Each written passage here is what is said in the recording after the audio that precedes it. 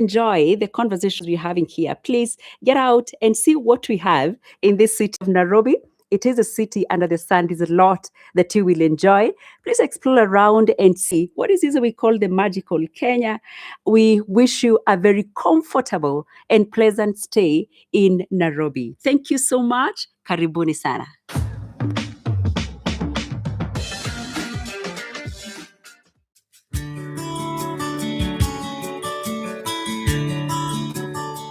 Hello, my name is Caroline and I serve with the International Labour Organization in Nairobi, Kenya. I would like to take this opportunity to warmly welcome you to Nairobi and Kenya and to the first National Qualifications Conference. We are excited as the ILO, we are a partner to this conference, and we see it as an opportunity for everyone that will be there to learn, but also to share, as there is no monopoly of knowledge, really. So we are hoping to hear from other countries, but also to share what our experience has been here in Kenya, and hope that we really get to create a community of learning, a community of sharing where people can check in with each other. Those that do not have robust or are still in the process of developing their qualifications framework, this is going to be very, very useful for you. And please, if you're still in this process, call on the ILO in your countries, and we will be ready and to avail the technical expertise in your qualifications frameworks journey.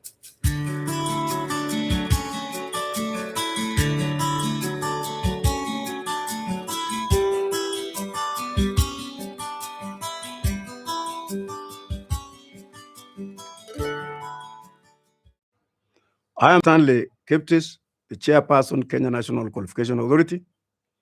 And at this juncture, I want to really welcome all of us, Kenyans, our international partners and associates, to the first Kenya National Qualification Conference, which is going to be held from 12 to 14 May 2026 here in Nairobi. Karibuni.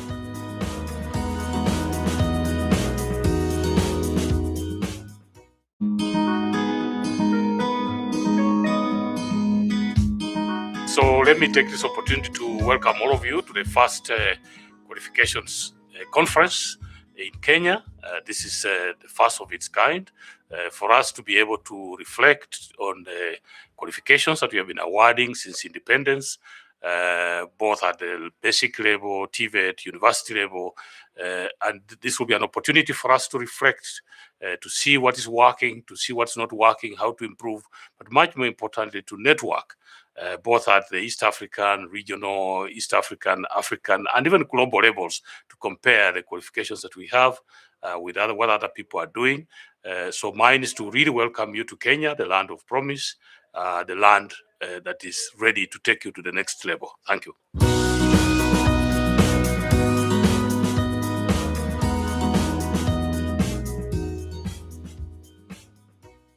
From the 12th to the 14th of May this year, we will have a qualifications conference in Nairobi, and we want to welcome all participants, both not only from Africa, but from the world, to be able to speak with each other and in as far as qualifications are concerned. Remember, we are saying that the qualifications we are acquiring in Kenya are transferable right across the world. And therefore, we want to have a conversation with Africa and the world on how well we will be able to make a statement on the qualifications that we are offering in Kenya. And therefore, we want to have a conversation. We want to have this conference as a country so that we can be able to speak to each other and agree that the qualifications we are doing as a country are well transferable. And these are some of the conversations we are going to have in that conference. Therefore, we wholeheartedly welcome you, and we are a very accommodating, we are a very friendly country. So you're most welcome.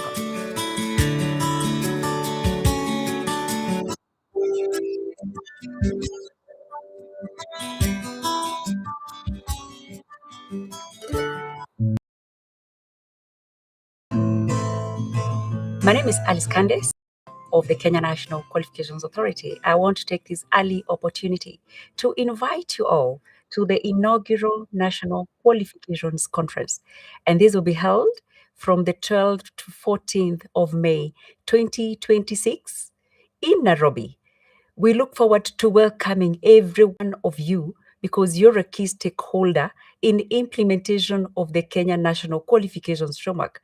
We shall be having an opportunity to look at the progress that we have made so far.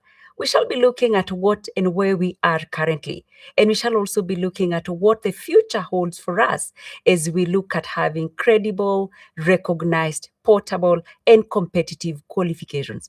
We look forward to welcoming all of you from all the spaces you would be coming from, our partners from the national space, our stakeholders from beyond our boundaries, the regions, and also the continent. We look forward to having all of us here so that we can progress this great conversation.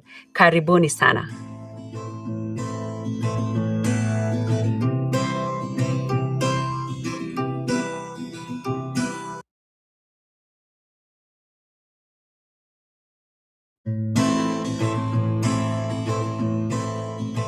My name is Alice Kande, CEO of the Kenya National Qualifications Authority. I want to take this early opportunity to invite you all to the inaugural National Qualifications Conference.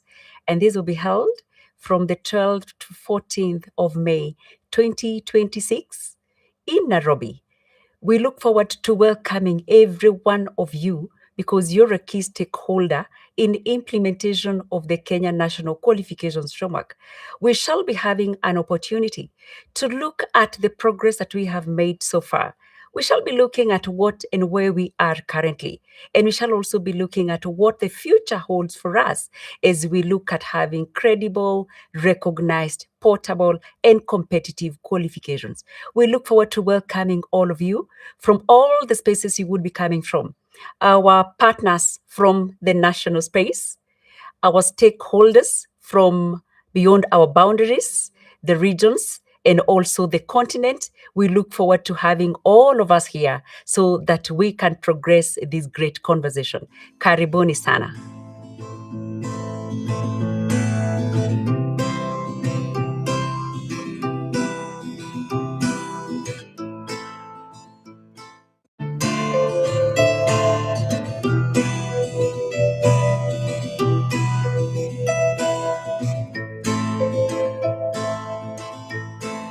My name is Alice Kande, CEO of the Kenya National Qualifications Authority. I take this early opportunity to invite you and to welcome you to this landmark event that starts today, that is the 12th of May 2026, a critical date for us as we have all of you join us to progress with this great conversation around reimagining qualifications. So in the space that we have implemented the Kenya National Qualifications Framework, it gives us an opportunity to also learn and hear what has happened elsewhere. We are so delighted that you purposed to join us. We want to sincerely appreciate the high-level delegation that is here today. We want to sincerely appreciate the key stakeholders that have really played a critical role in the conversation that we're having today, looking at the status of implementation of the Kenya National Qualifications Framework. We want to sincerely appreciate all our delegates from whichever space you have come from.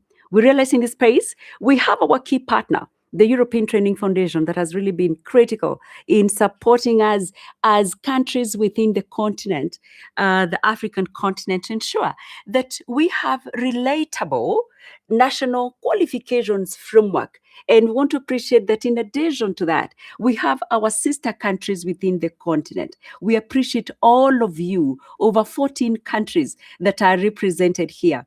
Your presence here really means a lot, and we look forward to really rich conversations as we reflect as a country on the journey that we have made now and what the future holds for us.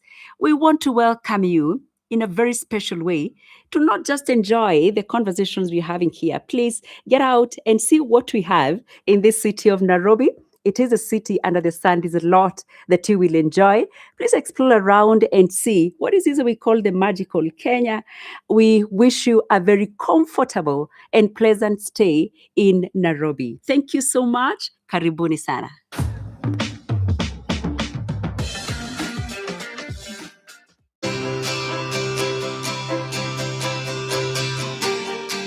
I want to take this opportunity as a government to welcome all those who are coming to participate in this inaugural Kenya National Qualifications Conference that is going to take place from the 12th to the 14th of this month of May. Kenya is a country that is very welcoming with very good people. People who are very good hosts. And as our president keeps on saying, as you come into this country, you're coming home, because this is the home of the first human being from this country. So as you come, you're very welcome. We are looking forward to host you, and we ensure that you'll have a very good experience. I hope that as you come, you leave 1 or 2 days to be able to visit our tourist destinations across the country, beginning from the one right here in the city. Asanteni sana and karibuni Kenya.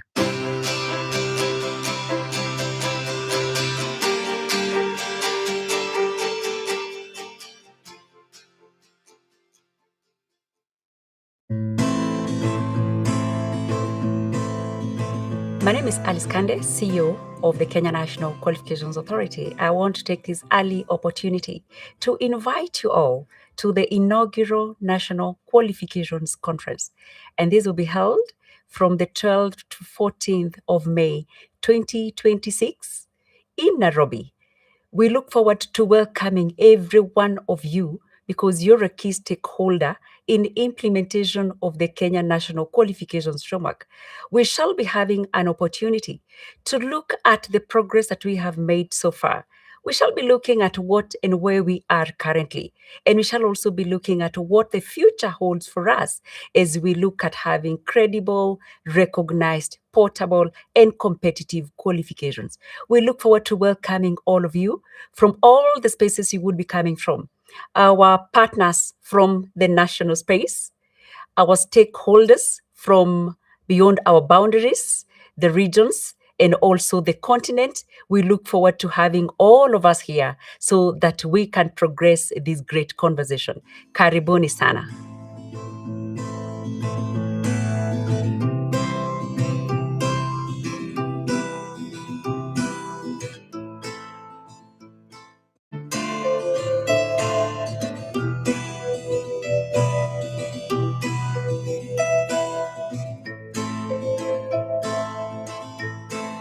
My name is Alice Kande, CEO of the Kenya National Qualifications Authority.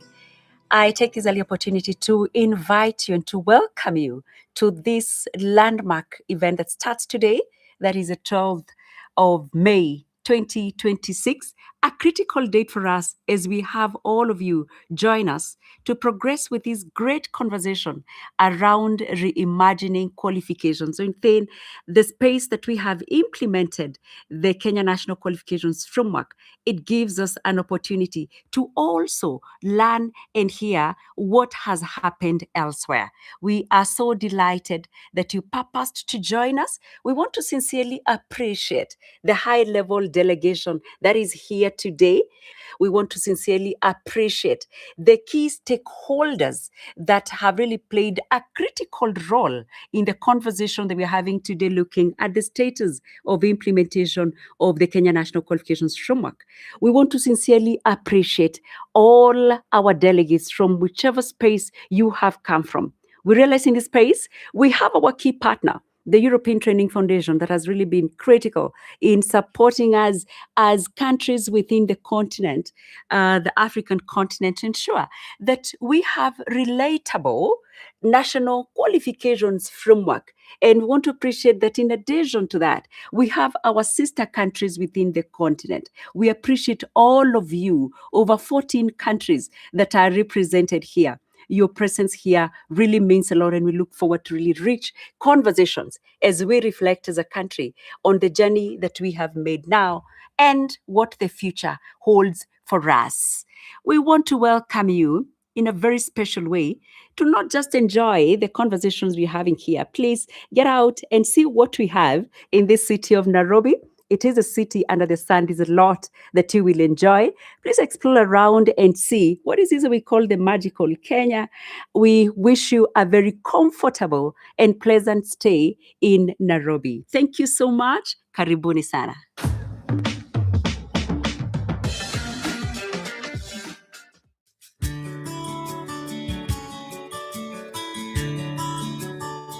Hello, my name is Caroline Joke, and I serve with the International Labour Organization in Nairobi, Kenya. I would like to take this opportunity to warmly welcome you to Nairobi and Kenya and to the first National Qualifications Conference.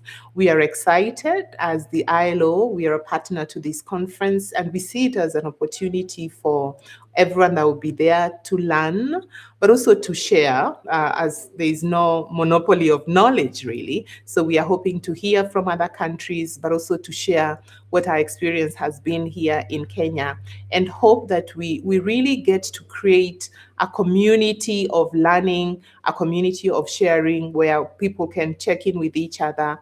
Those that do not have robust or are still in the process of developing their qualifications framework, this is going to be very, very useful for you. And please, if you're still in this process, call on the ILO in your countries, and we will be ready and to avail the technical expertise in your qualifications frameworks journey.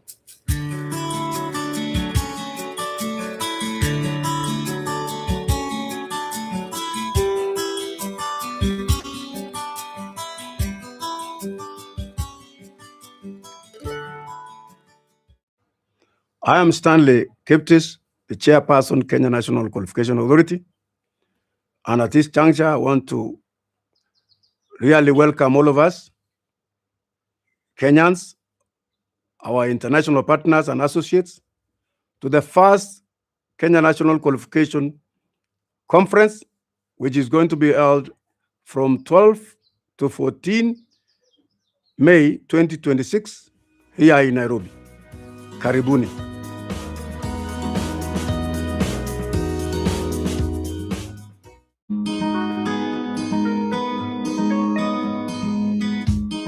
So let me take this opportunity to welcome all of you to the first Qualifications Conference in Kenya. This is the first of its kind for us to be able to reflect on the qualifications that we have been awarding since independence, both at the basic level, TVET, university level, and this will be an opportunity for us to reflect, to see what is working, to see what's not working, how to improve, but much more importantly, to network, both at the East African, regional, East African, African, and even global levels, to compare the qualifications that we have with what other people are doing. So mine is to really welcome you to Kenya, the land of promise, the land that is ready to take you to the next level. Thank you.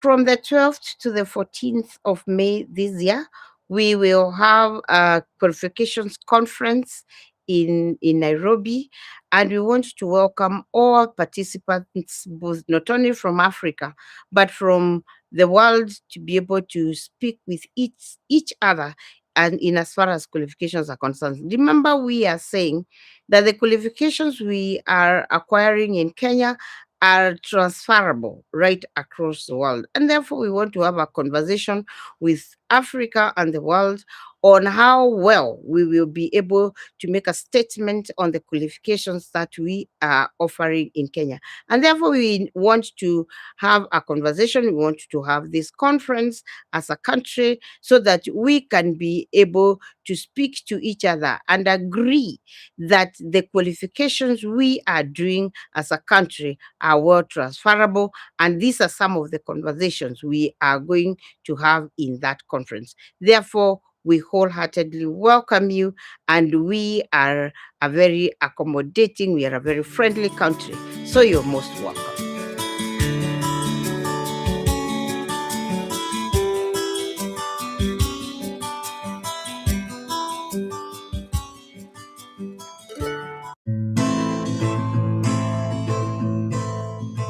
My name is Alice Kande, CEO of the Kenya National Qualifications Authority. I want to take this early opportunity to invite you all to the inaugural National Qualifications Conference. And this will be held from the 12th to 14th of May 2026 in Nairobi. We look forward to welcoming every one of you because you're a key stakeholder in implementation of the Kenya National Qualifications Framework. We shall be having an opportunity to look at the progress that we have made so far. We shall be looking at what and where we are currently. And we shall also be looking at what the future holds for us as we look at having credible, recognized, portable, and competitive qualifications. We look forward to welcoming all of you from all the spaces you would be coming from. Our partners from the national space, our stakeholders from beyond our boundaries, the regions, and also the continent. We look forward to having all of us here so that we can progress this great conversation. Karibuni sana.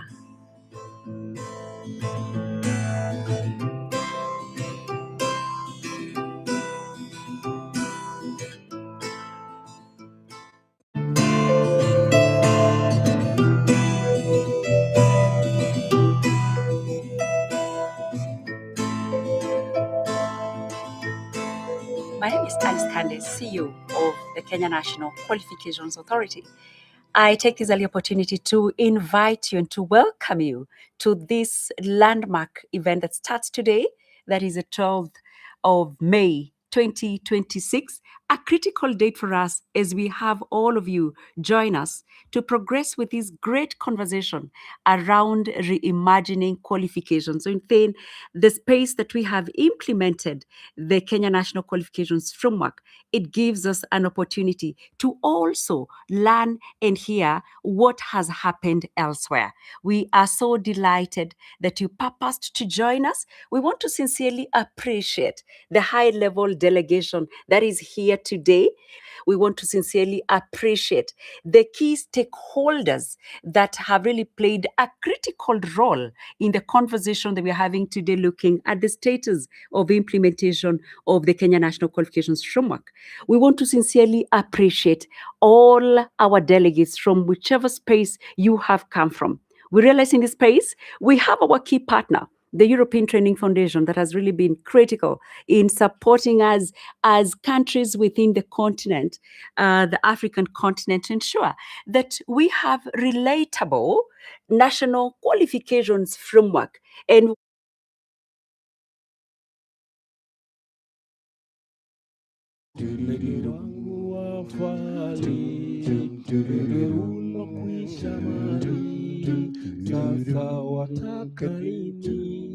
wapita watu wawili waloleta uramali, na sasa tuko mbali mbali.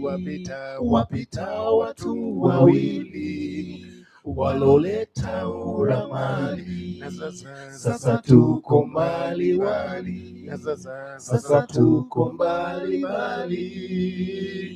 Kulula mama kulula kulula, kulula mama kulula kulula.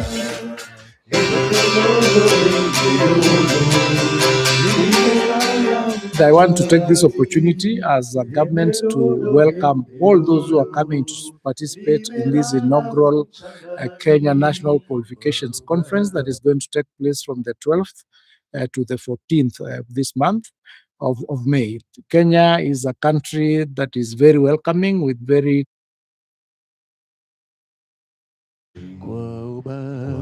na mazoea uwe wangu wa milele, kwa uba na mazoea uwe wangu wa milele.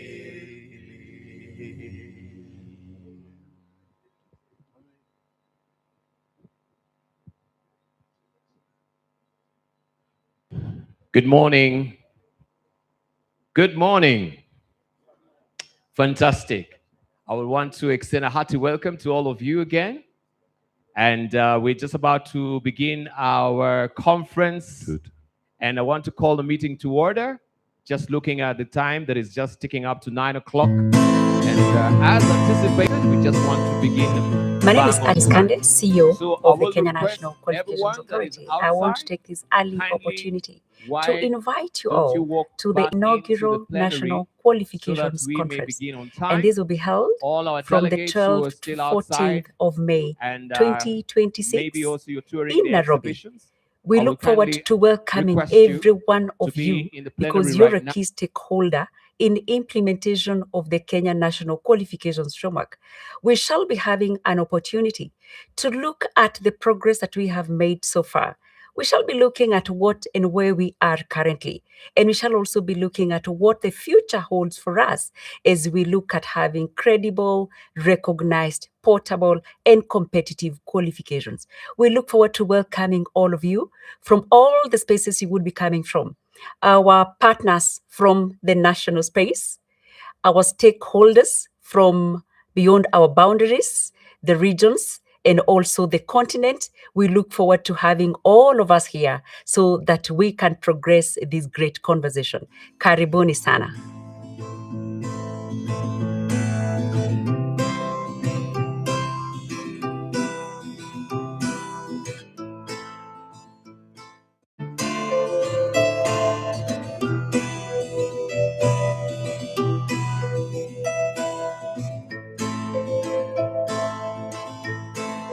My name is Alice Kande, CEO of the Kenya National Qualifications Authority. I take this early opportunity to invite you and to welcome you to this landmark event that starts today, that is the 12th of May 20.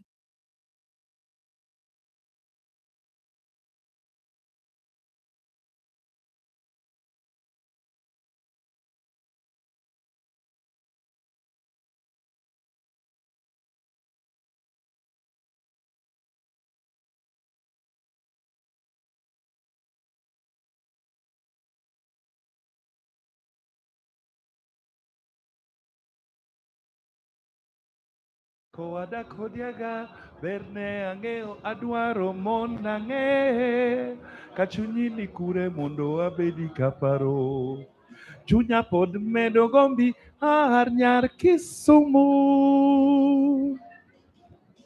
kaowaga kwai mwendo awangoro goro yako yodhe gotire nyedete haya haya haya dokana dige nie dago daida woi namando kana dige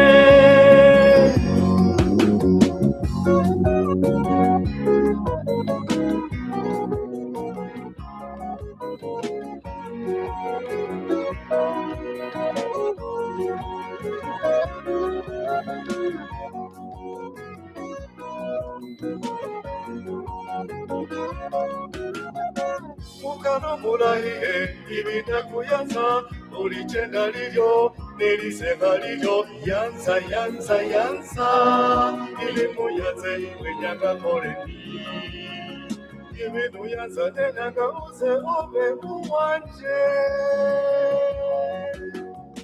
kahowaga kwai mwendo wangoro ngoro yakwa yothe gotire nyendete haya haya haya dokana ndiye ndaguthaitha woi na mpando kana ndiye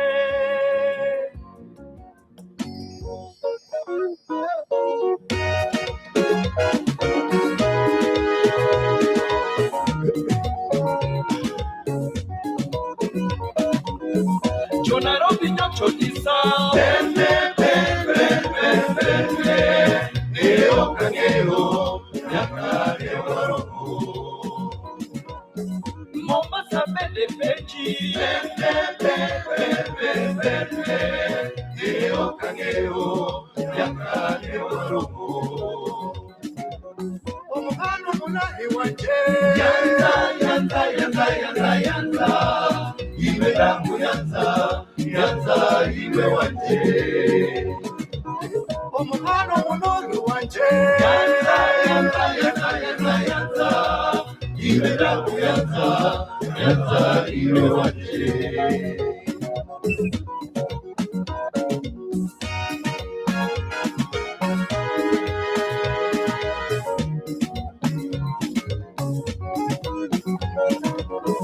Gotiage nowe wiki. Asha, asha, asha, asha, asha. Egokete onge, nowe wako watene. Ngendere kwadera komisi. Asha, asha, asha, asha, asha. Egokete onge, nowe wako watene.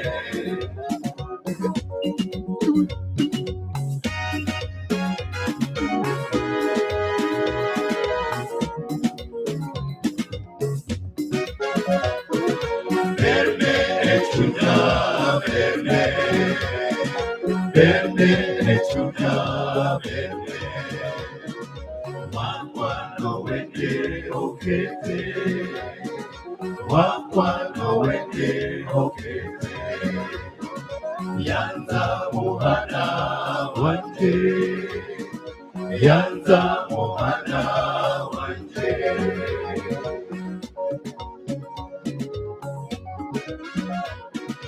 Berne chunya berne, berne chunya berne, wakwano wende hokete, wakwano wende hokete.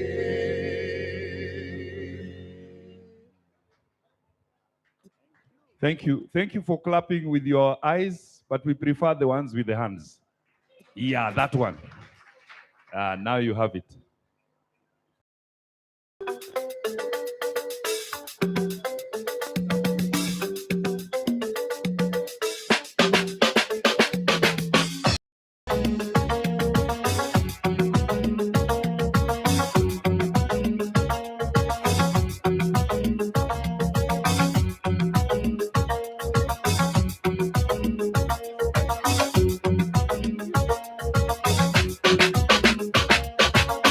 I am deeply worried at heart.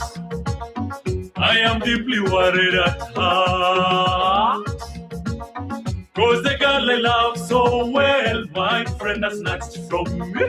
Now I really don't know what to do, but to hang my head and cry for my lovely Elizabeth. My sweet Elizabeth.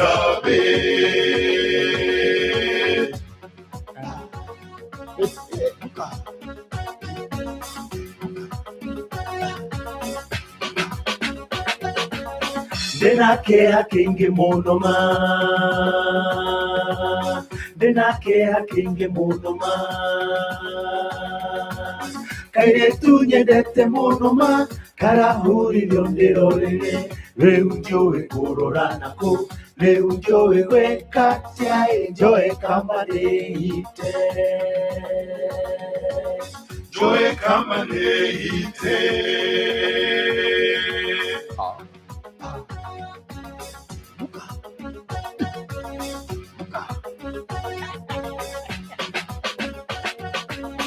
Some people say there are many girls that are really crazy after me, but I'm not interested in any. Save my lovely Elizabeth, my sweet Elizabeth.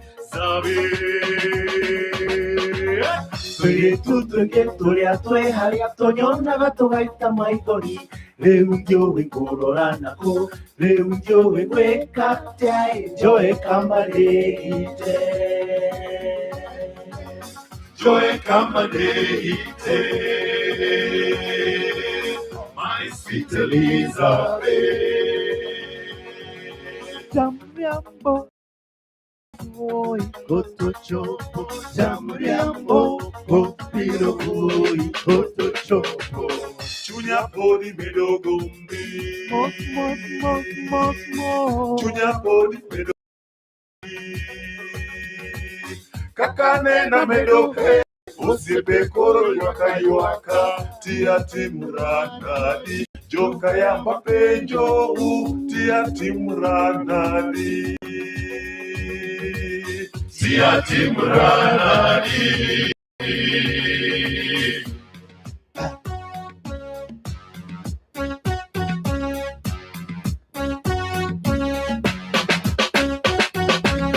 Ay, Miguel got me see. Ainige got me see. Akobo chamene nyun negiret chorwenyun guno chomon tenale hane arichi chamene nyun chamane nyun lesobe chamane nyun lesobe.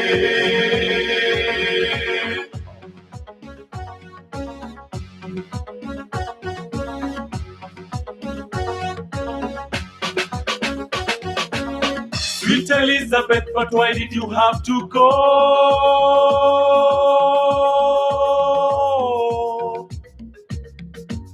My Elizabeth, but why did you have to go?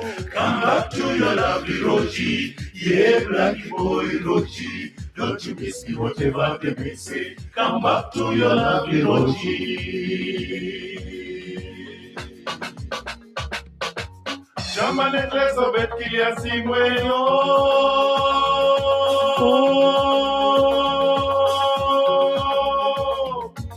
Chamane Elizabeth kilia simweyo.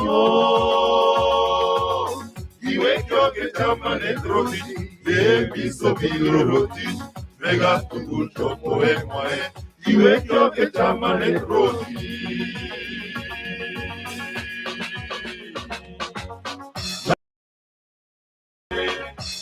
Timranadi Joe Kamadehite, my sweet Elizabeth.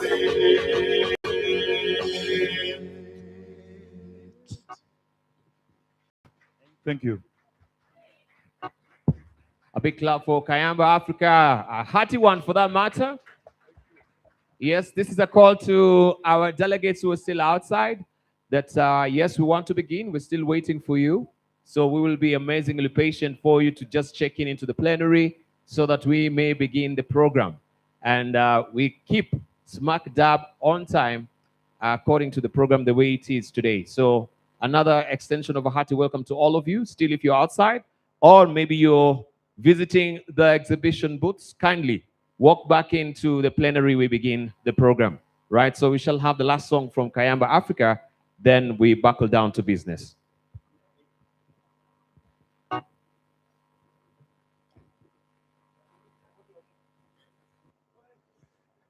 Good morning, ladies and gentlemen. I would like to try again. I've said hello, but I don't know. Maybe you did not hear me well. Let me repeat again. Good morning, ladies and gentlemen. Good morning again. Yes, I know it's not very warm. That's why you feel like that. It's agreeable. Well, my role here with the team is just to request you to warm you up before you start this next session. So I'll kindly request just be upstanding, stretch a bit. Be upstanding to stretch kidogo. Wherever you are, thank you for those who are already standing. And those who are considering, should I stand or not, this is the best time for you to do it. Those who are still seated, your blessings are passing in the clouds. Yes. My brother from South Africa. Hey, Bona, Smama. I have a small surprise for you. Anybody from South Africa must stand up now. We want to prepare you for the conference because it's going to be a bit of a serious discussion. Then after this exercise, we hand over to Dibal because his English is higher and thicker than mine. Are we ready? Eriko. From wherever you are. Just stretch a bit, stretch a bit. Here we go. In the step.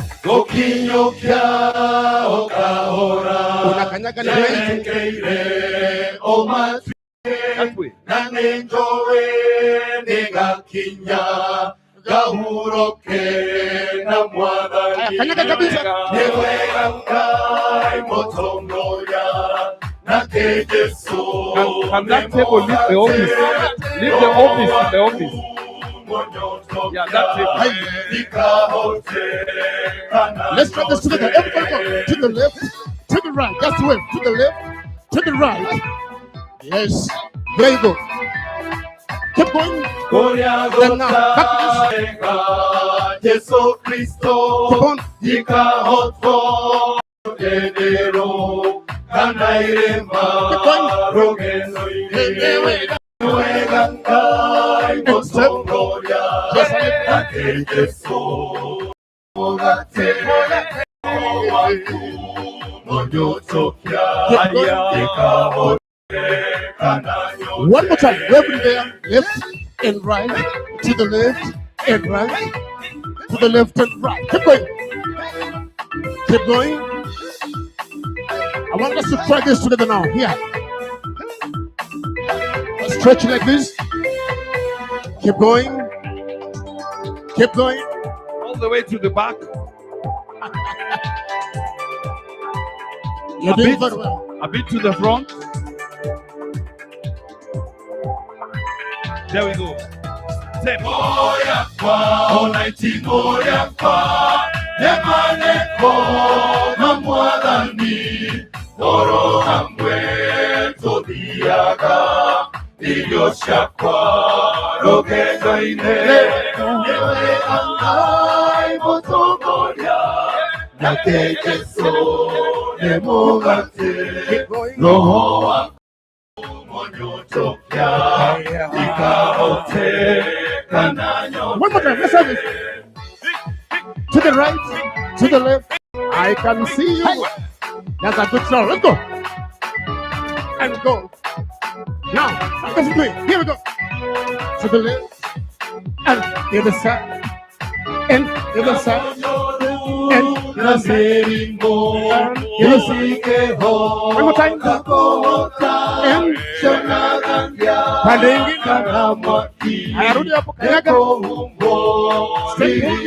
Zungukia hapo.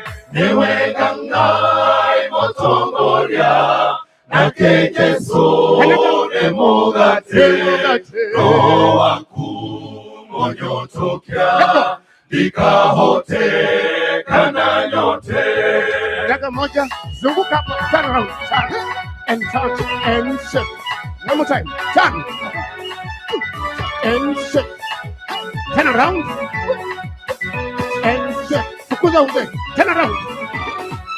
Now, to the right, to the right, to the right, to the right, and to the left, to the left, to the left, to the left, and to the back, to the back, to the back, to the back, and to the front, to the front, to the front, to the front, and side by side, kando, na kando, side. Side by side. Let's try this together. 1, 2, 3, and then jump. Here we go. Here we go. 1, 2, 3, and then you jump. One more time. 1, 2, 3, and then you jump. Here we go.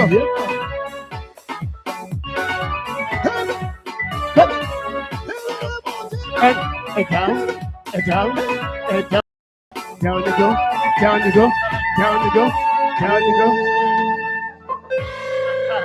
Beautiful. You can take your seat.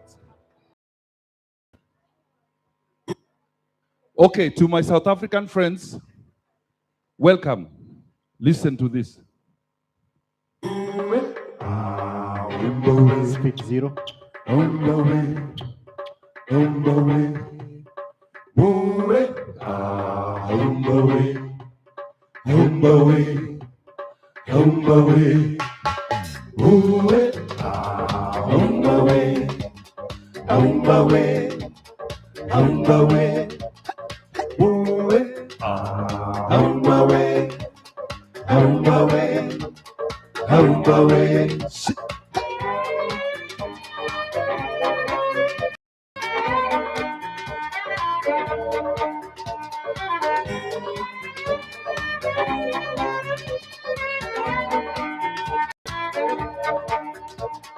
In the jungle, the lonely jungle, the lion sleeps tonight. In the jungle, the lonely jungle, the lion sleeps tonight.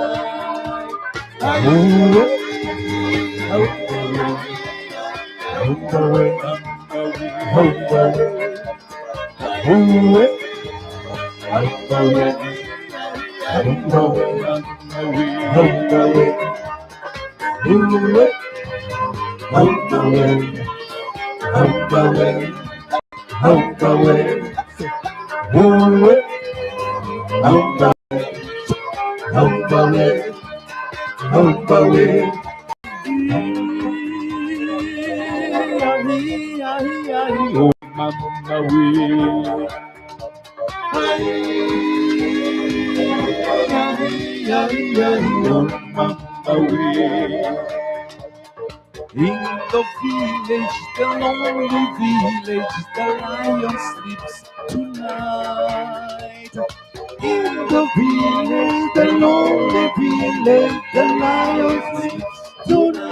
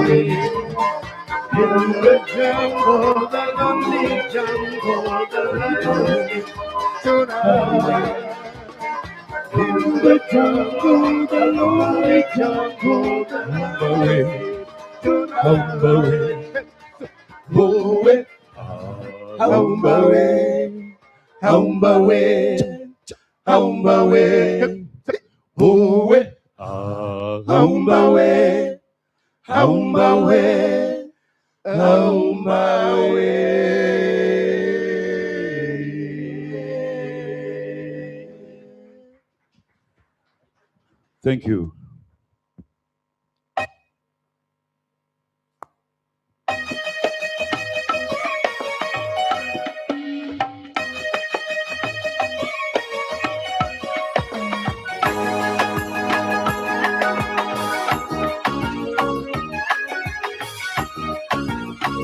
Macho yanicheka, moyo unalia, macho yanicheka, moyo unalia, macho yanicheka, moyo unalia, macho yanicheka, moyo unalia, nikimkumbuka wangu maridhia, nikimkumbuka wangu maridhia, nikimkumbuka wangu maridhia, nikimkumbuka wangu maridhia, chozi lanitoka kwa zake tabia.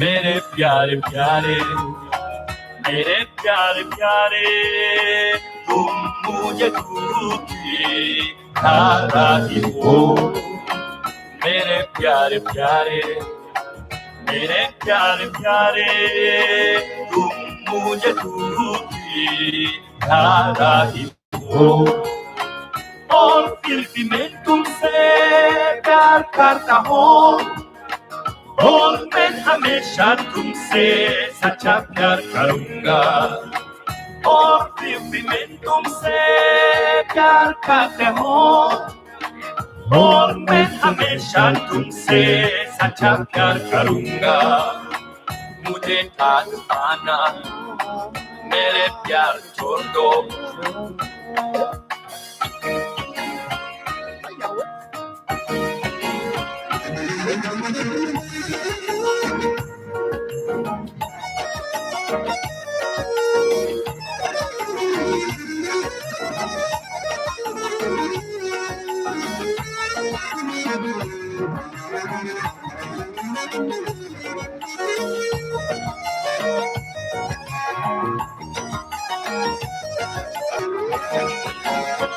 Uache dhihaka, penzi sikia. Uache dhihaka, penzi sikia.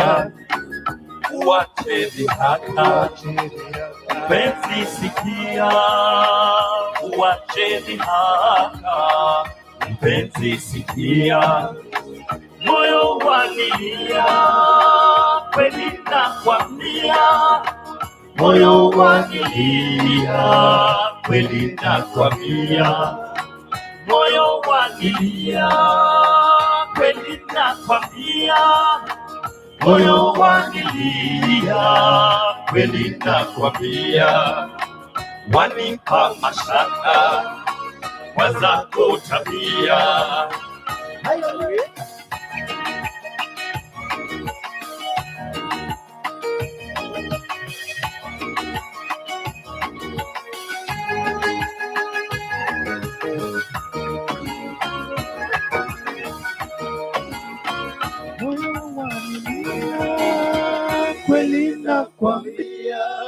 Thank you. Ladies and gentlemen, a big round of applause to our first recruit from the conference. We are on a national recruitment policy exercise, and we are happy to announce that he has qualified. We will be using him going forward. Makofi again. Thank you.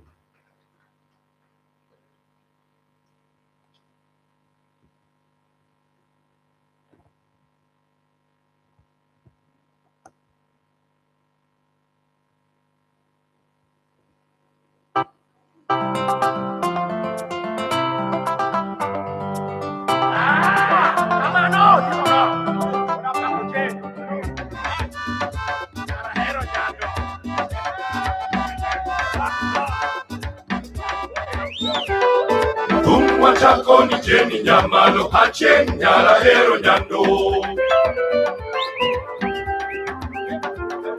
Nyal kobura unwolo nyako ache nyako dogo hobera. Yiri wona tiyo gena nono ache nyako dogo hobera. Nyangiwe gilake okwe wawa choko kisungulilo. Arana isoso awachi. Mano nyara kuno bie polo, nyasaye penye to.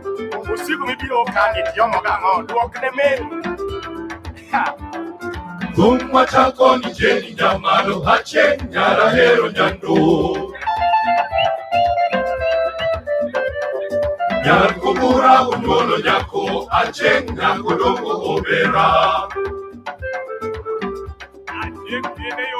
Jiri moda tiyo gena nono ache nyako dongo obera.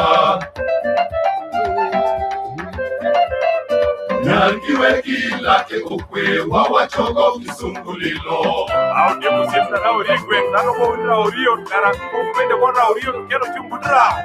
Mawachi manade dia.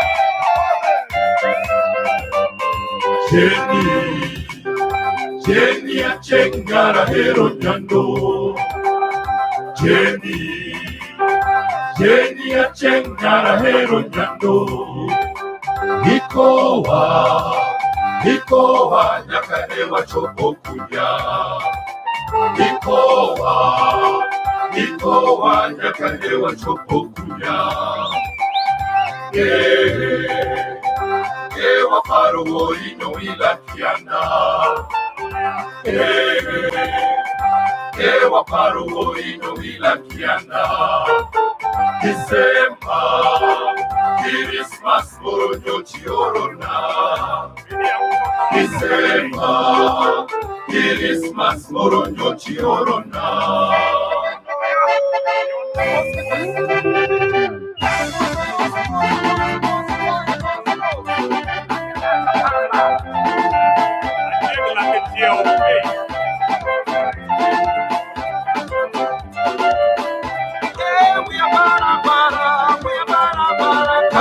Pari, we are bara, pari, pari, we are bara, pari, pari, we are bara, pari, pari.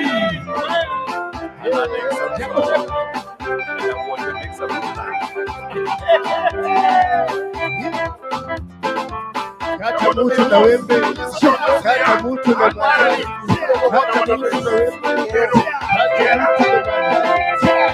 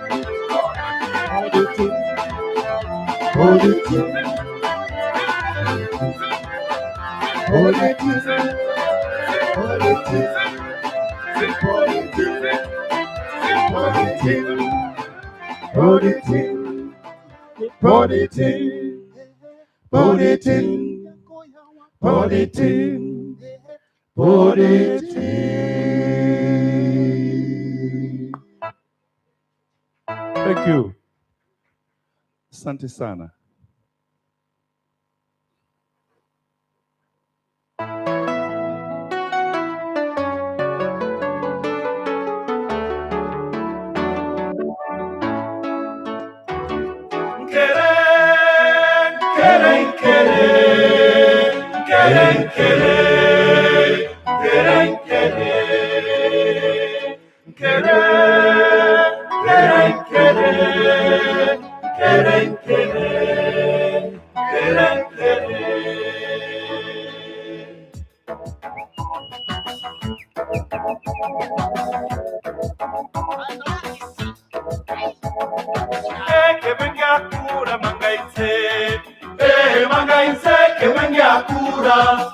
kemenya kura mangaise, mangaise, mangaise, baba motengera nyangweso.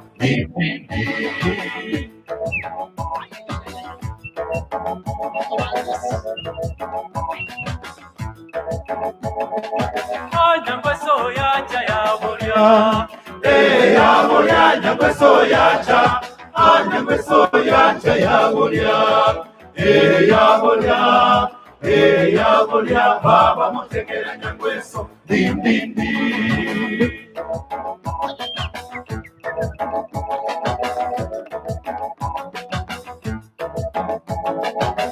Molimo ababa keande, keande, molimo ababa, molimo ababa keande, keande, keande, baba motengera nyangweso, dim dim dim. Maemba baba matogoro, maemba baba, maemba baba matogoro, matogoro, baba motengera nyangweso, din din din din din din din din din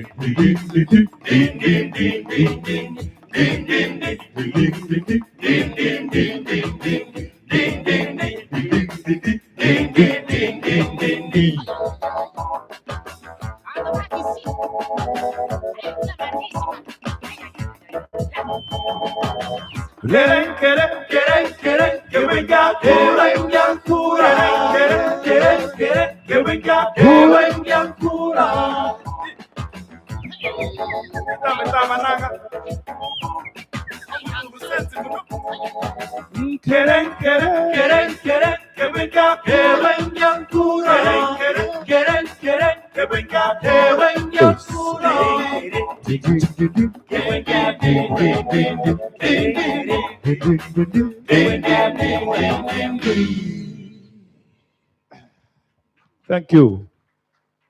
Kenyans, you must learn from South Africa. They are the only ones clapping for Kenyans.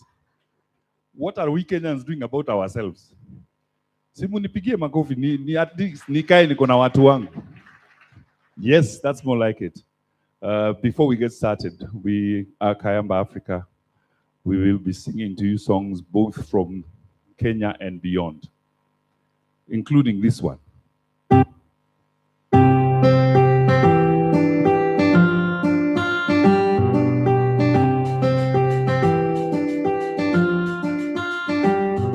Machozi yangu yote inamalizika, mie nitalala na nani? We unaenda,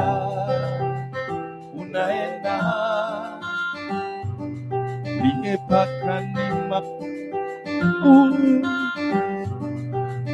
paka ni kuwaza, we unaenda. Kama ile njia yako enda, kama ni maisha yako fuata, wewe dada, relo, relo, relo, relo, seems that's the way. Relo, relo, relo, seems that's the way.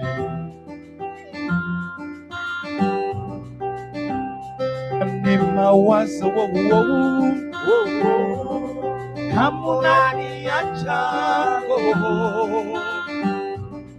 kama we unaenda,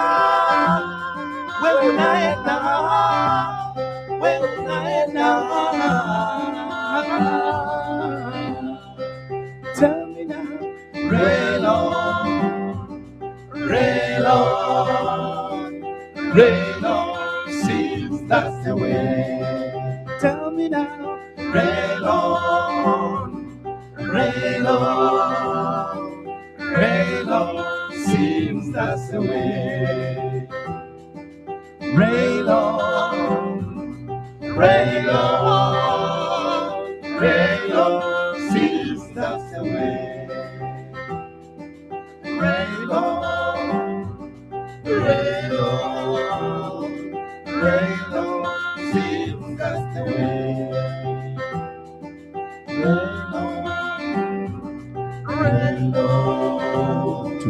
rain out, seas us away.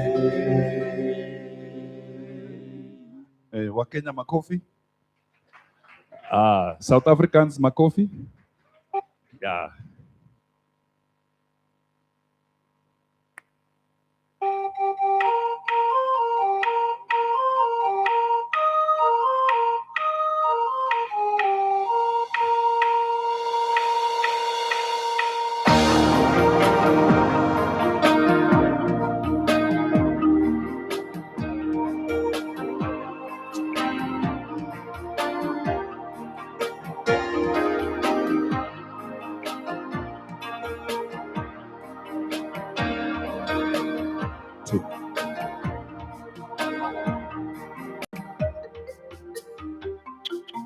Wakariro showa showa narwa hae ho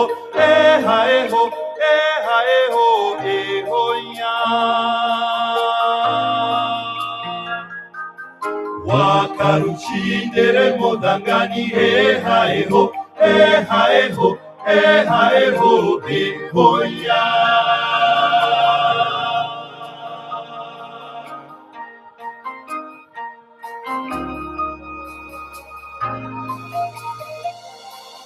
Buranero yae wakaruchine tutubere tu. Indetege tanda kiambere rayo tukiwa kura tu. Buranero yae wakaruchine tutubere tu. Indetege tanda kiambere rayo tukiwa kura tu.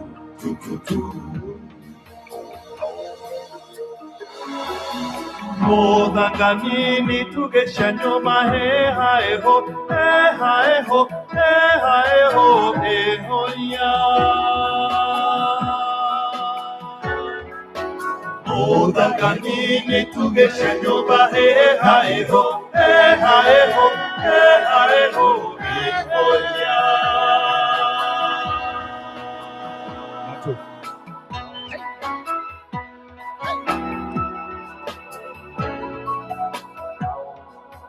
Buranero yae wakaruchine tutugere tu.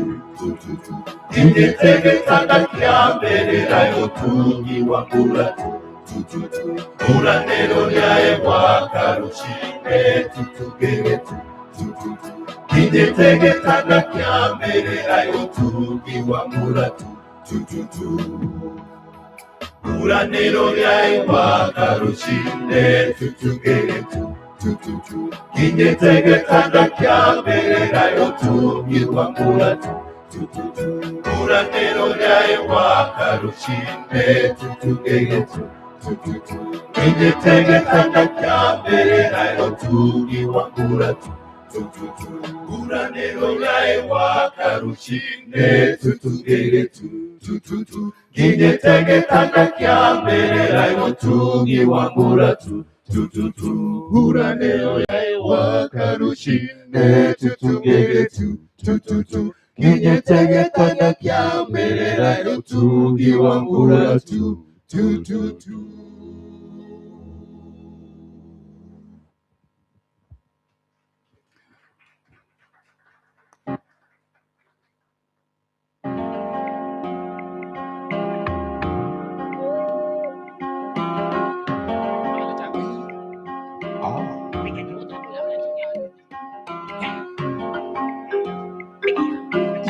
Kakikako kieko kioko keka kwete kakikange koke kakako osaka na wos.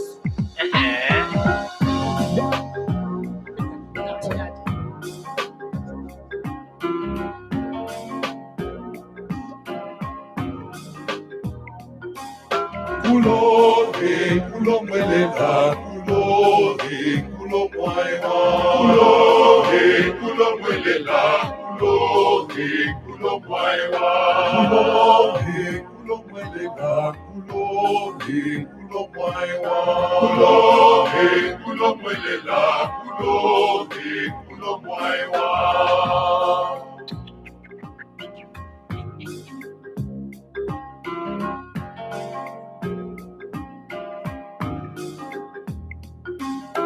kulo mwelela, kulo mwaiwa, kulo mwelela, kulo mwaiwa, kulo mwelela, kulo mwaiwa, kulo mwelela, kulo mwaiwa.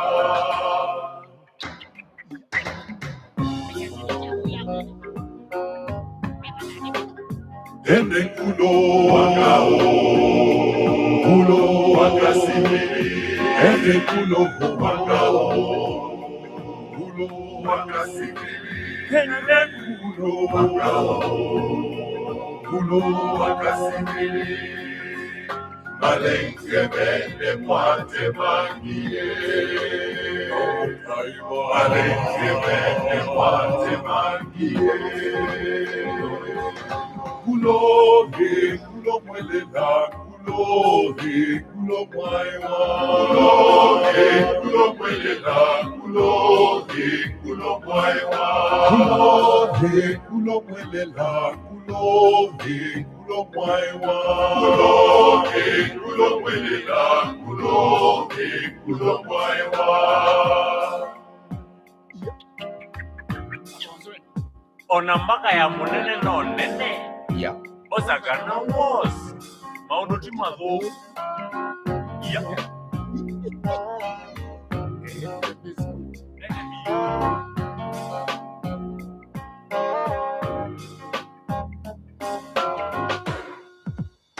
Ende kulo wakasimili. Ende kulo wakao, wakasimili. Ende kulo mwate mangie, nomu kaiba. Ende mwate mangie, nomu kaiba. Ende mwate mangie.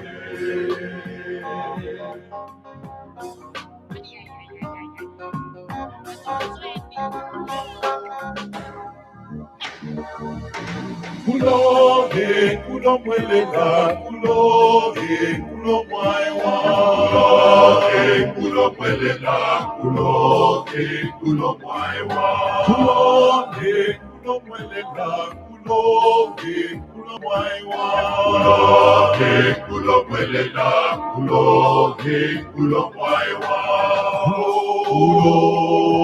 kulo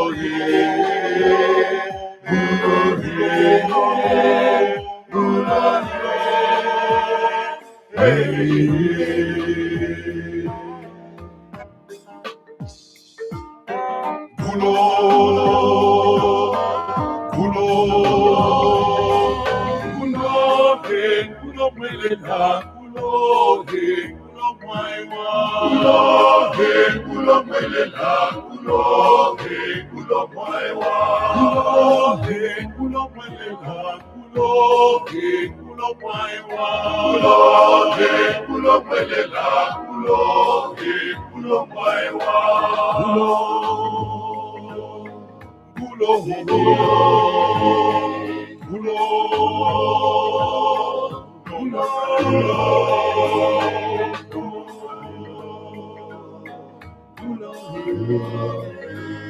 malenge mwate mangie, malenge mwate mangie,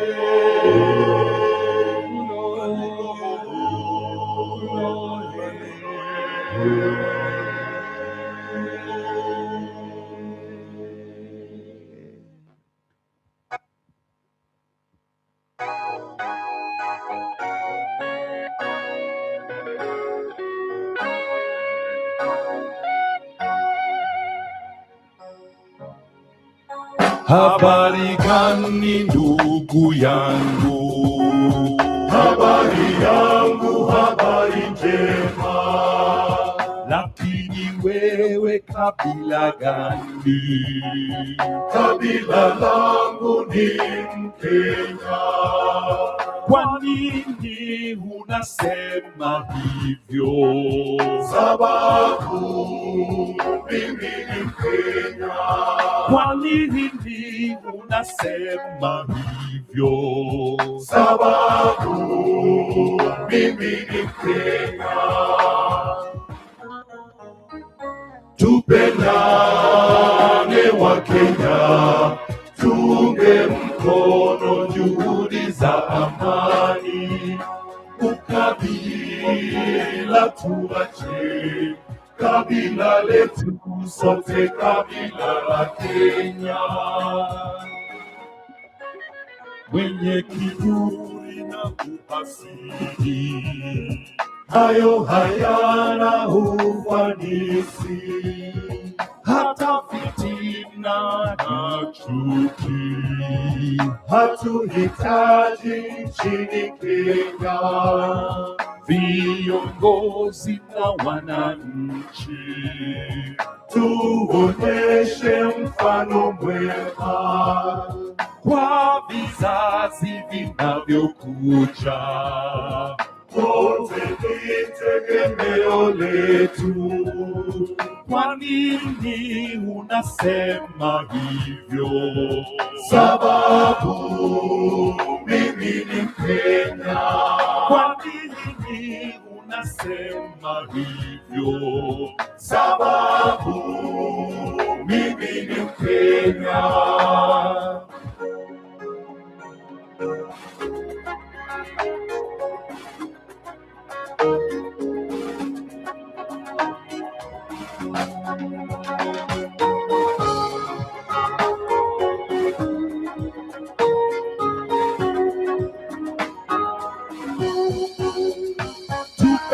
Tupendane wa Kenya, tuunge mkono juhudi za amani. Ukabila tuache, kabila letu sote, kabila la Kenya.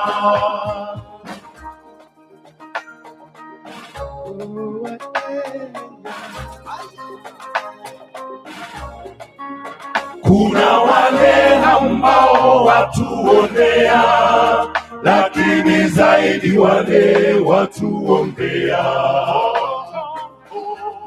Tulinde amani. Kuna wale ambao watuonea, lakini zaidi wale watuombea. Tulinde amani. Tupendane wa Kenya, tuunge mkono juhudi za amani. Ukabila tuache, kabila letu sote, kabila la Kenya. Kenya, Kenya moja, moja ya amani. Nchi moja, moja ya amani. Tupendane Kenya moja, tuunge mkono juhudi za amani. Ukabila moja, kabila letu sote, kabila la Kenya. Tunaenda kwa zilizopendwa kidogo.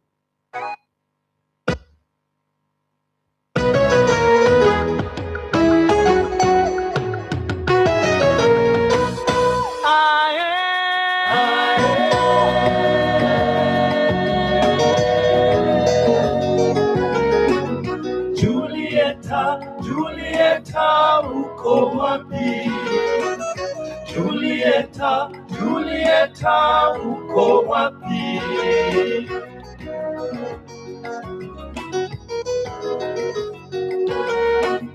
Julieta, uko wapi?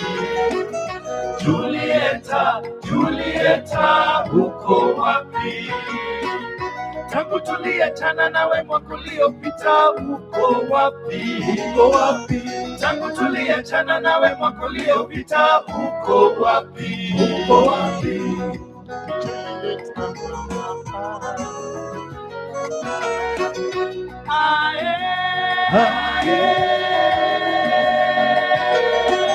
Uliniacha kuwa mimi sijui kizungu, kizungu. Uliniacha kuwa mimi sijui kizungu, kizungu.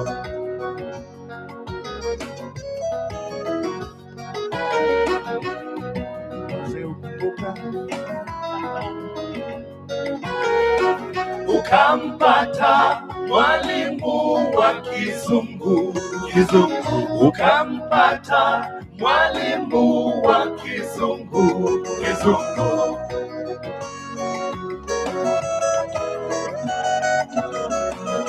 Aye, aye. Julieta, Julieta, uko wapi? Julieta, Julieta, uko wapi? Bararam, bararam, bararam, bararam, bararam, bararam, bararam, bararam, bararam, bararam, bararam,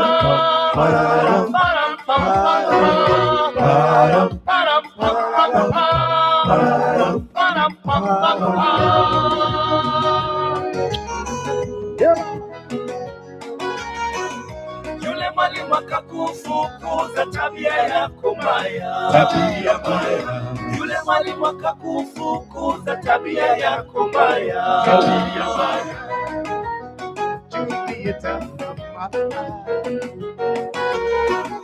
Julieta, Julieta, uko wapi? Julieta, Julieta, Julieta, uko wapi? Julieta.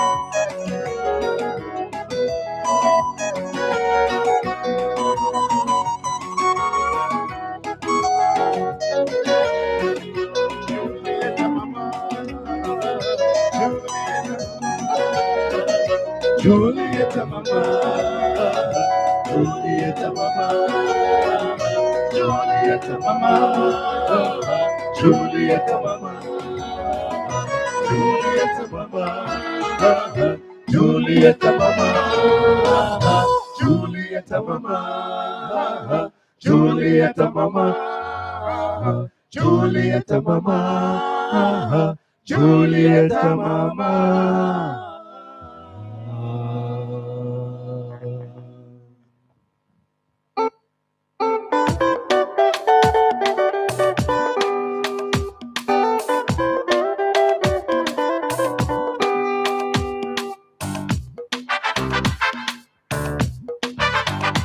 Oh.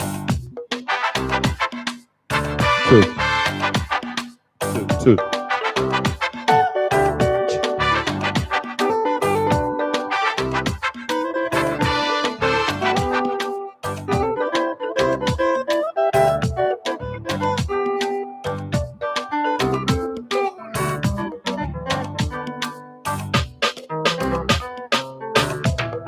Omuntu lago kyo kero ektucho Kiboy boy tugul en etano indenyol Kerongire chilago kyo kegombo chego Kerongire chi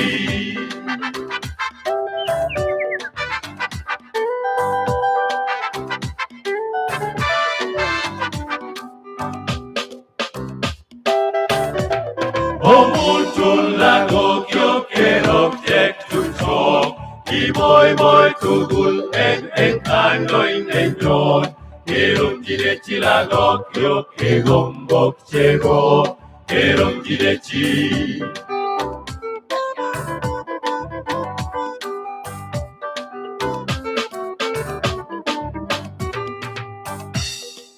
Kongo inguno kimoche chombies neti Yekalie, Kongo imuno, kimote chomiet neti. Yekalie, Kongo imuno, kimote chomiet neti. Yekalie, Kongo imuno, kimote chomiet neti. Yekalie.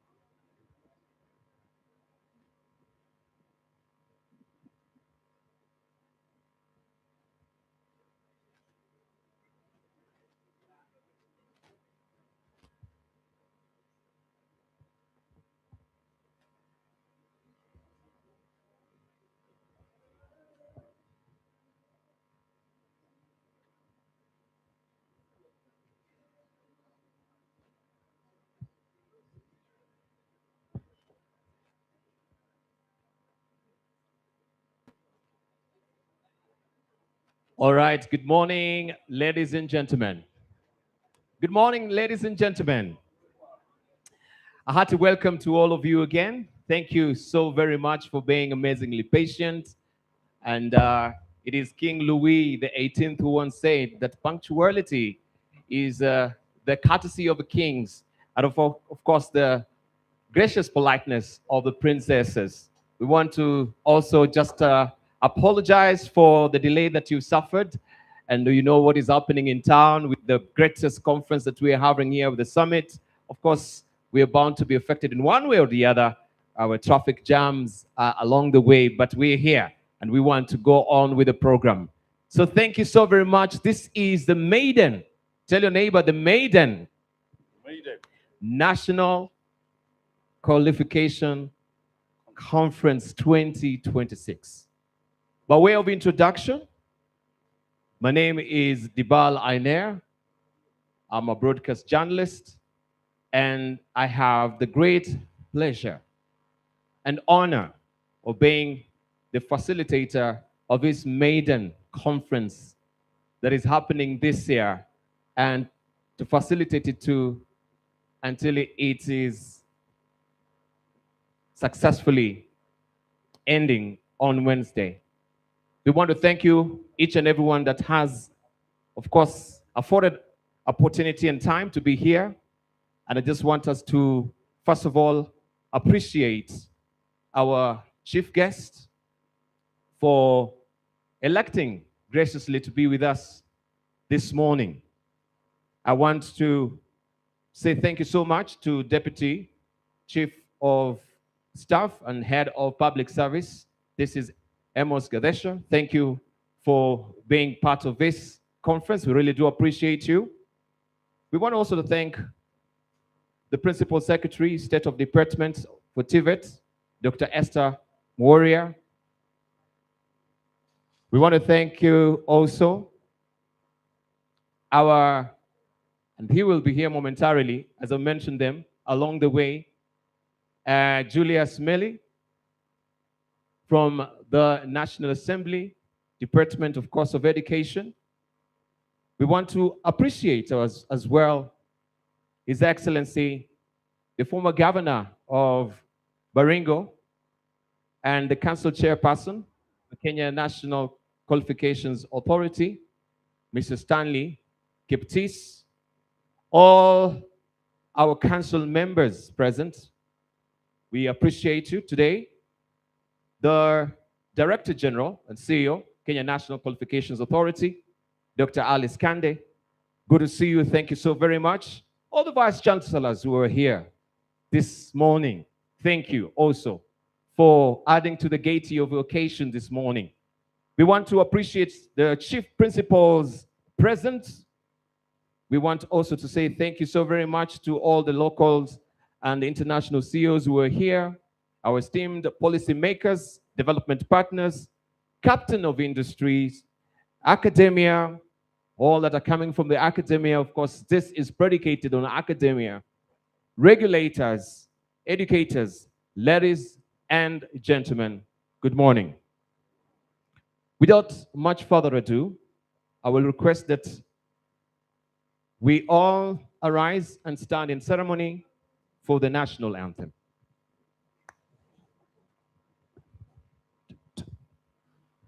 E Mungu nguvu yetu, ilete baraka kwetu, haki iwe ngao na mlinzi, na tukae na udugu, amani na uhuru, raha tupate na ustawi. E Mungu twaomba tuilinde Jumuiya Afrika Mashariki, tuwezeshe kuishi kwa amani, tutimize na malengo yetu. Jumuiya yetu sote tuilinde, tuwajibike, tuimarike. Umoja wetu ni nguzo yetu, idumu jumuiya yetu.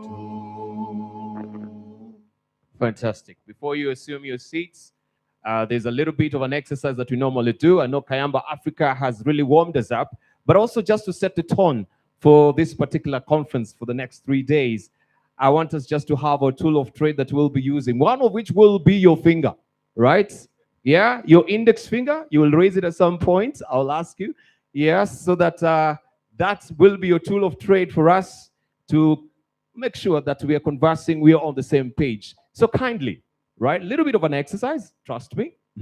I want to take you back, because all of us also, when we're talking about qualifications, I believe maybe at some point in life, if you're dialing back the time machine, you had geography class, basics, you know, the campus directions as well. So you trust me, right? We need to trust each other, you know. I'm the facilitator, so through all these 3 days, we need to have trust between us. Okay, good. Would you kindly close your eyes? Trust, close your eyes. Good. Your right hand up, your index finger is like this. Up, up, up. So don't look. Yeah, just, yeah, point it upwards. Point it at instructions. Point it upwards. Good. Someone is peeping. All right. Can you tell me, from where you're standing, of course, not looking at my directions, and I believe you're not peeping, where your true north is? Show me. Put your hands higher. Yes. Point where your true north is. Is it that way? This way? Closing your eyes? That way? Which way? Every which way? Show me your true north. Where is your true north? So that is your true north. Don't put it down. Don't put it down. That is your true north. Are you cocksure? Very sure? This is your true north? Don't put your hand down yet. All right. Open your eyes. Look at your neighbor. Are they poking your eyes? Hey. Don't put your hand down yet. Yeah. Yeah, don't change direction. Ask your neighbor, are you sure that is your true north? Are you sure that is your true north? I can see, right? Everyone is having his fingers every which way. Let's see what is the true north. Don't put your hands down yet. Let me just look at my compass quickly so that we can see where your true north is. Of course, from where I'm standing, let me face your direction. All right, according to the compass, my true north is that direction. So, so if you got it, say uh-huh. And if you miss it, say it another time. All right, still there. I want to see for the next 3 days how flexible, how nimble, how agile, how attentive you're going to be. So this is a final exercise, all right? So I want you to do this. I want you with your index finger. One of you just raise your index fingers like that. Yes. Uh-huh. And then you house your neighbor's finger. So we have sort of a zigzag like this. Right? Uh-huh. House him. Fantastic. Yes. Yes. And you house him. Yes. You got the drill? Good. This table got it right. That table got it right. You know, President William Ruto has been very particular about affordable housing. So make sure everyone is housed, right? Ask your neighbor, are you housed? This is the affordable housing. Part of the, the better, initiative, right? Okay. Are you ready? Continue. No, don't put it down. So, show me. I want to, on the count of 3, to grab that finger. Grab that finger. Show me how nimble, how agile. This desk, what is happening? You're not housing one another. How nimble, how agile are you? Our guest from South Africa. Let's see how you can house one another. Are you attentive? Are you agile? Okay, let's do a dummy round. 1. At the count of 3, make sure you grab that finger. And you make sure your finger is not grabbed. All right, let's go. 1, 2, 3. Grab that finger. Somebody so easily caught. Seriously? I thought you're very nimble and okay, all right, this is the last one. Let's redeem ourselves now that you know the drill. Okay? This is the last one. Are you ready? Are you ready? Okay. How's one another? Oh, what's happening? How's one another? We finish. Yeah. Okay, redeem yourself if you failed. Redeem yourself if you're caught. This is the time to redeem yourself. Be attentive. How agile, how attentive are you going to be? 1, 2, 3. Grab your finger. Come on. Come on.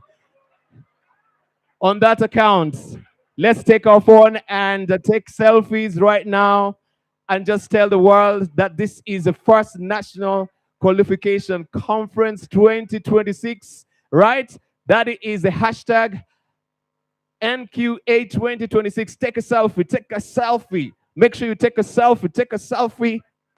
Post it right on all socials, on Facebook, on Instagram. Take a selfie. Tell your neighbor, smile. Come on.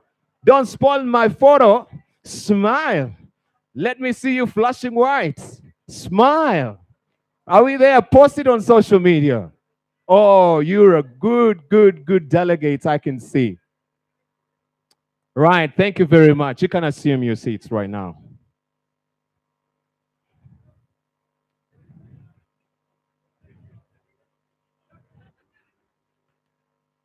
So I want to take this opportunity straight away to invite Dr. Paul Ngeso to come to the podium and open with a word of prayer.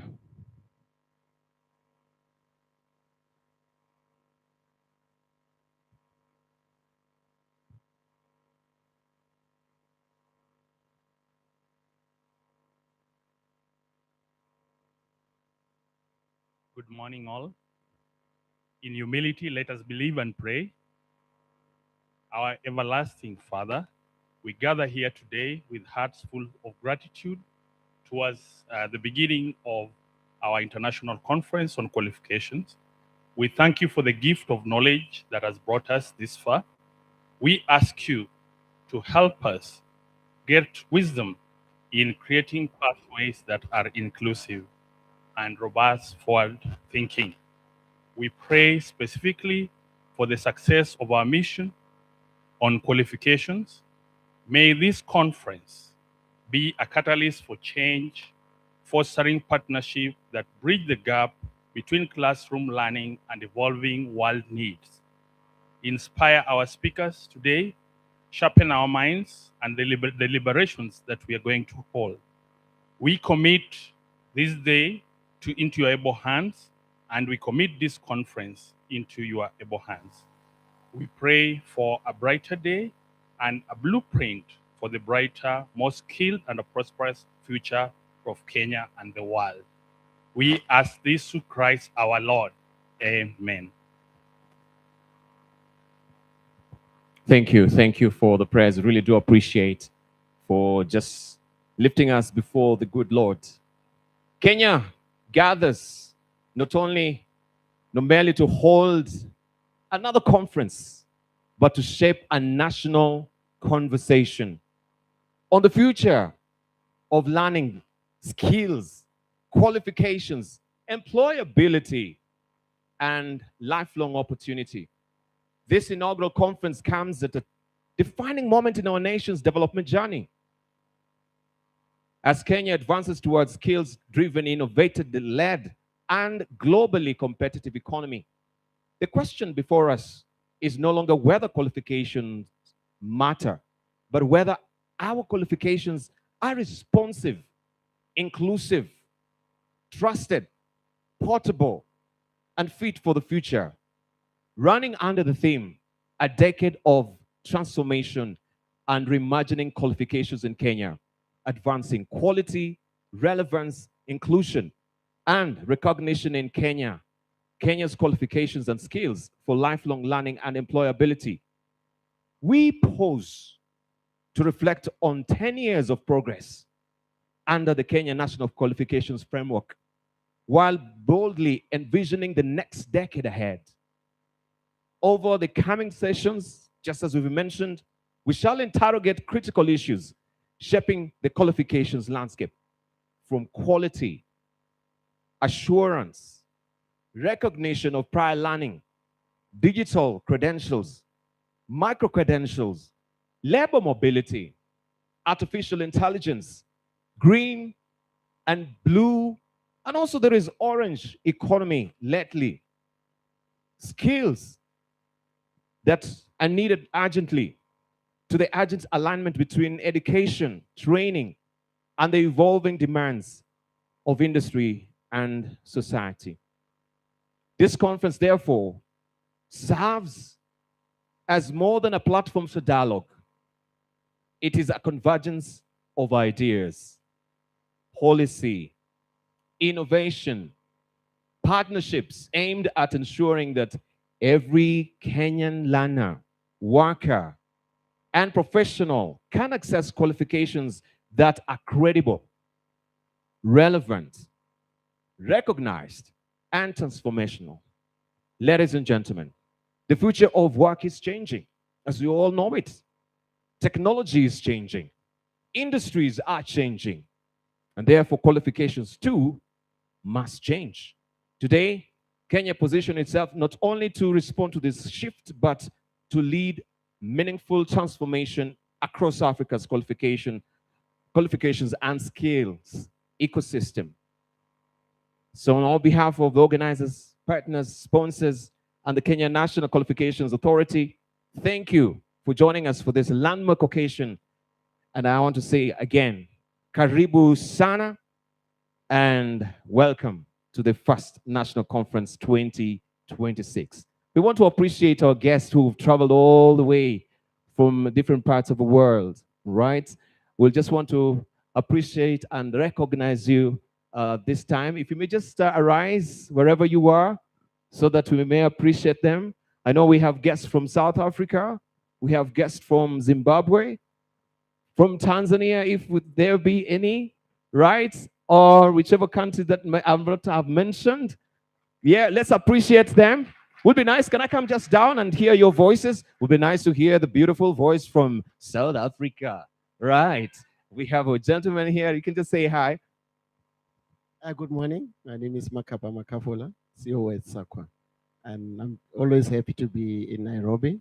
Even the singers know who I am. So yeah, even the singers know who you are. Uh-huh. Good morning. My name is Maria Rosenstock.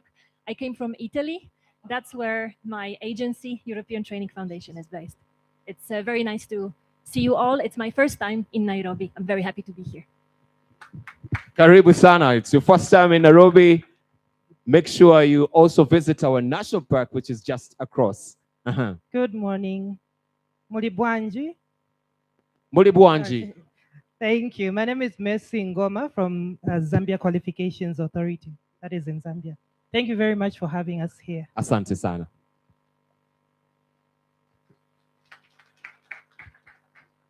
Good morning. Good morning. My name is Nicholas Ouma from this country, but here representing the African Union. Thank you. Uh-huh. Fantastic. good morning. I'm Kasley Olabode Stevens. I'm a Nigerian. I'm also representing African Union. Thank you.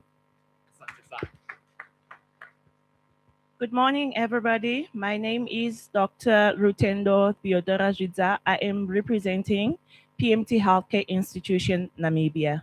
Right, all the way from Namibia. Ahati, welcome to you.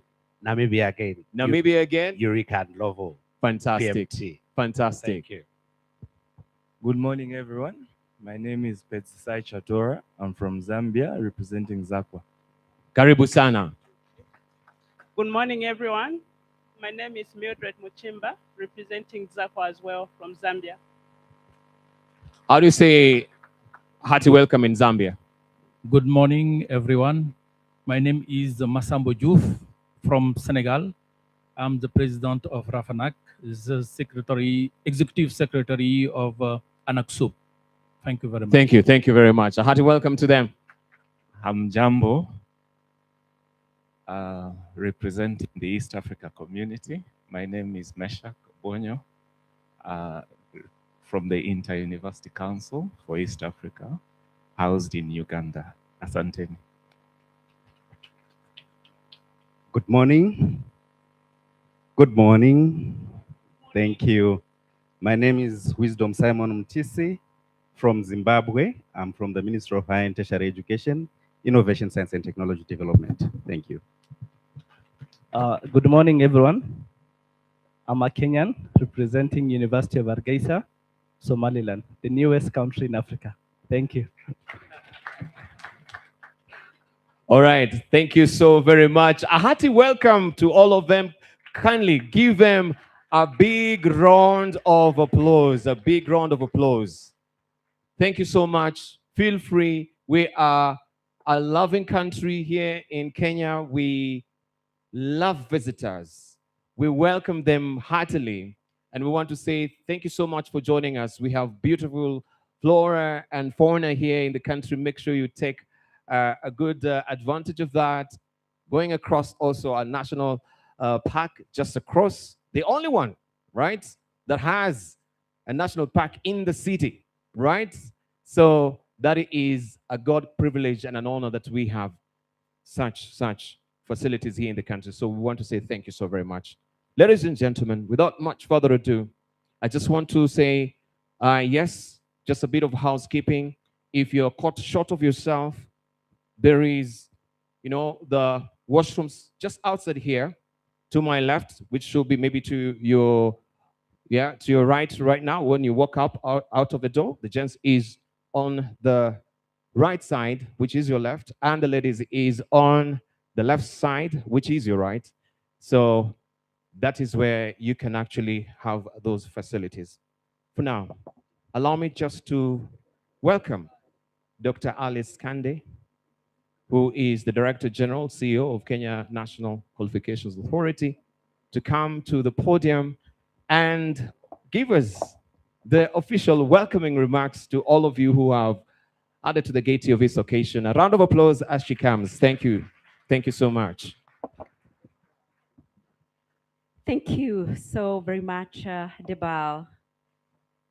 Our Chief Guest, Deputy Chief of Staff and Head of Public Service, Mr. Amos Gadesha. PS Industry, Dr. Juma Mowana, and gladly allow me to say that he is my former boss. Yes, he is the founding CEO of Kenya National Qualifications Authority. Happy to have you here as well.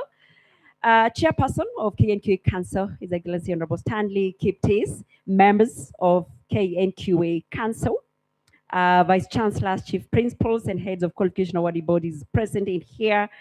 All the industry leaders are here, our distinguished development partners, ILO and others who are here, and all our distinguished national and international delegates, truly honored to have all of you here. We acknowledge your presence here in a special way. Allow me to say that actually, those that have greeted us are not just the only international delegates we have. We have over 20 countries that are represented here. And in a special way, allow me to recognize the representatives of the countries within the Africa Continental Qualifications Framework. And with us here, we have the leadership under the Troika presidency. Allow me to request Nadia Star again to just rise and wave at the crowd. CEO South Africa Qualifications Authority. Thank you so much, Nadia. And Masi Ngoma, CEO Zambia Qualifications Authority. Jointly, thank you so much, Marcy. And jointly, we lead and we steer the conversations around having a functional Africa Continental Qualifications Framework. And it is courtesy of that actually we've been able to also rally our dear partners and players within the continent and the region to join us. Truly honored. My name is Alice Kande. As you have heard, I work with the Kenya National Qualifications Authority. And again, my great honor to welcome us once again to this inaugural conference. Being 10 years that we are reflecting on the status of implementation of KNQF, we still probably consider ourselves, if it was a child, that probably they're just getting to grade 4 or 5 there. So maybe still a young child, but still milestones quite achieved. And so that is why we thought it is important that we reflect and see then, are we really doing what has been envisaged? It is my profound pleasure to welcome you all to this inaugural conference.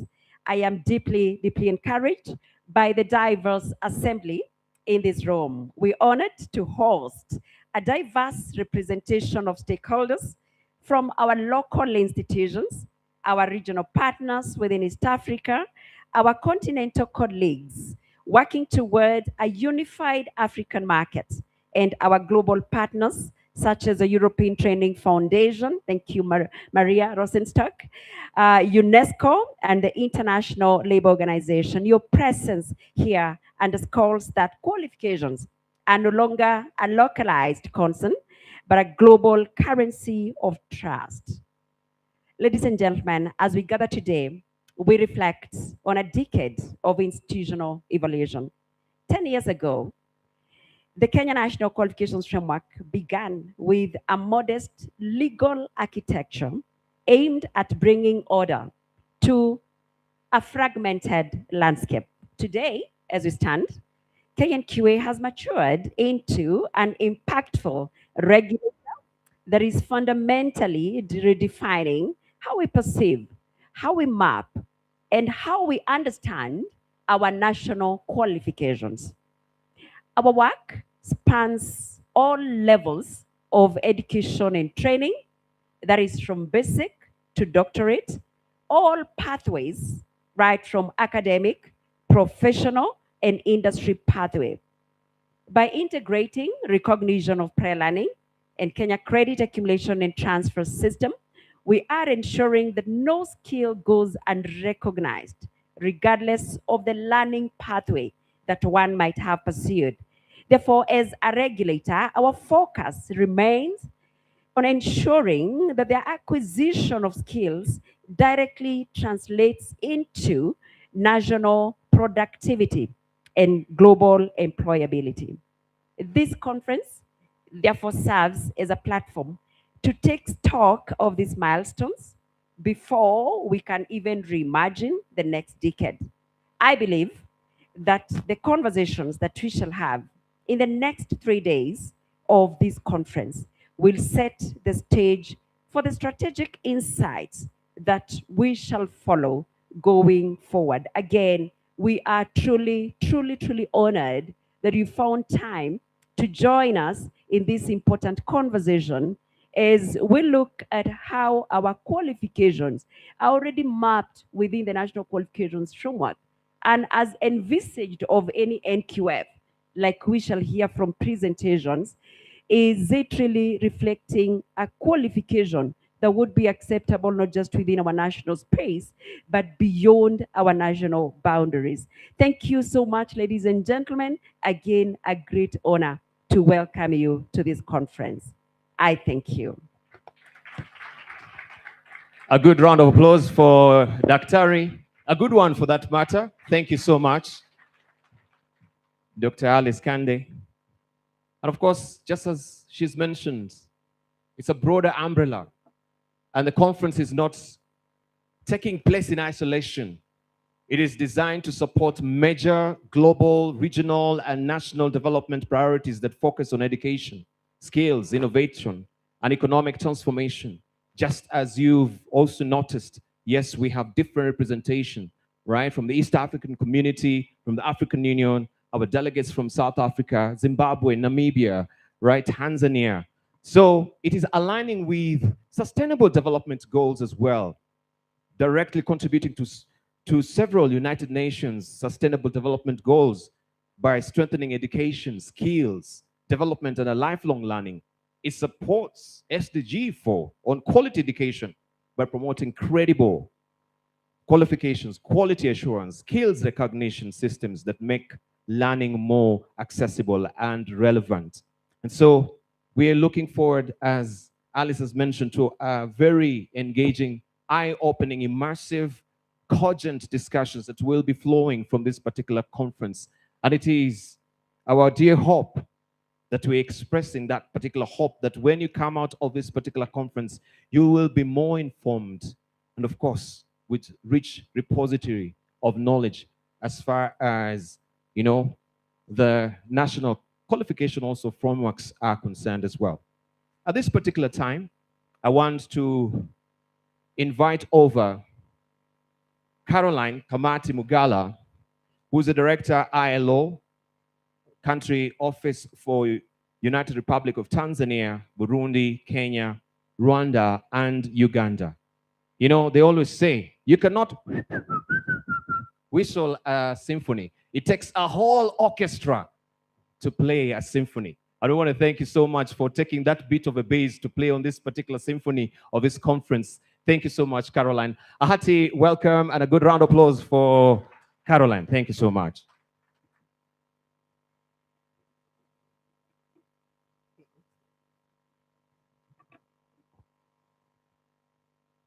Thank you, Debal. He's my fellow Toastmaster. That's why he's very eloquent. I used to be one. Permanent Secretary, a guest of honor, please let me stand on the protocol already established. As we say in Tanzania, niweze kuokoa muda. This week, Nairobi has been hosting the Africa Forward Summit, bringing together leaders from across Africa and beyond to discuss innovation, growth, skills, youth, employment, and the future of this continent. One of the strongest messages that is emerging from the conversation is that Africa's transformation is dependent not only on infrastructure and investment, but on people, skills, and systems that recognize talent wherever it's found. In many ways, the Kenya National Qualification Authority Conference is a practical continuation of that conversation. So it's a blessing to hold your 10th-year anniversary alongside this major conference that is happening. Because behind every discussion on growth, industrialization, AI, or regional integration lies a critical question. How do we recognize and support Africa's workforce for the future? It is therefore a pleasure to join you at this inauguration conference, marking not just a milestone in Kenya's qualification journey, but also a moment to reflect on how far you have come. 10 years of building qualification systems is no small achievement. It deserves recognition, even a cake, if it will be available. The ILO is proud to have been part of this journey, not only as a partner. I know someone recognized as the sponsors, part of the sponsors of the conference, but an institution that believes deeply in the role of qualification systems and what they play in shaping the future of work. At the ILO, our mandate is to promote decent work, and qualification systems are at the center of that. When they work well, workers can progress, employers can invest with confidence, and economics can grow more inclusively. When they don't, it is often the most vulnerable, those in the informal economy or non-traditional pathways who are left behind. As the ILO recent work on lifelong learning highlights, skills today are no longer something we acquire once and keep forever. They must be continuously built and recognized. Learning is becoming a lifelong journey and not just a one-time event. This is why qualification systems must be flexible, inclusive, and responsive to this change. Kenya National Qualification Framework stands out in the region, and I would like to thank Q&QA for that. For its depth, coordination, and ambition. It's very ambitious.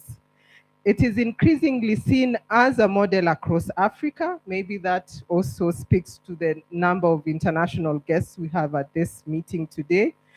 And this matters beyond Kenya. And with the African Continental Free Trade Area, the East Africa Common Market Protocol, the movement of skills will be just as important as movement of goods. Qualification must be recognized across borders, or we risk leaving talent behind. Our partnership with KNQ is not ceremonial, so it's not just celebrating the 10 years. It's practical, technical, and results-driven. Through the ILO Prospects program, we have jointly supported the development and operationalization of the Kenya recognition of prior learning systems, from policy design to the management information systems, and now under KNQ's stewardship. IPL is in many ways one of the most powerful tools we have for inclusion. It recognizes that skills are not only learned in classrooms, but also in workshops like this one here, farms, markets, everyday work. It tells a worker what you know matters, even if you did not learn it in the formal setting. We have also supported the Kenya Credit Accumulation and Transfer System and the strengthening of the Kenya National Qualification Framework, building the architecture that allows learners to move, progress, and not start from zero each time they change direction. Most recently, we partnered with KNQA on the national situational analysis on micro-credential, an area that is rapidly gaining importance globally. This work is already informing Kenya's policy framework and is very part of the forward-looking agenda of this conference. Therefore, distinguished delegates, this conference has an important task before us. Over the next 3 days, the discussion should move beyond reflection into commitment. We already know the challenges. What is needed now are clear, actionable outcomes. This includes progress on qualification, comparability, and regional mobility. I'm happy African Union and the EAC are here. Integrating micro-credential and RPL into national systems, aligning skills development with labor market needs, and embracing the digital transformation of qualification system. The communique or whatever document will emerge from the 3 days discussion should not be a document that sits on the shelf. There are jokes that are said that Uganda makes the best policy, but they are implemented in Rwanda. It should be one that ministries act on, employers recognize, and learners feel its impact. The ILO stands ready to support the implementation of these outcomes in Kenya and across the region. Let me conclude by congratulating KNQA, Dr. Kande, the Council, and all partners in the room. Building a qualification system is a complex work. It requires persistence, collaboration, and vision, and Kenya has demonstrated all the three. The ILO is honored to be part of this journey, and we look forward to the next chapter. Asanteni. Thank you. Thank you. A round of applause for Caroline. Really do appreciate. A good one for that matter, please.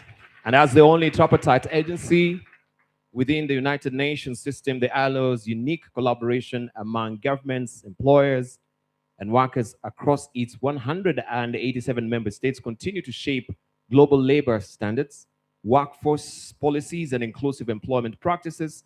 This mission aligns closely with the conference's commitment to advancing qualification systems, just as you've heard from her, that are responsive to labor market needs, promote lifelong learning, and support equitable participation in the evolving world of work. So we deeply appreciate ILO's partnership and continued leadership in fostering skills development, decent work, and inclusive socio-economic transformation, both in Kenya and across the global community. Thank you, Caroline. Right, we want just to move on, but before also I call up our next guest on the podium, allow me also just to appreciate and recognize our PS who's already here. This is Dr. Juma Mkhwana, who also is the previous, by the way, CEO of the Kenya National Qualifications Authority. Yeye ndiye aliweka mizizi. Yeah, he's the one who set up, right, of course, the routings for this. He's a Principal Secretary, State Department for Industry. And we want also to acknowledge all the way from Zimbabwe, where I only know Oliver Mutukudzi, right? But we have Professor Fanuel Tagwira, right, who is the Permanent Secretary, Ministry of Higher and Tertiary Education, Innovation, Science and Technology Development, Zimbabwe. Is that what we do in the country? Is that how we welcome our guests? And yes, fantastic. Fantastic. Thank you so much. So we want to say thank you so much and feel welcome to the greatest hospitality that you can afford also in this country. We say thank you for gracing this occasion as well.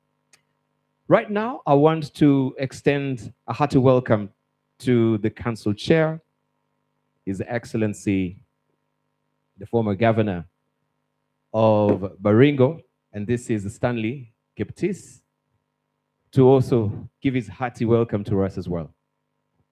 Good to see you. You know, they always say that we see them on the soft copy, on papers, on TV, right, in the internet, but now we can see the hard copy. This is a hard copy. So make sure also you come and shake hand with the hard copy of His Excellency. Thank you so much.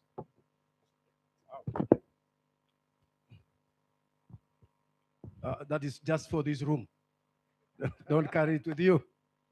We are servants of the people. Thank you very much. Allow me to appreciate the chief guest, Honorable Amos Kenneth Kadeja Njoroge, who is the Deputy Chief of Staff and Head of Public Service in this country.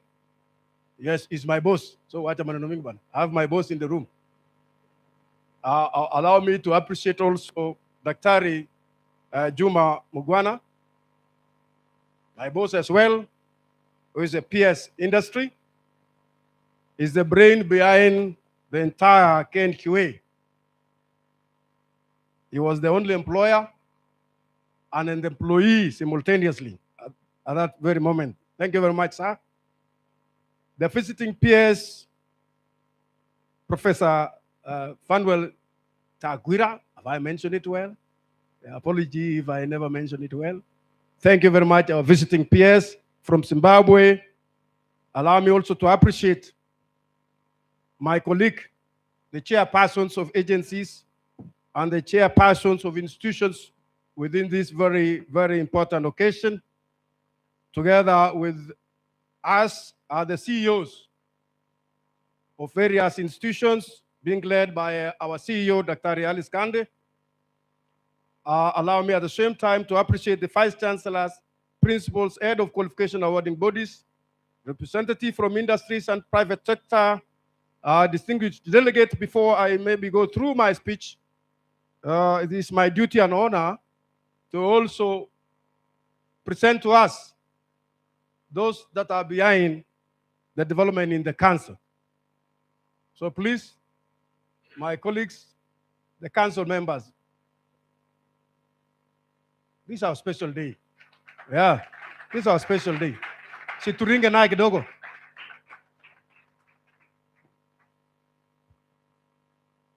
Good morning. My name is Mike Kuria. I'm the CEO Commission for University Education. I'm happy to be here. Good morning. My name is Beatrice B. I'm the Vice Chairperson of Institute of Human Resource Management, and I'm also a council member representing the professional societies of East Africa. Thank you. Morning. My name is Joseph Giao, Secretary TVET. I represent the PS TVET in the KNQA Council. Thank you. Good morning, everyone. My name is Jacqueline Mugo. I'm the Chief Executive Officer, Federation of Kenya Employers, and also the Vice Chair of KNQA Council. Oh, thank you very much. We are quite a number. A number of us are engaged, the courtesy of the very many functions that are within the country, and they will join us within the course of this conference. Because labor movement is also incorporated into the council. It's a very unique kind of a council, and that's why that landscape requires all the stakeholders to partake and participate in development of the qualification space. Ladies and gentlemen, allow me to dwell into this speech, very short, that it is a profound honor and distinct privilege to welcome you all. Why don't you extend your hand in the African way and greet whoever is closer to you? And using our Kenyan way of salutation, ambie karibu. Karibu. Karibu means welcome. On behalf of the Council of Kenya National Qualification Authority, to the first National Qualification Conference, which the moderator here has redefined it to be maiden. This conference comes at a defining moment when we stand at a unique crossroads in our national education history and take a look back at our tracks in order to get better perspective of the journey ahead. 10 years ago, the KNQA Council was tasked with an ambitious and urgent mandate of establishing a unified framework out of fragmented systems to build trust where there was uncertainty and to establish a common language for qualification across the country. Today, we reflect on the 10 years of institutional existence, as well as a decade of fundamental systemic transformation. We have evolved from pioneering legal construct into the primary custodian of national qualification standards. Thus, this conference is a celebration of that journey and a strategic commitment to our next horizon. As the Governing Council, Our primary focus has been to create an enabling policy environment that guarantees the credibility of our qualification landscape. Through the sound governance, fiduciary responsibility, and strategic oversight, the Council has steered the authority through several critical milestones. We have successfully moved from a high disjointed landscape to a unified ecosystem. That is, through a clear sub-framework for basic education, for TVET, for higher education, and the KNQA has anchored 72 qualification awarding bodies, as well as registered over 2,600 national qualifications within our framework. With the recent assessment of the KNQF General Regulation 2025, which I want to appreciate Waziri, Honorable Migos, for the much input into this, the KNQA has provided the legal framework necessary to enforce systemic accountability, ensuring that every certificate awarded in Kenya holds a true value. The Council has overseen the expansion of National Qualification Database, which now digitalizes and secures a record of 600,000 graduates. This is our central repository of academic truth. It is a technical achievement and a critical regulatory tool that guarantees transparency, protects our learners from the menace of fake qualifications, and builds corporate and global trust in Kenya education system. Ladies and gentlemen, over the last decade, the Council has spearheaded the approval landmark frameworks to ensure our policies remain forward-looking. These include the credit accumulation and transfer system, popularly known here in Kenya as KCATS, which is breaking the walls between academic levels to allow smooth vertical, horizontal, and diagonal mobility. Among which also is recognition of prior learning, RPL, which is validating the massive wealth of informal skills held by millions of Kenya artisans and workers. Thirdly, the National Micro-Credential Framework, currently being developed and which will set standards for short courses certification to rapidly respond to immediate industrial disruptions. As we look into the future, the Council strategic directions centers on sustainability, innovation, quality, and international integration. We are actively positioning of the Kenya National Qualification Framework on the regional, continental, and global stage. The Kenya National Qualification Authority continues to play a critical role in steering and contributing to conversations around implementation of East Africa Qualification Framework, the IGAD, which is a regional qualification framework, and the African Continental Qualification Framework. We recognize delegates who have joined us from the specific region, and thank you, Madam CEO, for presenting them to us. We will continue to support the alignment of our national standards with international best practices, making Kenya workforce highly sought after globally. To achieve a long-term impact, the Council is prioritizing financial and operational suitability of the authority. We are expanding our industrial resource mobilization, building strategic partnership with local and international development partners to support the development of advanced quality assurance tools, which is very necessary. A framework is only as effective as the willingness of its stakeholders to align with it. Our high qualification awarding bodies and regulators who are present in the room and those who are watching or following us to see that the KNQA as your primary partner in promoting excellence in our learning institutions, ensuring that all your qualifications are fully registered on our QD, that is Kenya National Qualification Database.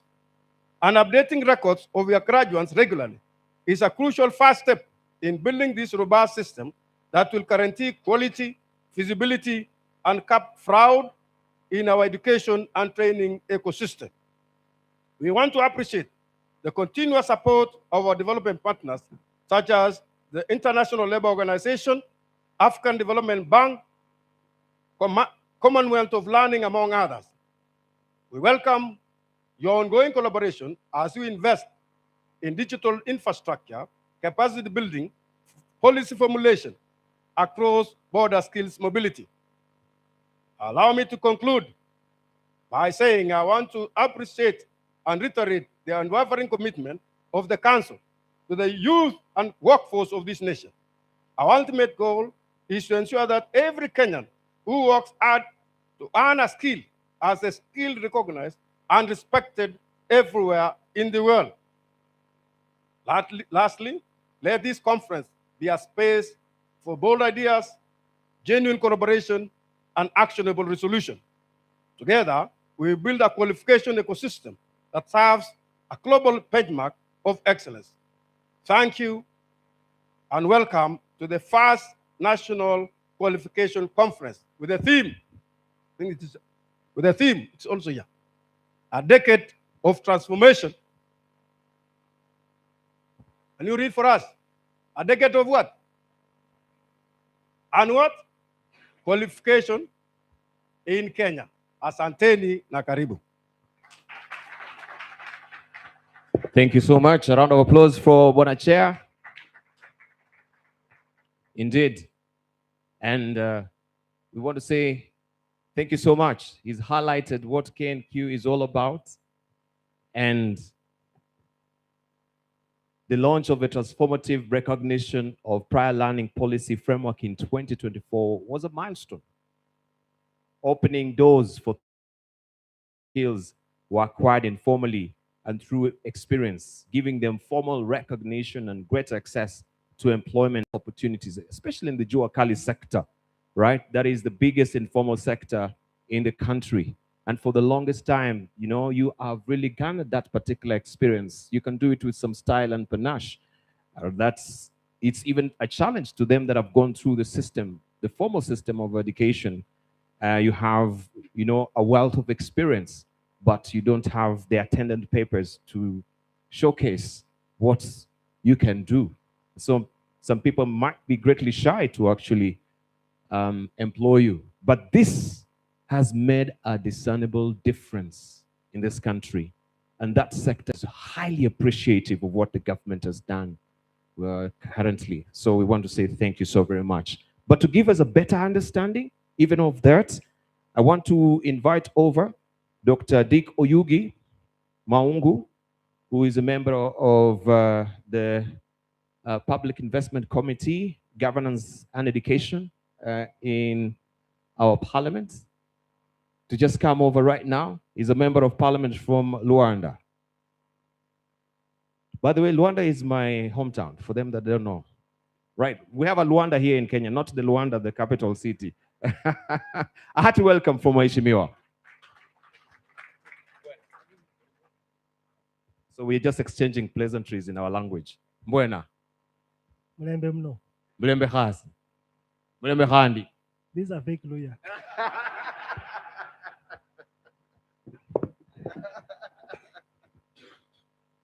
Basi, amjambo. Good morning. And now that you began that, I can say from my motherland, we say Mlembe. That says, let there be peace, is it? My name is, he's talked of doctor. I'm not a doctor, but maybe by December I will be one. I am CPA Dick Maungo Yugi, Member of Parliament, Luanda constituency in Vihiga County. Currently here on behalf of my chairman, Mheshimiwa Julius Meli, who is the chairman of Education Committee. In Parliament, I sit in the Education and Research Committee, and currently as the chairman of Public Investment Committee on Education and Governance. And therefore, I want to say that, you know, when I first came in, I'm the MC. Are you listening to me?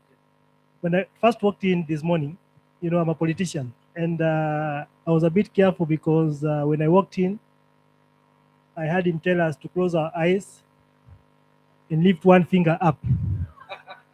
And you know, we are in a political environment where one finger means a lot. So I can confirm that I didn't lift one finger for fear of being misjudged. And therefore, I looked what others were saying. He went further he's a man of one finger. He went further saying that you do one finger and somebody puts whatever, is it? Again, I didn't do that because I feared that the cameras might pick on me and say, today Maungu is another term, is it? That's on a light note. Otherwise, I'm here on behalf of my chairman, who could have been here, but because of other important engagements, he sent me here to represent him, and therefore, me on that behalf. So our chief guests and other distinguished members, I want to say this wonderful morning, good morning. I just read what I have here on behalf of my chairman, because as you know, Mr. Meli is a very eloquent man and quite experienced in matters education. And therefore is a very, very keen man on matters education. And for one reason or the other, I'm here to step in the same shoes. So distinguished guests, ladies and gentlemen, it is a privilege to address the first National Qualification Conference convened to mark 10 years since the establishment of the Kenya National Qualification Framework under the KNQF Act 2014. As a chairperson of the Departmental Committee on Education, I carry a deep conviction that qualifications are not just documents, they are the currency of opportunity, and the architecture we build around them will determine the life chances of millions of Kenyans. The theme of this conference, a decade of transformation and reimagining qualifications in Kenya, is both a celebration and a challenge. I intend today to speak honestly about what we have built, where the gaps remain, and what Parliament commits to do. 10 years of KNQF implementation have produced a real and commendable foundation. One, development of 10-level qualifications framework spanning basic education, TVET, higher education, professional training, and industrial training is one of the most comprehensive one in the continent of Africa. Ratification of the UNESCO Global Convention on the recognition of qualification concerning higher education, positioning it among the few African nations to have done so, directly enhancing the international portability of Kenyan credentials. 3, Kenya Credit Accumulation and Transfer System, enabling learners to accumulate credits and transfer between programs, reducing dead ends in the education system. The recognition of prior learning framework has been established, offering a formal pathway for millions of Kenyans in the informal economy to have their skills officially recognized. KNQF has been aligned to African Continental Qualification Framework, supporting regional integration under the East African Community and the African Union. These achievements deserve recognition.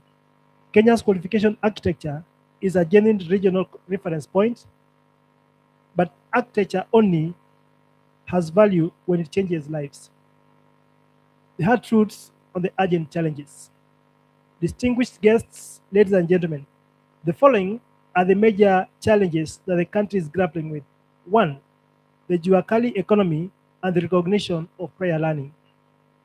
According to Kenya National Bureau of Statistics 2025 Economic Survey, Kenya's informal sector generated 703,700 of the 782,300 new jobs created in the year 2024, representing approximately 90% of all new employment outside small-scale agriculture.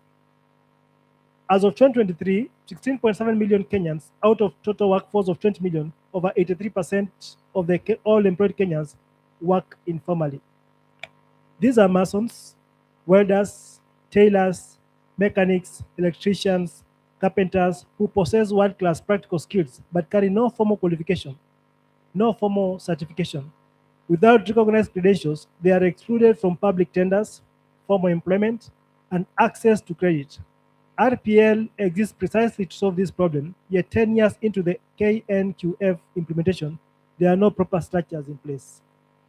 I call on this conference to produce a binding RPL scale-up action plan, functional RPL assessment centers, and clear articulation pathways from informal certification to formal qualification levels. 2, the CB generation and alignment emergency. Kenya's competence-based education was launched in 2017 and has since expanded across the entire basic education cycle.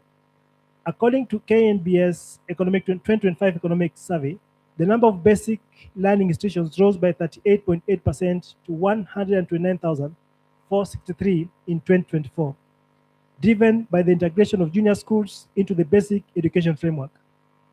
Total secondary school enrollment grew by 5.2% to 4.32 million, and TVET institutions recorded 709,885 enrollment in 2024, a 10.4 increase over 2023.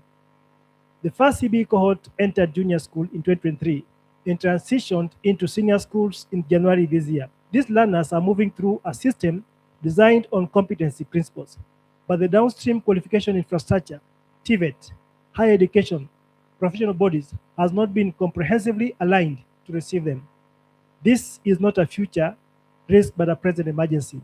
The Committee on Education has consistently raised this matter in oversight sessions and will continue to pursue it until it is resolved. Diaspora, labor migration, and mutual recognitions. According to data from the Central Bank of Kenya, Kenyans living and working abroad remitted a record of USD 4.95 billion in the year ended December 2024, an 18% increase over the over 4.19 recorded in 2023 and the highest annual figures ever recorded. The United States accounted for 51% of total inflows. Since 2015, diaspora remittances have been Kenya's largest source of foreign exchange, surpassing tea, horticulture, coffee, tourism, and foreign direct investment. Behind these figures are Kenyan nurses, engineers, IT professionals, teachers, and trade people working across the globe. Many face barriers to formal employment abroad because their Kenyan qualifications are not mutually recognized in destination countries. Equally, Kenyans returning home find their foreign qualifications are not easily mapped onto domestic frameworks. The KNQA's mandate is to facilitate mutual recognition and international comparability of qualification. Is therefore not an academic exercise, but an economic imperative directly tied to the welfare of millions of Kenyan families.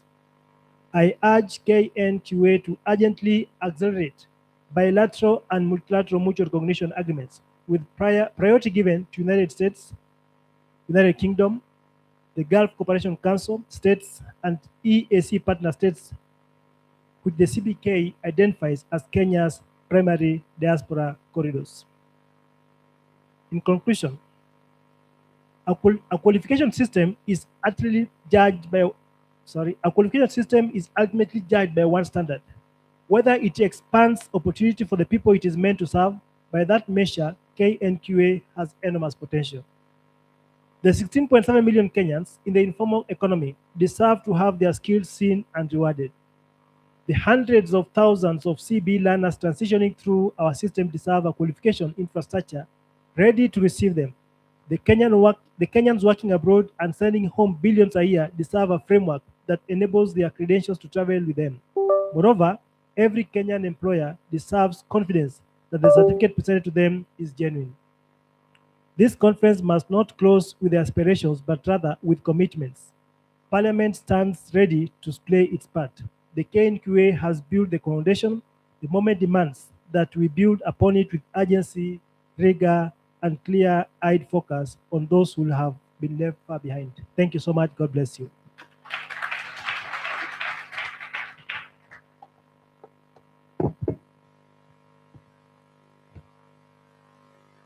Thank you so much, Mheshimiwa. I really appreciate it. A round of applause for him again. And indeed, those are pertinent concerns that you raise, for the diaspora that really come back home well trained, and sometimes they can get a bit of an encumbrance when it comes to maybe trying to tally or making a seamless flow of the credit transfers into some of our qualified papers that can match what they do really have from abroad.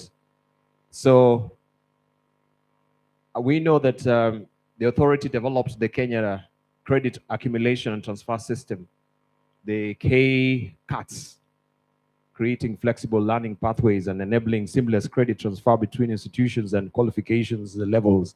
In this conference, we'll get more information and broaden understanding as far as this is concerned, and some of the issues that you've raised that are very pertinent from the National Assembly. Major, of course, committee when it comes to governance and education. So we want to thank you so much, Mheshimiwa. Ladies and gentlemen, allow me right now to also acknowledge some of the guests that we have here, especially the principals that are already in the house, just to recognize them, acknowledge them before I invite over Abwana PS. So I will want to appreciate the individuals that have added to the Gate of Vacation, especially the former Council Chairperson of Kenya National Qualifications Authority, Professor Bonaventure Kere, and CPA Rosemary Njogu. Just stand up. Tafadhalini wapigeni makofi mazuri, all right? Thank you so much for coming today. We really appreciate you. And also, we want to appreciate Dedan Kimathi University Vice Chancellor Professor Nganga Mushiri, ZTEC University Vice Chancellor Professor Njenga Munene. Where are you guys? You should be upstanding so that we can people can see you, right? Yes, thank you so much. Also, Vice Chancellor Catholic University Professor Reverend Stephen Mbugua. Where are you? Good to see you, sir. And also Mr. James Otieno Akola, Chief Principal, Olesos National Polytechnic. We have also Chief Principals present from Meru National Polytechnic, Dr. Mutembei Eldoret. Where are you? Right, National Polytechnic, Dr. Koech Nyeri. We have also Miss Kimani from Kitale. Where are you? And Dr. Mulati. We want to appreciate you, Dr. Mulati, as well. Mpigeni makofi tafadhali. Okay, Dr. Nduku Mutua, Chief Principal, Machakos Institute of the Blind. Where are they? Where is he? All right. Thank you so much for making, of course, appearance here. We really do appreciate this morning. Ladies and gentlemen, it is my considerable pleasure right now to extend a hearty welcome to the podium, Dr. Juma Mohwana, who is a Principal Secretary, State Department for Industry, also the former CEO of Kenya National Qualifications Authority. Thank you so much, sir, for, as I've mentioned before, graciously consenting to be part of this conference. We really appreciate you and thank you for joining us. Thank you, Dipal. Good morning. Salamia jirani yako. Those who don't understand Swahili, those who don't understand Swahili, you do what people are doing. Okay. You greet your neighbor. Thank you, ladies and gentlemen. Before I speak, we have in the room a Permanent Secretary for Higher Education from the Republic of Zimbabwe. I want to invite my brother, Fanuel Takwira, to say a few remarks before I can say something. Karibu. In Swahili, we say karibu. At least you, karibu. Asante. Thank you very much, PS. Our Director of Ceremonies, our guest of honor, allow me to stand on existing protocol. It's a joy and it's an honor for me to be here. Learn from the Kenyan National Qualification Authority on what you are doing here in Kenya, which I think is very important for us in Zimbabwe. My name is Professor Fanuel Takwira, Permanent Secretary for the Ministry of Higher and Tertiary Education, Innovation, Science and Technology Development. It's a long name, but if you say higher education, that's good enough. I'm here with two colleagues from Zimbabwe, one representing the CEO of the Zimbabwe Council for Higher Education. Can you please stand? There he is. And my point man, who is a director responsible for TVET education and who does a lot of our work in the qualifications framework, Mr. Mtisi. I just want to say thank you very much for inviting us. It's a joy to be here because we know we will learn a lot from Kenya. In my previous job as a vice chancellor of a university, I knew if I wanted to learn something new, I would come to Kenya because I have always found out that Kenyans are very innovative. They come up with new ideas, and some of us can learn from there. Our Zimbabwe National Qualification Framework is only 8 years. You have been on the journey for 10 years. There's a lot we can learn from you. We have heard about it, and we have come to find out. Just like the Queen of Sheba, when she went to the land of Palestine to see King Solomon, she said, we have heard good news about your wisdom. And that's the reason why we are here. We've heard a lot of things about the Kenyan National Qualifications Authority. And we think we can learn something that we can carry home. Thank you very much. Thank you, my brother.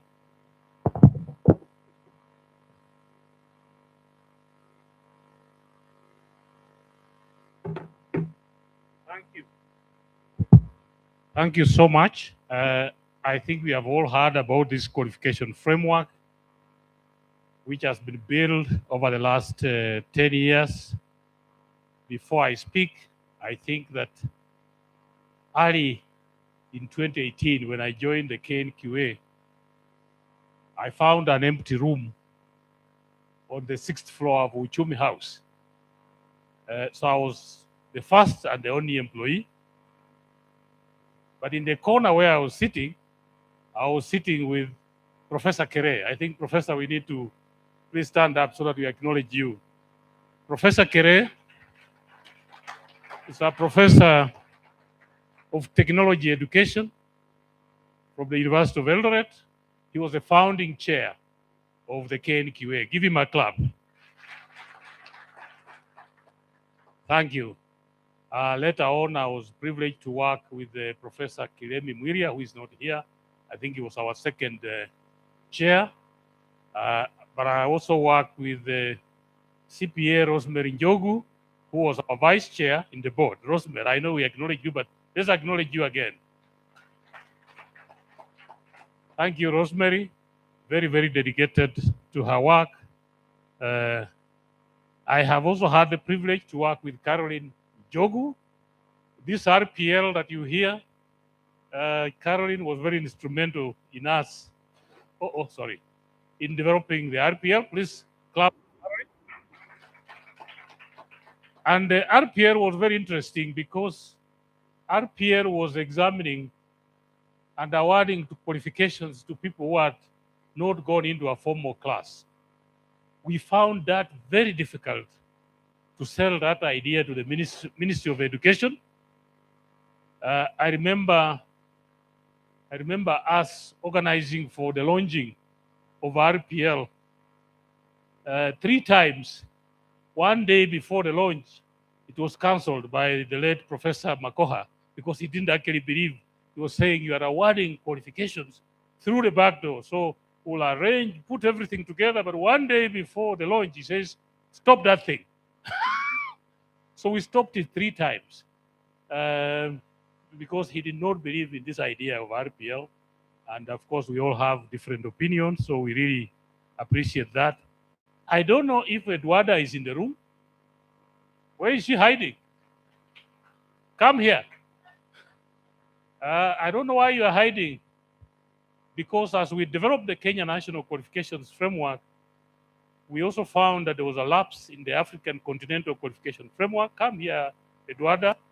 And we worked very closely with Edwarda.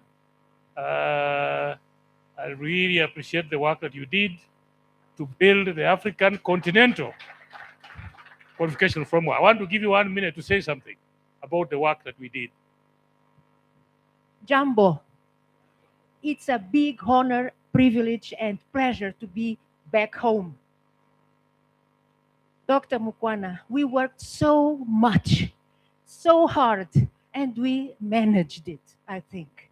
The African Continental Qualifications Framework, and you were founder of KNQA, and you were also founder of the ACQF. You were always a real voice. You conquered everyone. And I'm so happy to be here. Thank you so much, Kenya. Asante sana. Asante. We had so many meetings with Eduarda. Thank you, Eduarda. So we were not just able to build a national qualification framework, but we built the first continental qualification framework with Eduarda. And just for context, the European qualification framework had already been developed. The Asia qualification framework had been developed. Africa, we had a challenge, a gap in both the national qualification framework, but we also didn't have a continental qualification framework, which means if you look at Africa, we have adopted education systems. Some of us are French speaking, like Senegal, so they adopted the French system. We are English speaking, so there are those who inherited from the British. We have the Portuguese in Angola and Mozambique, Cape Verde. We had the Arabic education, Morocco, Algeria, Egypt. We have Spanish.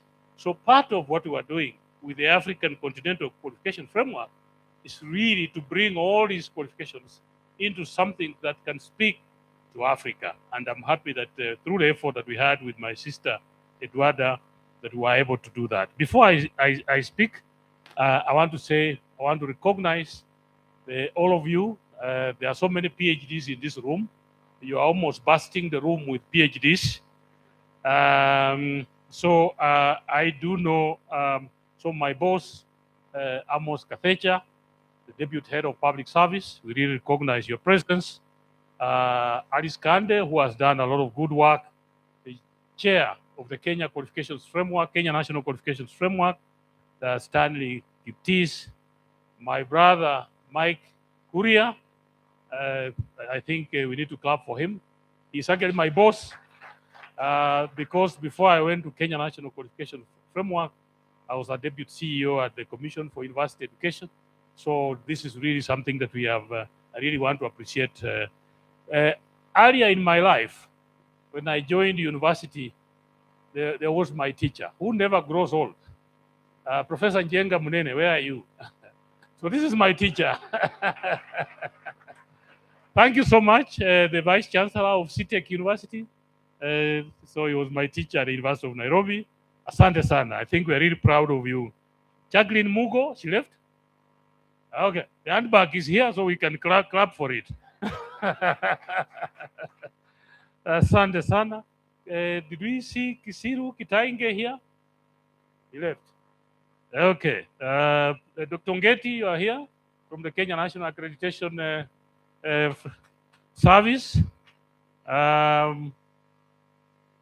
Dr. Njengere was here from NEC. They have all been very, very instrumental. So really, on behalf of everyone, I want to say thank you very much. So it's a profound honor and personal privilege for me today to stand before you today at the first Kenya Qualifications Conference. This conference, ladies and gentlemen, is not merely an academic gathering. It is a defining. Karibu dada yangu. I was trying to reach you, I didn't get you. Okay. Asante. Asante sana. Let's welcome my sister Esther Moria, the PS for TVET. Asante sana. And maybe if I didn't introduce myself is I'm Juma Mukwana, the PS for Industry. So I was saying that this conference is not merely an academic gathering. It is a defining national moment.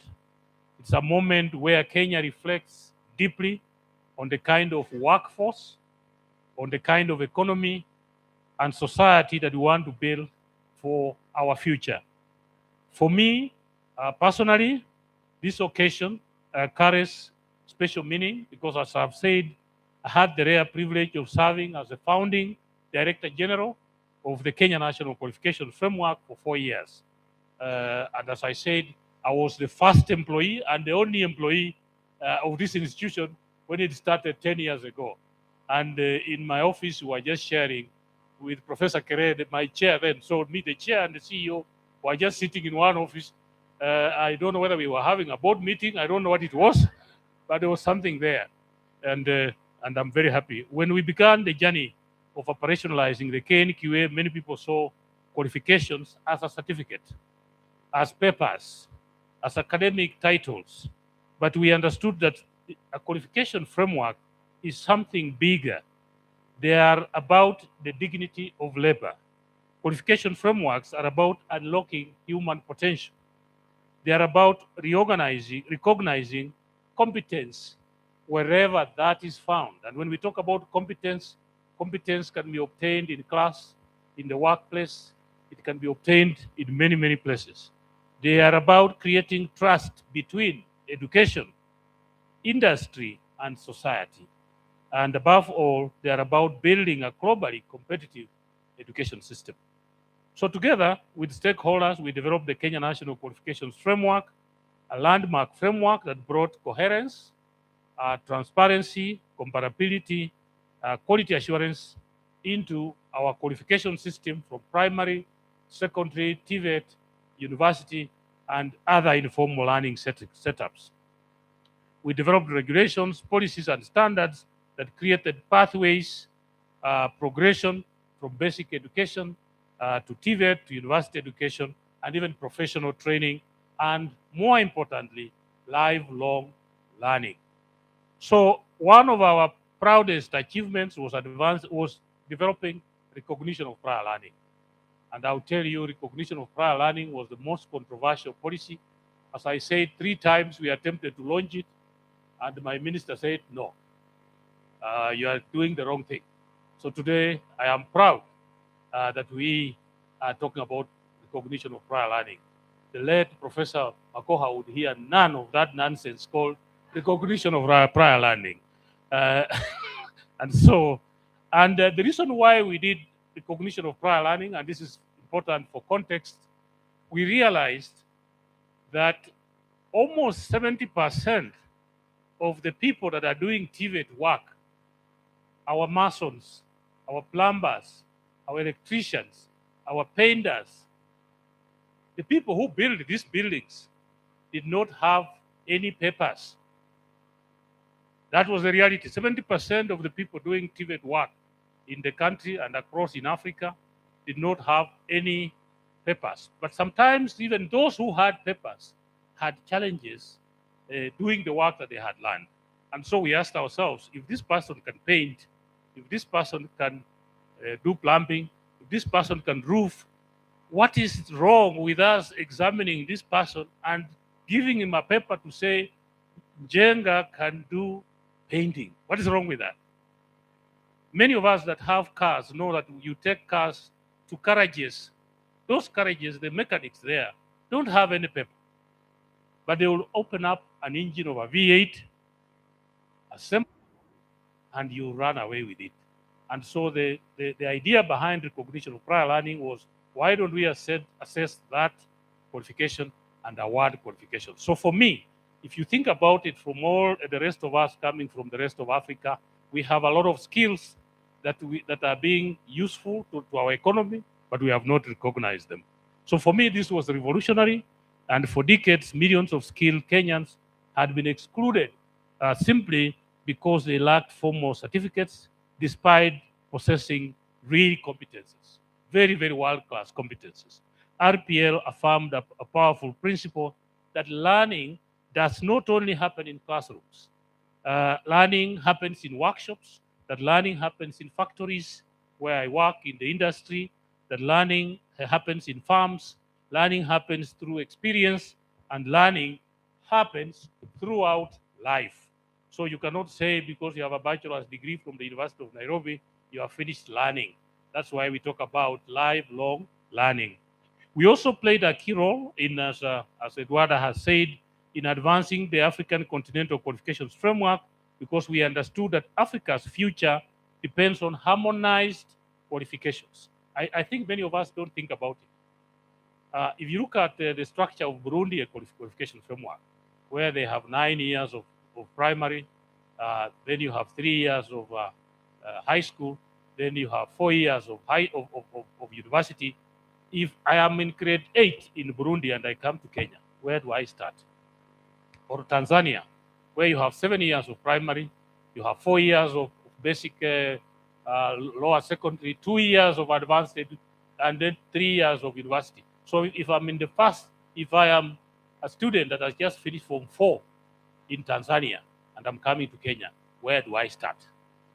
How do I join the education system of Kenya? And so for Africa to work together, to trade together, our qualification systems must speak to each other. And that's why the African Continental Qualification Framework was very important for us. And this allows us to build Africa's future with harmonized qualifications, with labor mobility and mutual recognition, so that if you have a qualification from Egypt, a qualification from Italy, how do you recognize it in our system? Africa cannot industrialize while its skill systems remain disconnected. So that's part of what we are saying. And the countries that we admire today, many of these, Singapore, I know some of us talk about Singapore. I think Baba, before he went, he was taking us to Canaan. I don't know what happened. All these countries did not become what they are by accident. They built strong institutions. They invested in technical skills. They respected competence wherever that competence comes from. And I'm really emphasizing that what we are looking for, what is building this economy, what is working for us is not education. What is not working for us is not papers. What is working for the Kenyan economy is not your bachelor's degree, but the competence that you have. And that competence can be obtained from many ways, as you have learned. They connected, this country is connected industry to education, and that is why I'm here. That we really need to have a clear connection between our education system, both primary, secondary, TVET, university, to our industry. They embraced innovation, discipline, and continuous learning. And no country industrializes without developing high-quality, industry-relevant skills. So Kenya, therefore, must move decisively towards competence-based education and training, and you know that we are already on that journey. Our education system must not merely produce graduates, it must produce problem solvers, it must produce innovators, technicians, manufacturers, researchers, entrepreneurs, digital creators, engineers, industrial workers, artificial intelligence specialists, green economy professionals, robotics technicians, and globally competitive artisans for us to take our country to the next level. So the future belongs to nations that can continuously reskill, upskill their people. Kenya stands at a historic crossroad. As you know, our population is young, our geographic position is very strategic, our entrepreneurship energy is unmatched, our digital adoption is among the highest in Africa. But demographics, ladies and gentlemen, alone cannot guarantee prosperity. A youthful population without skills becomes a crisis. A youthful population without skills becomes a crisis. A youthful population with world-class skills becomes an economic asset. So if Kenya is to become the leading industrial economy in Africa, we must intentionally build a skills ecosystem that's aligned to manufacturing, technology, innovation, trade, and industrialization. We must elevate, and my sister is here, our TVET. We must strengthen our apprenticeships. We must deepen industry partnerships. We must invest in STEM, science, mathematics. We must celebrate digital skills, and we must recognize informal sector competences, and I have explained why. And we must ensure that every qualification reflects real competence. That's why you have KNQA here, that every qualification that somebody claims to have must really represent the competence that that person has. So as I look at this journey, the foundation has been laid. We must now fully operationalize this vision. This conference, therefore, gives us an opportunity to rethink the future of learning, the future of learning, of work, of skills, and of competitiveness.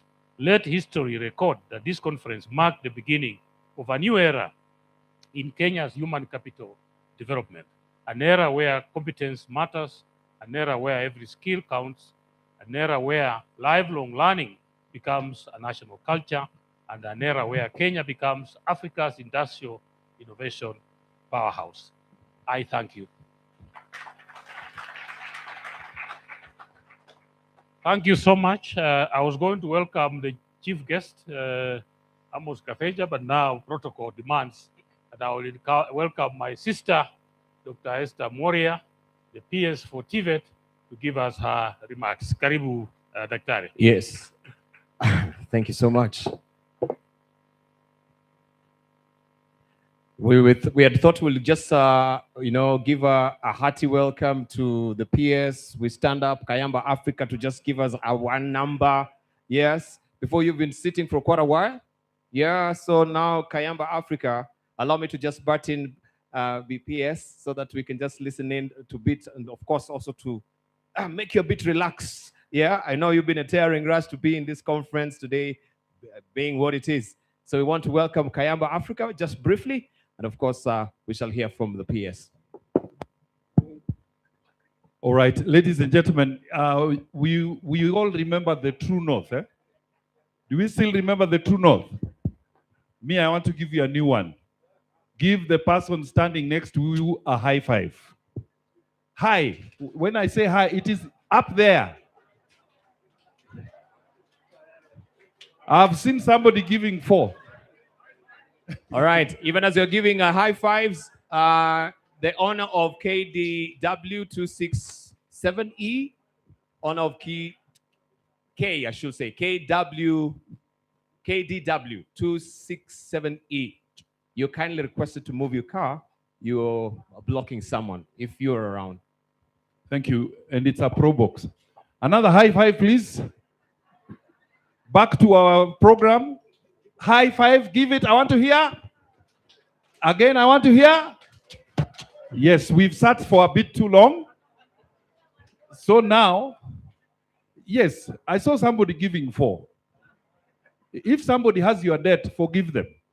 Ladies and gentlemen, we stretch a bit. Stretch a bit. This one, I need you to help me because this one we have to all sing together. Let's go. Swing from side to side, kidogo. We have sat for far too long. Swing. And you help me to sing.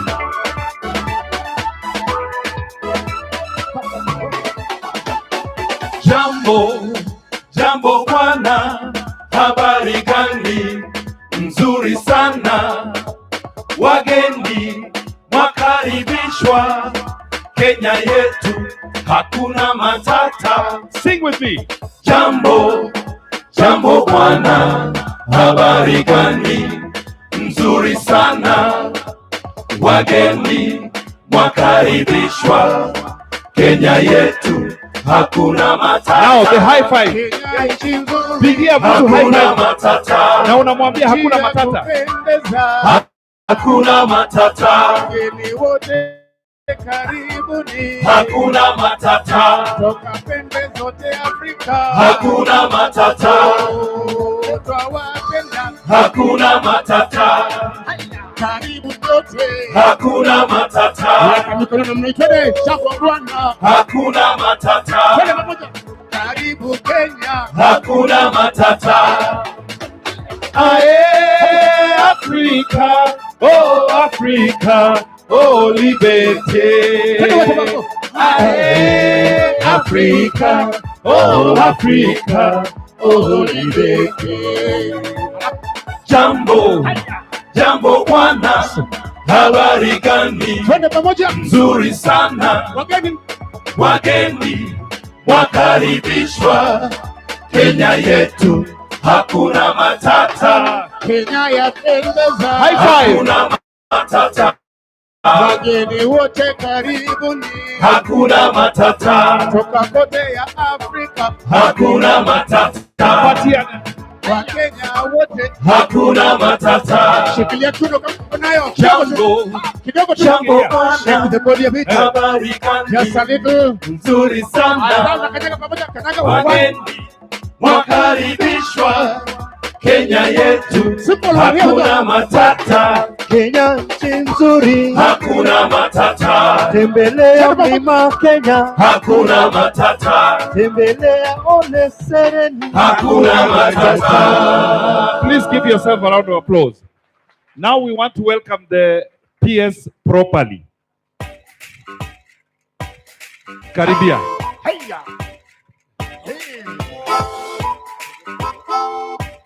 Gekobwa kiago. Gekobwa kiago. Gekobwa kiago. Gekobwa kiago. Kiago kia mwathani gekobwa Gekobwa kiago.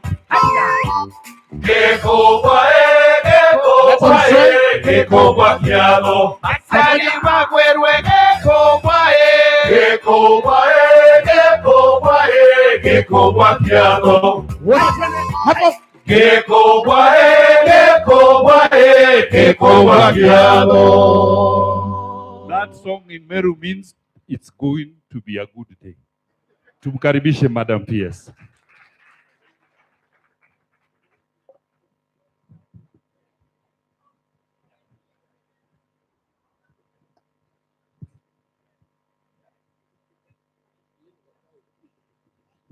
Thank you very much, Kayamba Africa, for moving me across one river to Meru. The fact is, I actually belong to this other side of the river, but don't worry. I only need to jump a river and I get into Meru. But hi, Kegige.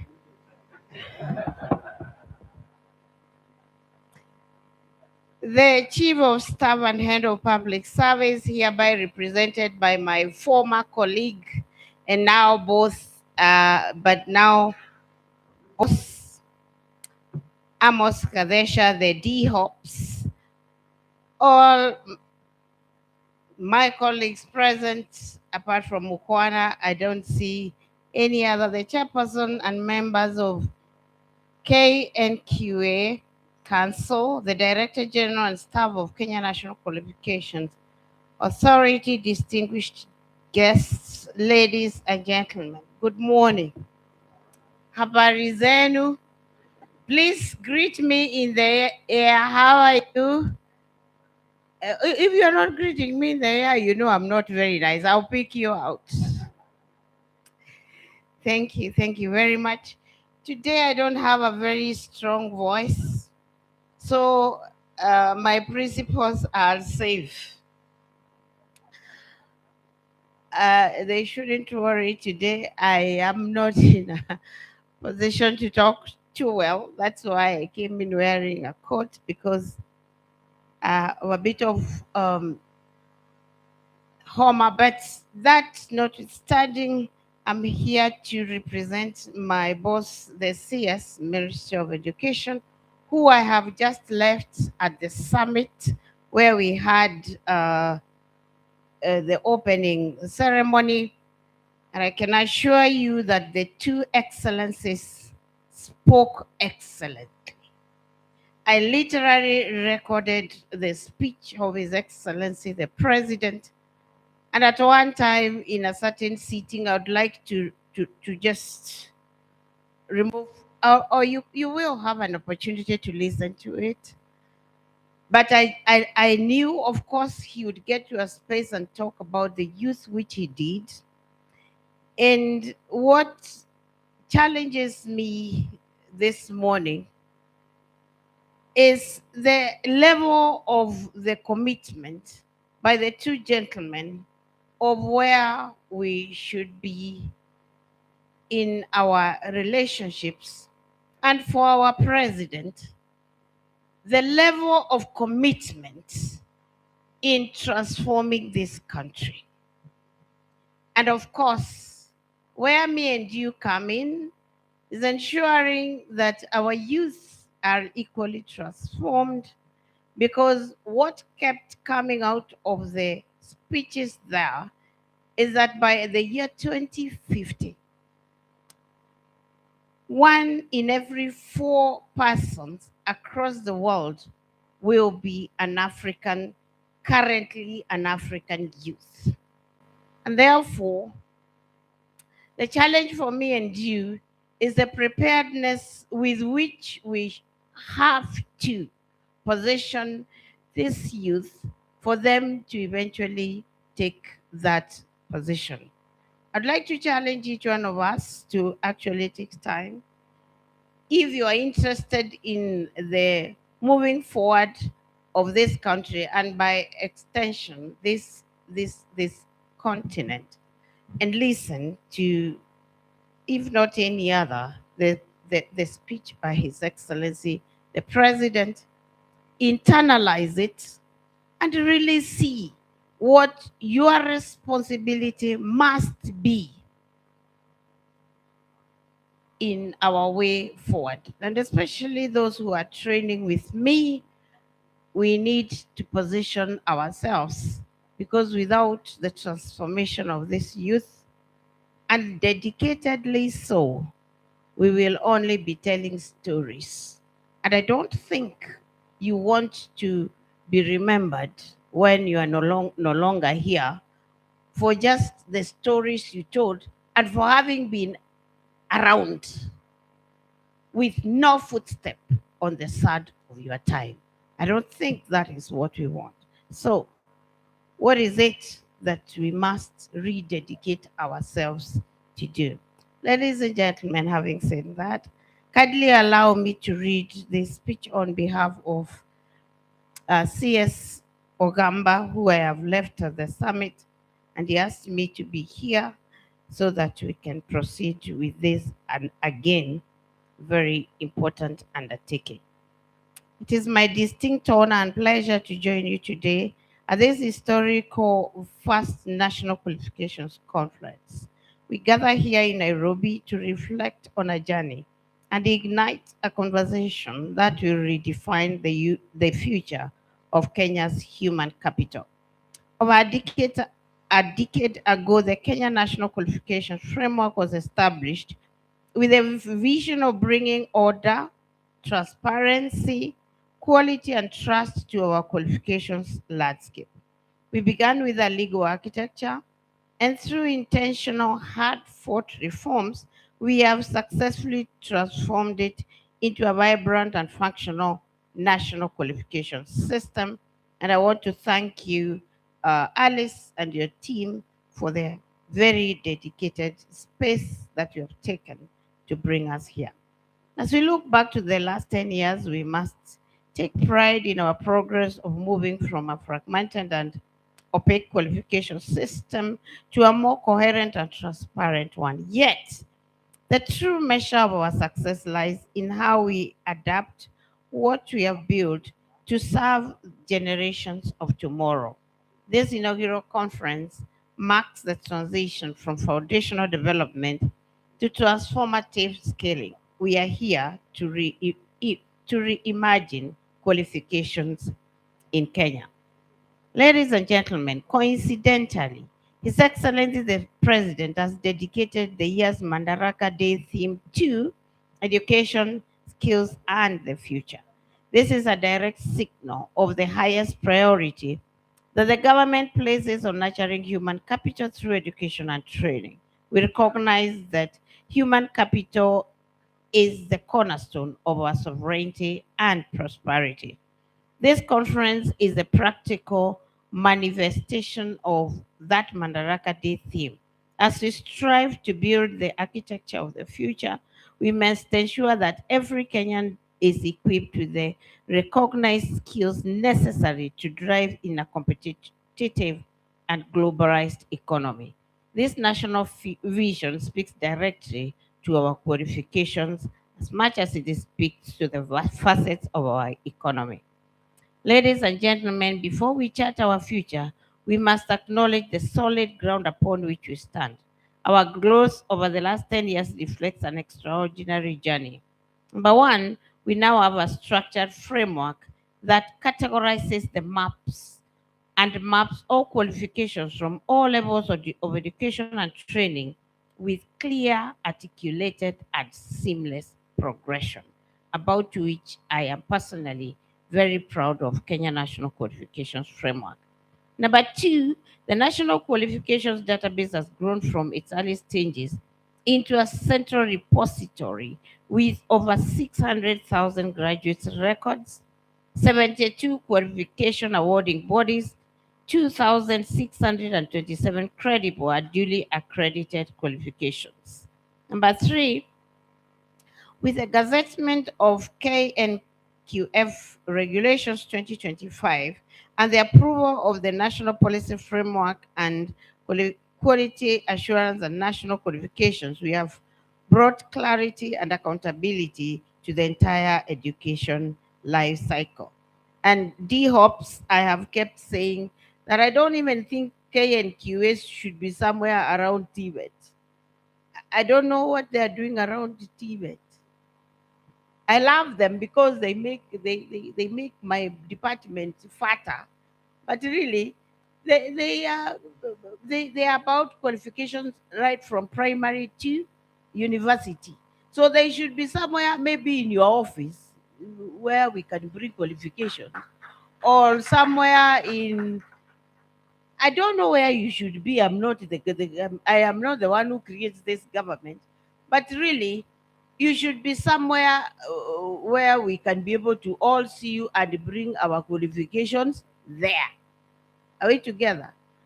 TVET, we are only part of this ecosystem.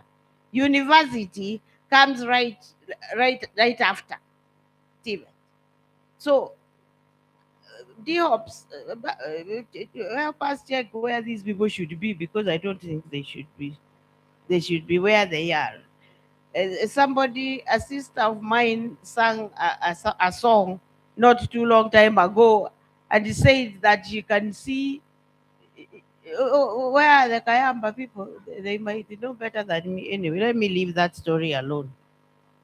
These are the pillars of a more equitable and credible education system, but our economy transitions more towards a more skilled, oriented, and digitally driven market. Distinguished delegates, it is important to understand that the next decade belongs to the agile. The world of work is changing faster than ever before, and I want to challenge all of us to think beyond where we are and focus to where we must go. The historical divide between the lecture hall and the factory floor must be eliminated.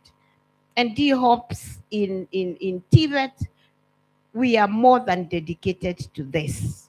Eliminating the divide between lecture halls and the factory floors. Our qualifications must speak the language of the industry. The cause for deliberate efforts of a bending labor market intelligence into qualifications design and strengthening partnership between training institutions and employers must be fast-tracked. In conclusion, ladies and gentlemen, the theme of this conference calls for us to reimagine qualifications in Kenya, even as we reflect on the transformation. It is an invitation to the bold to innovate and to build a system that honors every form of learning, whether it is formal, non-formal, or informal. And that is what my colleague P.S. Mukwana was talking about.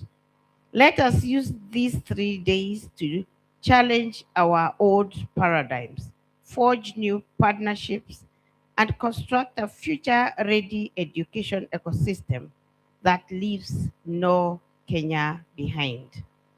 And before I take the honor to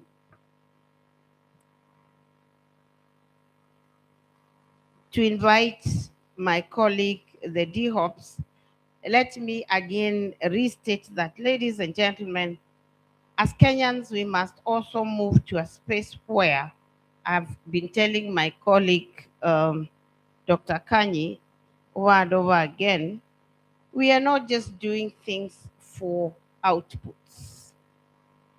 Let us agree as a people that we are going to do things for outcomes.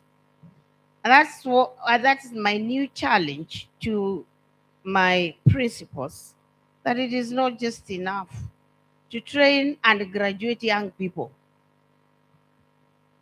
Watoke waende, just for them to leave the colleges. That's an output. Where are they going to? Coach, where are those young people going to? Which industry? And you have not checked. And you have all this time not checked and seen to it that we are training them in tandem with those industries so that they can exit to those industries. That's an outcome. So ladies and gentlemen, we have to rededicate ourselves to doing things for outcomes. You know, I'm resisting talking Kiswahili because I'm not sure everybody here understands Swahili. This thing of doing things for the sake of waking up in the morning, putting on a suit like mine. Today I'm in a suit. I harass the principals when they put on suits when I don't have one. Put on suits and a tie like this one of D-Hops or chairman here. Chairman akona suit leo, he is very smart. And let me recognize my friend here, Ireri, Kenyua Ireri. Kenyua Ireri is an old friend of mine. He's at the University of Nairobi. And he was my classmate when we were doing PhD. And he was our prefect. And he was not very nice, but now we have forgiven him. So let us not just wake up, put on suits and be very nice. And at the end of the day, and for my principals, at the end of the training session, you cannot tell us what is the outcome of the training that you have done, whether for 3 months, 6 months, 1 year, 2 years, or 3 years. This is the only way that we are going to help the presidents I have just left behind to transform this Kenya or this Africa to the space where we can speak a similar language, a language which is almost at par with France. Because we've got the potential, but I just don't think, D-Hops, we have the dedication to take our countries to where we can sit on a round table and be able to be included in the discussion without feeling like it is us who are the lesser of the two. It is now my distinct honor to invite the Chief of Staff and Head of Public Service, hereby represented by the Deputy Bwana Amos Gadesha, to come and speak to us. Thank you, ladies and gentlemen.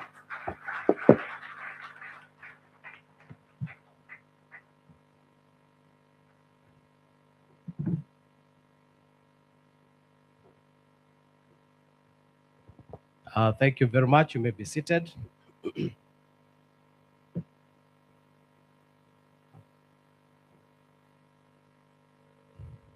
Our Principal Secretary is present.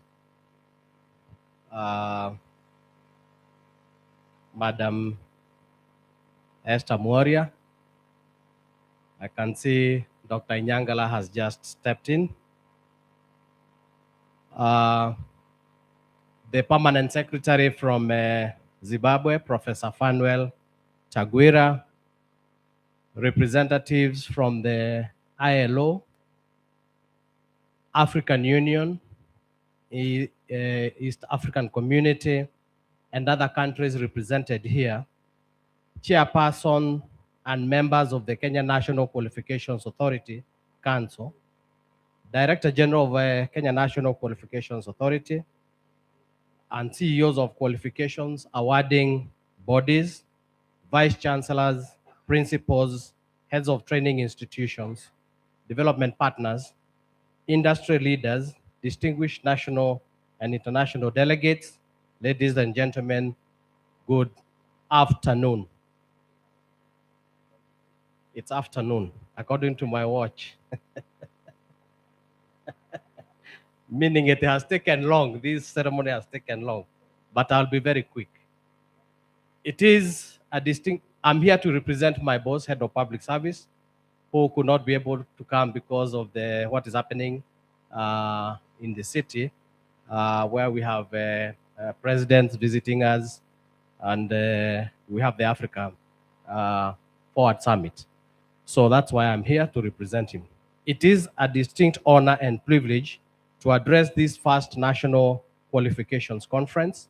I convey the warm greetings and wishes of His Excellency President Dr. William Samoei Ruto, who continues to place the development of our human capital at the center of Kenya's national transformation and long-term prosperity. This conference comes at a pivotal moment as we prepare to mark Madaraka Day under the unifying national theme, education, skills, and the future. We are reminded that the enduring strength of our nation lies in the capabilities, creativity, and competitiveness of our people. In line with the President's vision, we must ensure that our qualifications system not only reflects our past achievements, but actively propel us towards a more productive, inclusive, and globally competitive future. Over the past 10 years, Kenya has made commendable strides in building a more structured, transparent, and credible national qualification systems. You heard Dr. Mohwana elaborated on this and the kind of work that has been done even for the continent. The operationalization of the Kenya National Qualifications Framework, the strengthening of the National Qualifications Database, the gazettement of supporting regulations, and the progressive integration of recognition of prior learning has laid a foundation for trust and order in our education and training landscape. These foundational gains must now be leveraged to accelerate the bottom-up economic transformation. Our education and the skills reforms are strategic instruments of driving inclusive growth, enhancing productivity, creating dignified employment, and building resilient livelihoods from the grassroots upwards. The Kenya National Qualifications Framework is increasingly emerging as a strategic enabler of Kenya's national development priorities and a critical instrument for positioning the country's human capital to respond effectively to the rapidly evolving global labor market. By standardizing qualifications, promoting recognition of skills, and aligning education and training with labor market demands, the Kenya National Qualification Framework is strengthening labor mobility within Kenya and across the African continent through the African Continental Qualifications Framework.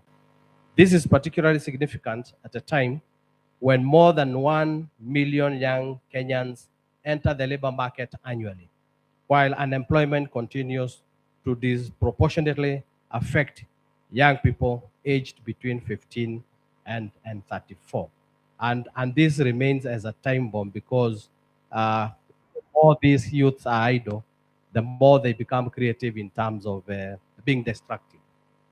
Through the expansion of education and training, the implementation of competency-based education and training, digital skills development, and the recognition of prior learning, the government is equipping learners and workers with adaptable, industry-responsive competencies required in emerging sectors such as the digital technology, green manufacturing, healthcare, agribusiness, artificial intelligence, and the creative economy. These interventions are also creating pathways for youth, women, and workers in informal sector to access dignified employment, entrepreneurship, and lifelong learning opportunities. Indeed, the government's affordable housing program alone has generated over 640,000 jobs, many requiring certified technical and vocational skills. Global evidence further demonstrates that investment in competent human capital is a key driver of national productivity, competitiveness, and the economic growth, with the World Bank estimating that the human capital accounts for nearly 64% of global wealth. In this regard, the Kenya National Qualification Framework is not merely an education reform tool, but a strategic national framework for advancing socioeconomic stability, equitable access to education and training, inclusive growth, and the realization of Kenya's bottom-up economic agenda and the Vision 2030 aspirations of becoming a globally competitive, knowledge-driven, middle-income economy.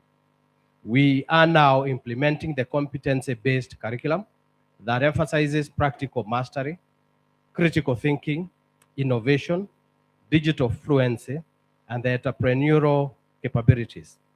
This reform is essential if our graduates are to become creators of opportunities rather than mere job seekers. A major push to this agenda is the expansion and modernization of technical and vocational education and training, and the university education training.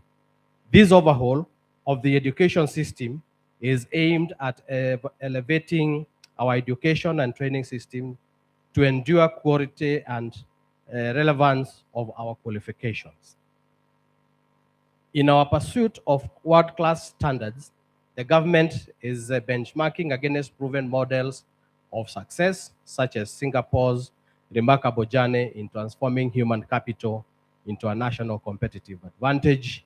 Indeed, there is a book I'm reading on Singapore, and what Singapore did in the 70s, they prioritized their students going to technical colleges other than universities. So in a class of 100, only 10 would go to the universities, 90 would be pushed to technical colleges, and they would be assured of jobs. So they created a very big base of technical expertise, which really spurred their industrial growth. Their emphasis on discipline, quality, adaptability, and continuous learning offers valuable lessons as we work to position Kenya as a leading skills and innovation hub in Africa and beyond. The recent referencing of the Kenya National Qualification Framework to the African Continental Qualifications Framework is a significant step towards greater regional mobility and recognition of Kenyan talent. We must now complement this with robust digital transformation, including a secure national qualifications database to guarantee authenticity and foster international confidence. Ladies and gentlemen, as I have consistently emphasized in recent engagements with the public service, including the 2025 NDR reflection and various consultative forums, such as the just concluded regulatory authorities meeting held in Kitui County last week, this is another year that we should be strategic and decisive to ensure delivery of services in a streamlined manner.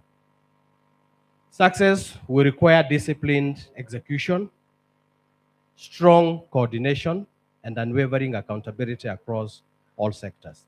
And I emphasize disciplined execution. I think that's where we have the biggest weakness in Africa. And we are very good in coming up with very, very good policies, and we don't execute them. And other countries have come to Africa, they have taken our policies, and they have gone and adopted them, and they have succeeded.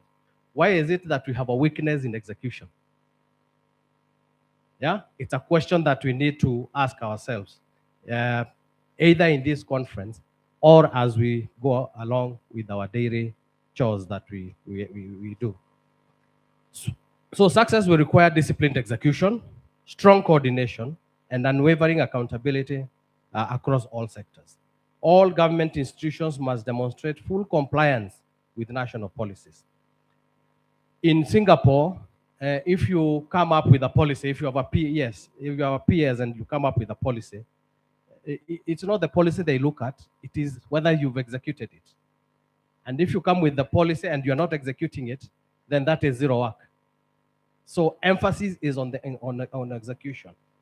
The public service must lead from the front by institutionalizing key policies. For instance, the recognition of prior learning, which offers a platform for appreciating the competencies one has attained in informal and non-formal sectors. This recognition emancipates a huge mass of people and transforms our society as envisioned in the better agenda. Further, I call upon ministries, departments, and agencies to collectively support our core call in public service of quality and credible qualifications. Let us focus on the clear articulation of our qualifications as provided in the National Qualifications Framework, which provides a single point of reference in progression. I urge the Kenya National Qualifications Framework to work collaboratively with the Public Service Commission to safeguard the integrity of the Kenyan workforce through alignment of regulatory oversight with recruitment standards. These two bodies can create a closed loop system that eliminates the possibility of fraudulent credentials entering the public sector. To development partners present today, we appreciate your continued support and encourage even stronger alignment with national priorities. This conference offers a valuable platform to translate policy into actionable strategies. Let us reimagine Kenya's qualifications framework as a dynamic, responsive system that empowers every citizen, drives economic transformation, and secures Kenya's place as a competitive knowledge economy.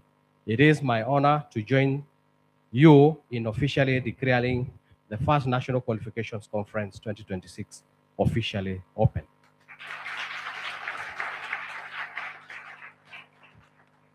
P.S. Madam Moria, you brought up a very critical issue which had also been raised by the chair of the council in the morning about where should KNQA be placed. Is it in the right place? Because it also considers what Inyangala does in higher education, yeah, even in basic education, and even in other ministries. So it's something that we'll go and look at. We see where we can place it. I wouldn't mind it if it comes to my department. You know, we all want to succeed. We want to associate with success. This is a success story, isn't it? So I wouldn't mind if they come to my office. So we'll look at it. We'll discuss with the team that does this, and then we'll see how it can be.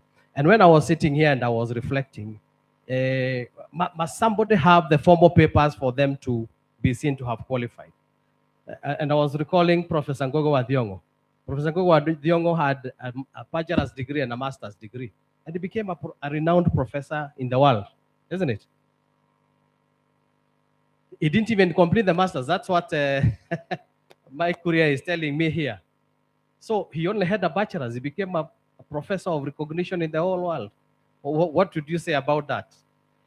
Or a person like Steve Jobs, he dropped out of university in the first year. I think he did the first semester, the second semester he dropped off.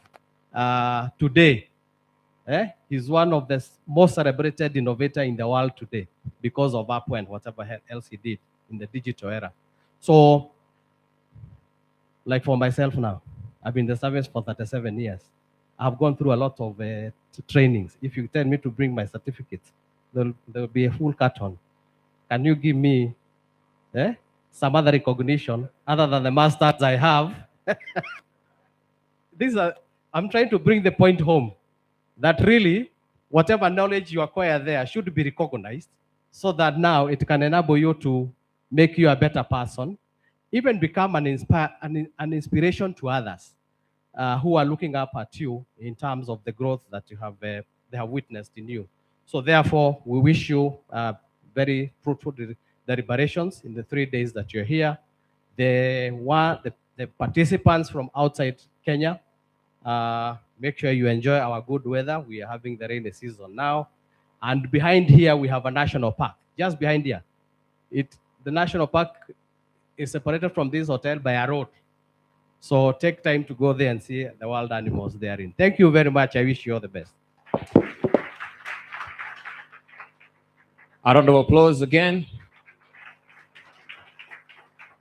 for the Deputy Head of Civil Service and Chief of Staff. Thank you so much for those remarks. Really do appreciate,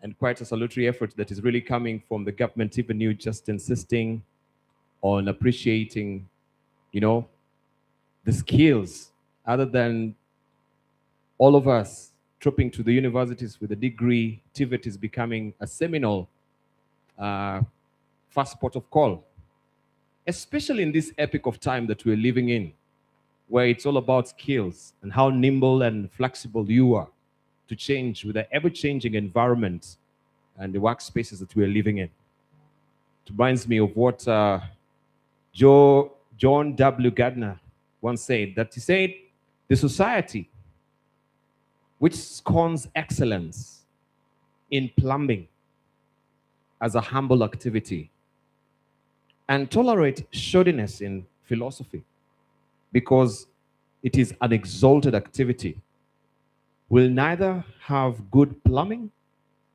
nor good philosophy. Neither its pipes nor its theories will hold the water. And I think that's a very good pause giver, especially when we congregate here. And that's what the chief guest is telling us this afternoon, that we have such a powerful gathering of intellectual provenance and vigor in this room. Very good in articulating policies, but when it comes to the implementation, that is a different kettle of fish altogether. So it does not really matter how good a policy is well articulated. If the tail end of it does not meet the implementation, then we have miserably failed to do what we should. And again, who should be pushing the envelope to make sure the implementation is done? That's another abiding question that we need to think about. Thank you very much again. A round of applause for our chief guest.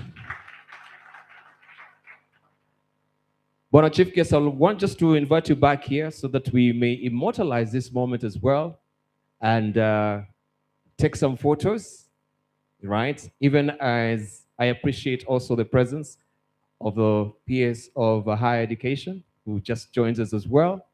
This is, maybe I should give you a moment just to say hi, right? But of course, you have to be captured in our photos, right? With your smiles as well. So chief guest, if you may come back, and I will also call upon the PSs to join us here. Kindly. Yes. Let me try and push this. Kindly help me with this, yes, so that we may create some moment there for the media team to have a Kodak moment.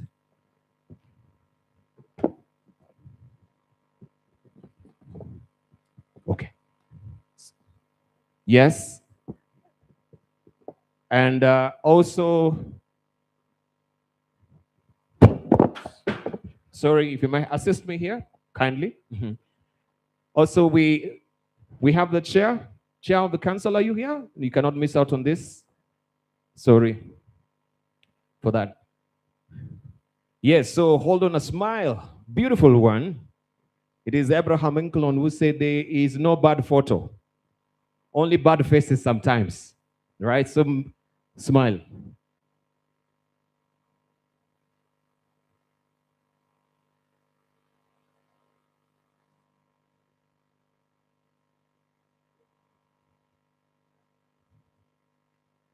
All right.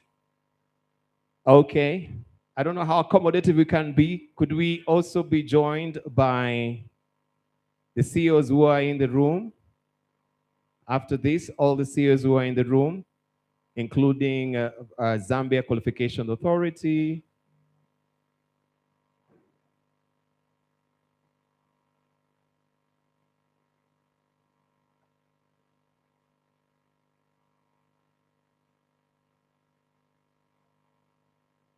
All right, media team will tell me if you're good. Just a thumbs up will do. I think they are holding their smiles for long.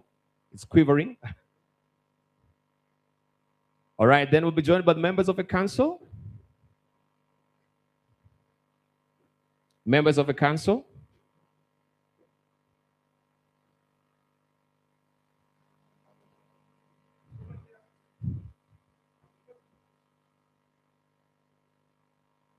It's because of the pillar.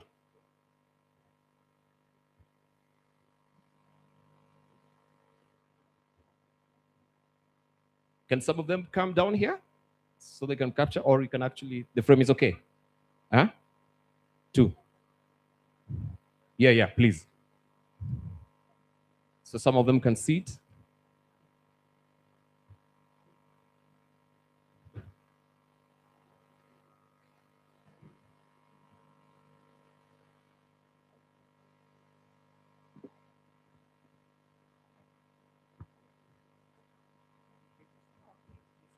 Okay, this is Violet.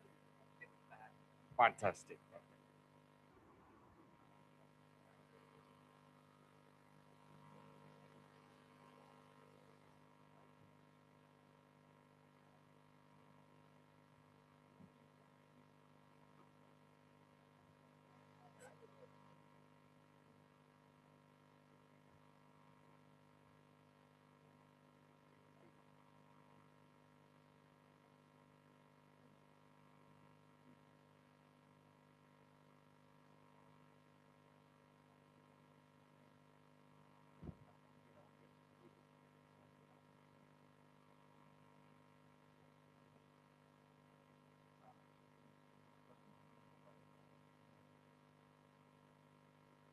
All right, still hang on. Don't be in a tearing rush.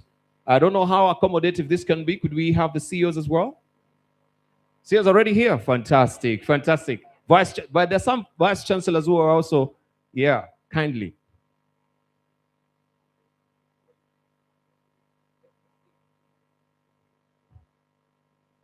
This spread. So some of them can actually, scoot over this other side. Some of you just scoot over. There's some space here, right? This side, please, kindly. Are we good? It's too wide. Can we put 2 more chairs here? Right. Okay, assist 2 more chairs or 3. Can do. Yes. Hi, low. Yeah, where are you? Yeah. Yes. Our partners as well, Caroline.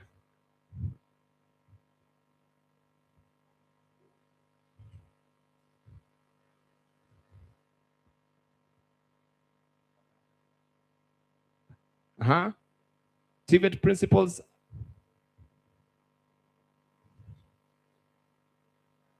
Yes. We had also Mheshimiwa. Mheshimiwa, missing out on this particular photo. Where are you? Yes. Very critical.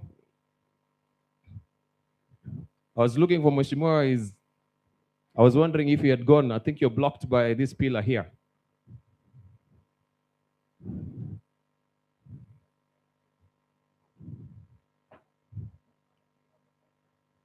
Are we okay? We are not okay. All right. This side. The pillar. It's only this pillar is. So most of it's how do you?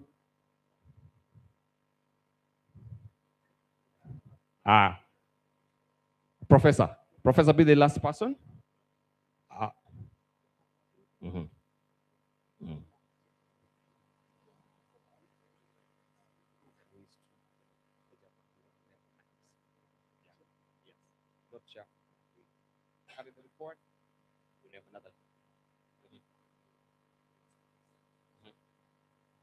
Okay. So I'm being advised it is too wide. Yeah, they cannot really capture it. So what we can do, we do it outside or we bring them in layers. We do it outside on the stairs. Yes. So DJ, can you be putting music for us as we let our guests? So we want to capture this in one frame. will be guided just at the stairs Sincerely there. appreciate So our the photographers, they know high-level better. delegation that is here today. This is our We want maiden to picture. sincerely appreciate Very important the for key. us. So let's just kindly just walk, yeah, outside. Our ushers kindly guide our guests. Kindly guide our guests to.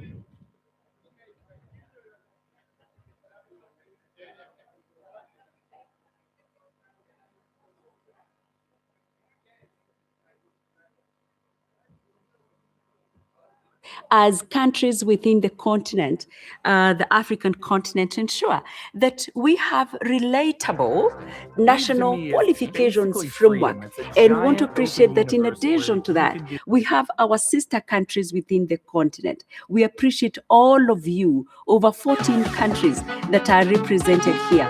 Your presence here really means a lot, and we look forward to really rich conversations as we reflect as a country on the journey that we have made now and what the future holds for us.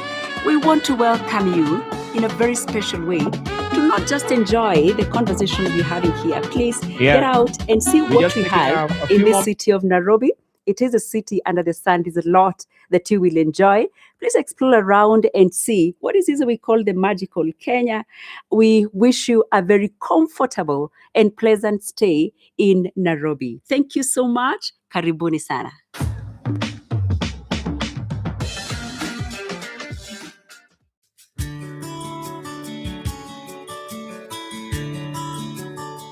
Hello, my name is Caroline Joke, and I serve with the International Labour Organization in Nairobi, Kenya. I would like to take this opportunity to warmly welcome you to Nairobi and Kenya and to the first National Qualifications Conference. We are excited as the ILO, we are a partner to this conference, and we see it as an opportunity for everyone that will be there to learn, but also to share, as there is no monopoly of knowledge, really. So we are hoping to hear from other countries, but also to share what our experience has been here in Kenya, and hope that we really get to create a community of learning, a community of sharing where people can check in with each other. Those that do not have robust or are still in the process of developing their qualifications framework, this is going to be very, very useful for you. And please, if you're still in this process, call on the ILO in your countries, and we will be ready and to avail the technical expertise in your qualifications frameworks journey.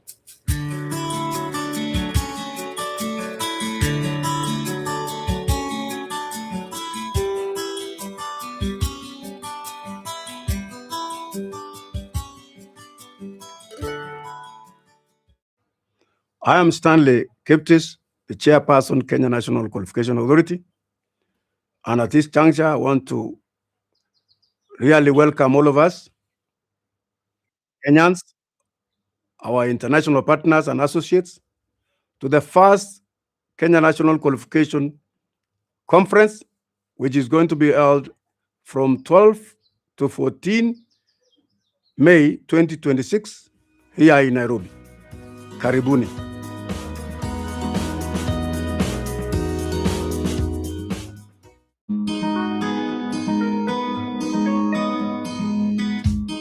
So let me take this opportunity to welcome all of you to the first qualifications conference in Kenya. This is the first of its kind for us to be able to reflect on the qualifications that we have been awarding since independence, both at the basic level, TVET, university level, and this will be an opportunity for us to reflect, to see what is working, to see what's not working, how to improve, but much more importantly, to network, both at the East African, regional, East African, African, and even global levels, to compare the qualifications that we have with what other people are doing. So mine is to really welcome you to Kenya, the land of promise, the land that is ready to take you to the next level. Thank you.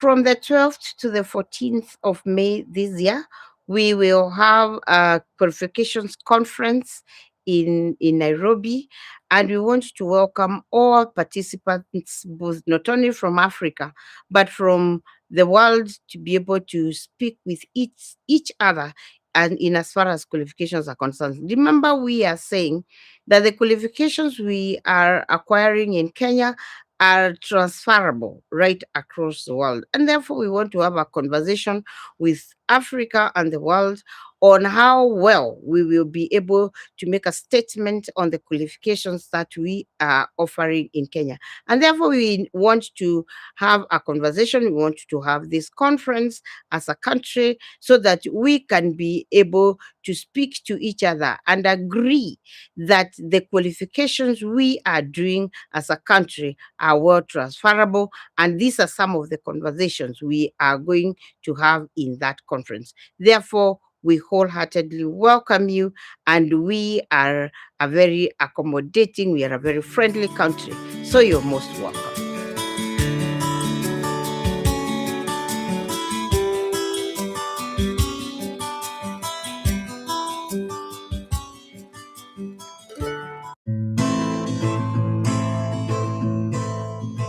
My name is Alice Kande, CEO of the Kenya National Qualifications Authority. I want to take this early opportunity to invite you all to the inaugural National Qualifications Conference.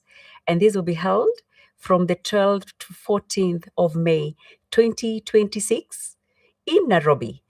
We look forward to welcoming every one of you because you're a key stakeholder in implementation of the Kenya National Qualifications Framework. We shall be having an opportunity to look at the progress that we have made so far.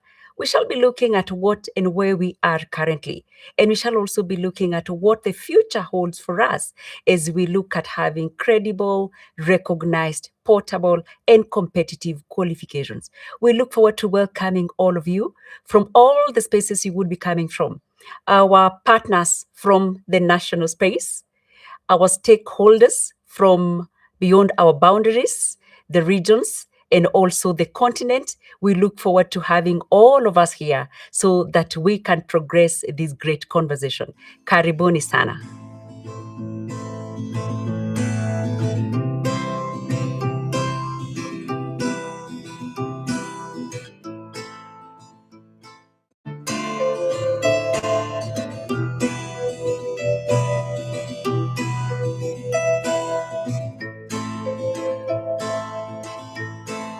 My name is Alice Kande, CEO of the Kenya National Qualifications Authority. I take this early opportunity to invite you and to welcome you to this landmark event that starts today, that is the 12th of May, 2026, a critical date for us as we have all of you join us to progress with this great conversation around reimagining qualifications. So within the space that we have implemented the Kenya National Qualifications Framework, it gives us an opportunity to also learn and hear what has happened elsewhere. We are so delighted that you purposed to join us. We want to sincerely appreciate the high-level delegation that is here today. We want to sincerely appreciate the key stakeholders that have really played a critical role in the conversation that we're having today, looking at the status of implementation of the Kenya National Qualifications Framework. We want to sincerely appreciate all our delegates from whichever space you have come from. We realize in this space, we have our key partner, the European Training Foundation, that has really been critical in supporting us as countries within the continent, the African continent, to ensure that we have relatable national qualifications framework. And we want to appreciate that in addition to that, we have our sister countries within the continent. We appreciate all of you, over 14 countries that are represented here. Your presence here really means a lot, and we look forward to really rich conversations as we reflect as a country on the journey that we have made now and what the future holds for us. We want to welcome you in a very special way to not just enjoy the conversations we're having here. Please get out and see what we have in this city of Nairobi. It is a city under the sun. There's a lot that you will enjoy. Please explore around and see what is this we call the magical Kenya. We wish you a very comfortable and pleasant stay in Nairobi. Thank you so much. Karibuni sana.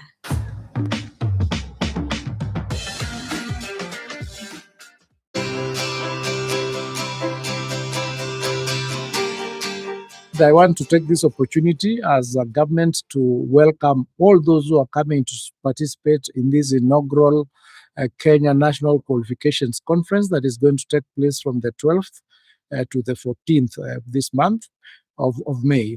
Kenya is a country that is very welcoming with very good people. People are very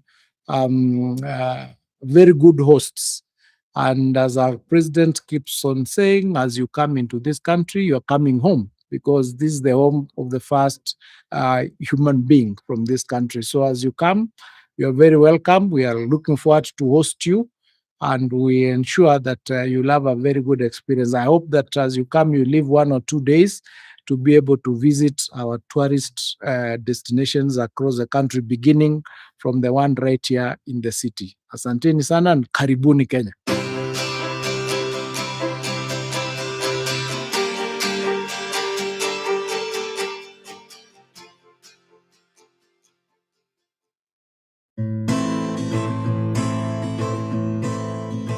My name is Alice Kande, CEO of the Kenya National Qualifications Authority. I want to take this early opportunity to invite you all to the inaugural National Qualifications Conference.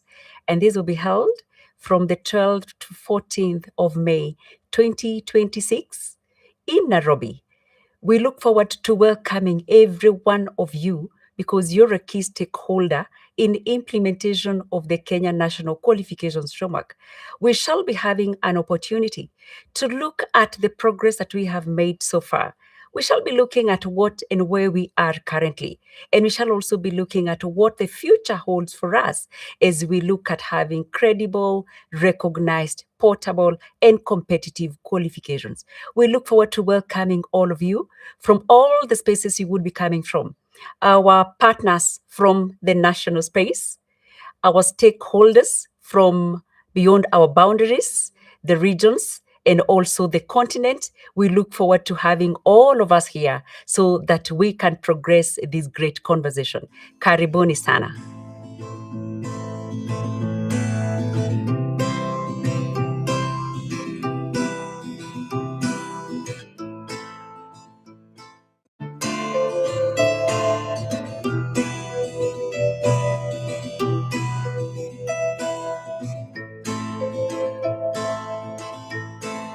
My name is Alice Kande, CEO of the Kenya National Qualifications Authority.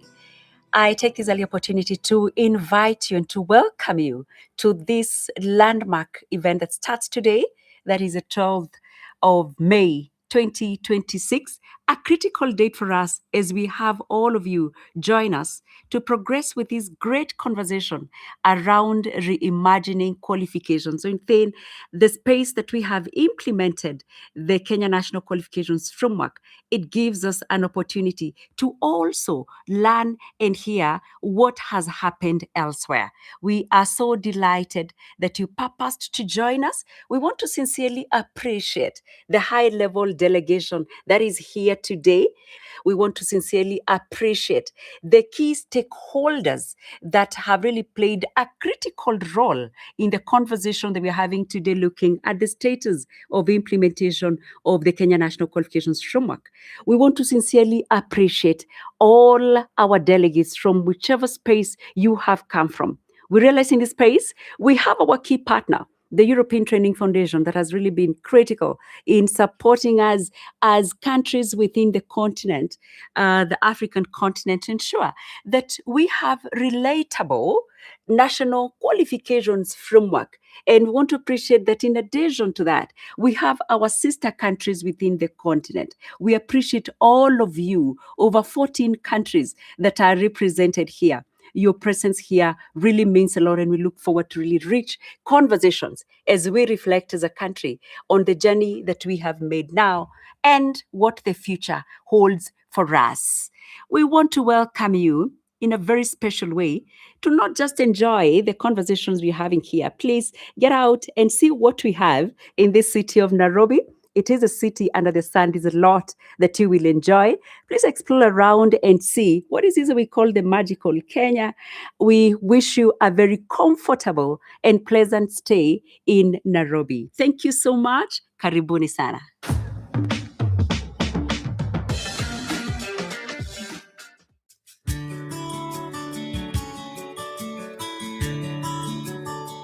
Hello, my name is Caroline Joke, and I serve with the International Labour Organization in Nairobi, Kenya. I would like to take this opportunity to warmly welcome you to Nairobi and Kenya and to the first National Qualifications Conference.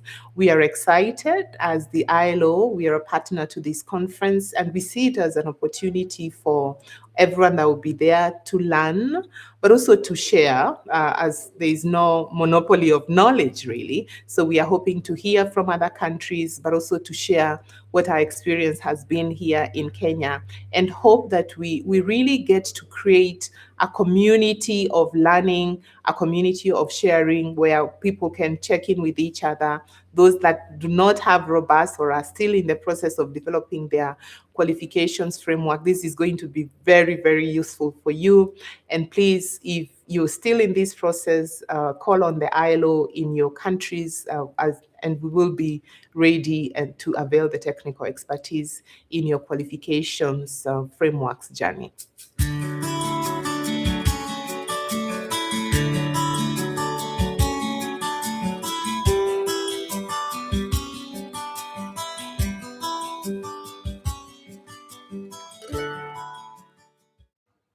I am Stanley Kiptis, the chairperson, Kenya National Qualification Authority. And at this juncture, I want to really welcome all of us, Kenyans, our international partners and associates, to the first Kenya National Qualification Conference, which is going to be held from 12 to 14 May 2026 here in Nairobi. Karibuni.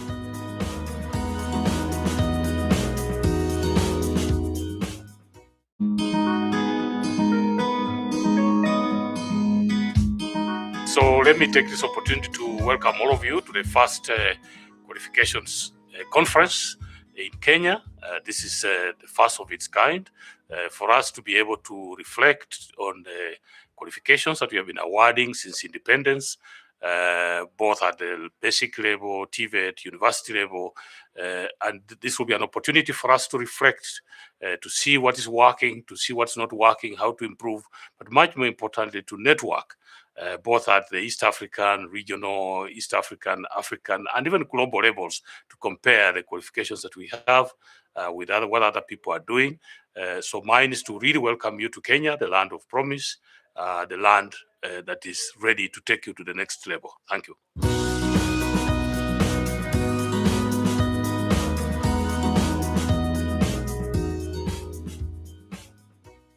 From the 12th to the 14th of May this year, we will have a qualifications conference in Nairobi, and we want to welcome all participants, both not only from Africa, but from the world, to be able to speak with each other and in as far as qualifications are concerned. Remember, we are saying that the qualifications we are acquiring in Kenya are transferable right across the world. And therefore, we want to have a conversation with Africa and the world on how well we will be able to make a statement on the qualifications that we are offering in Kenya. And therefore, we want to have a conversation. We want to have this conference as a country so that we can be able to speak to each other and agree that the qualifications we are doing as a country are well transferable. And these are some of the conversations we are going to have in that conference. Therefore, we wholeheartedly welcome you, and we are a very accommodating, we are a very friendly country. So you're most welcome.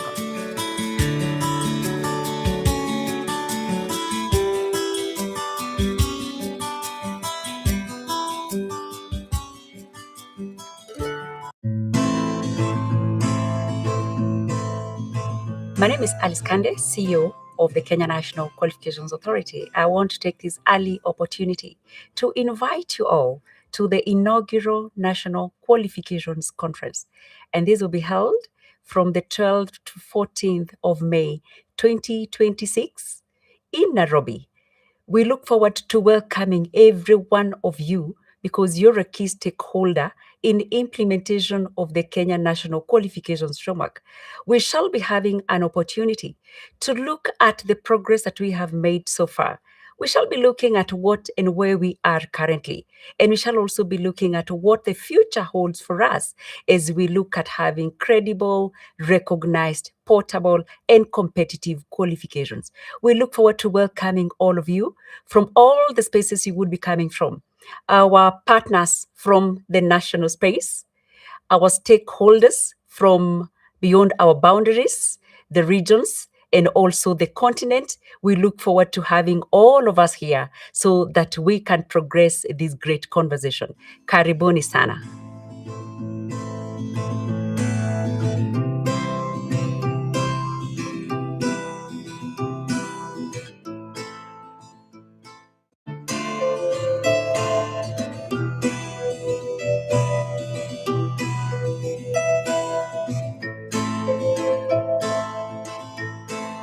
My name is Alice Kande, CEO of the Kenya National Qualifications Authority.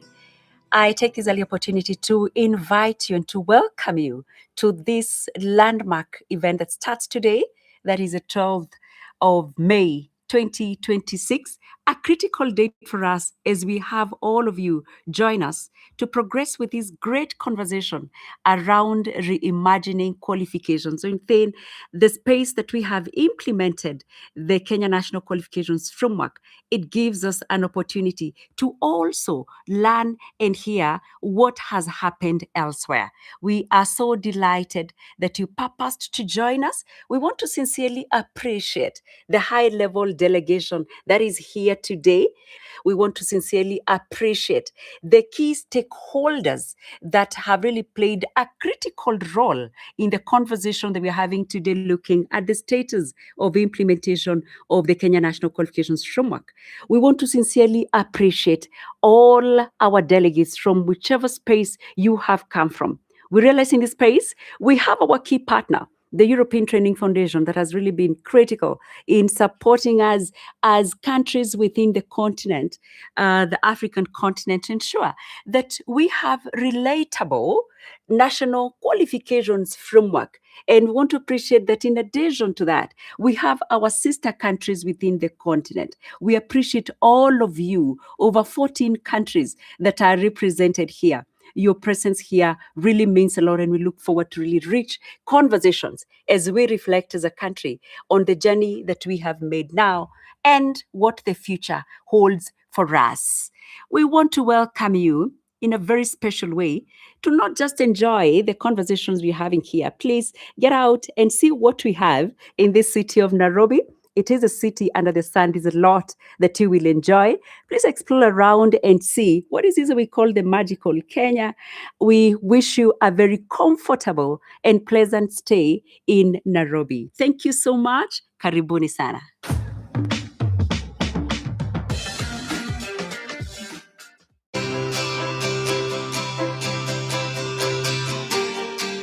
I want to take this opportunity as a government to welcome all those who are coming to participate in this inaugural Kenya National Qualifications Conference that is going to take place from the 12th to the 14th of this month of May. Kenya is a country that is very welcoming with very good people. People are very, very good hosts. And as our president keeps on saying, as you come into this country, you're coming home, because this is the home of the first human being from this country. So as you come, you're very welcome. We are looking forward to host you, and we ensure that you'll have a very good experience. I hope that as you come, you leave 1 or 2 days to be able to visit our tourist destinations across the country, beginning from the one right here in the city. Asanteni sana and karibuni Kenya.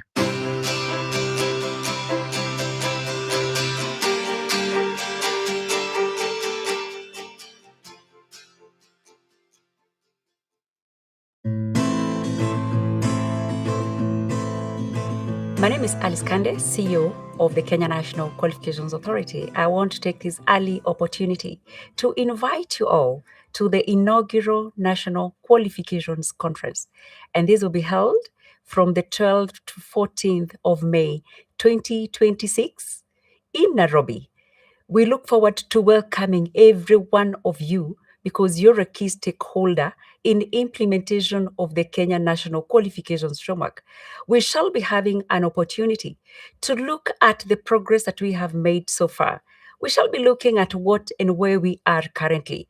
And we shall also be looking at what the future holds for us as we look at having credible, recognized, portable, and competitive qualifications. We look forward to welcoming all of you from all the spaces you would be coming from. Our partners from the national space, our stakeholders from beyond our boundaries, the regions, and also the continent. We look forward to having all of us here so that we can progress this great conversation. Karibuni sana.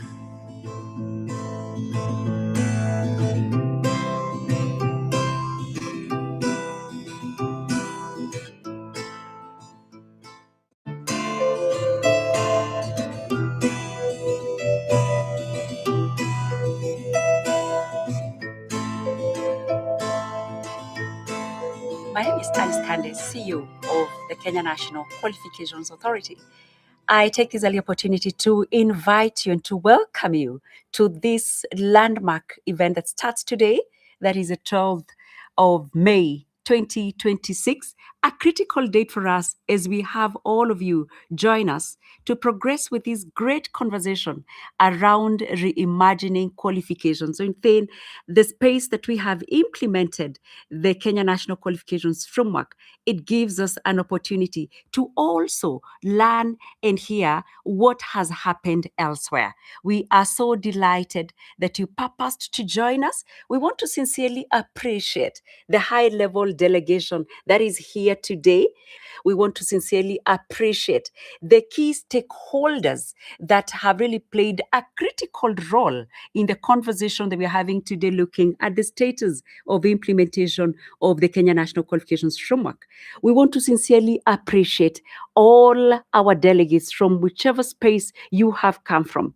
We realize in this space, we have our key partner, the European Training Foundation, that has really been critical in supporting us as countries within the continent, the African continent, to ensure that we have relatable national qualifications framework. And we want to appreciate that in addition to that, we have our sister countries within the continent. We appreciate all of you, over 14 countries that are represented here.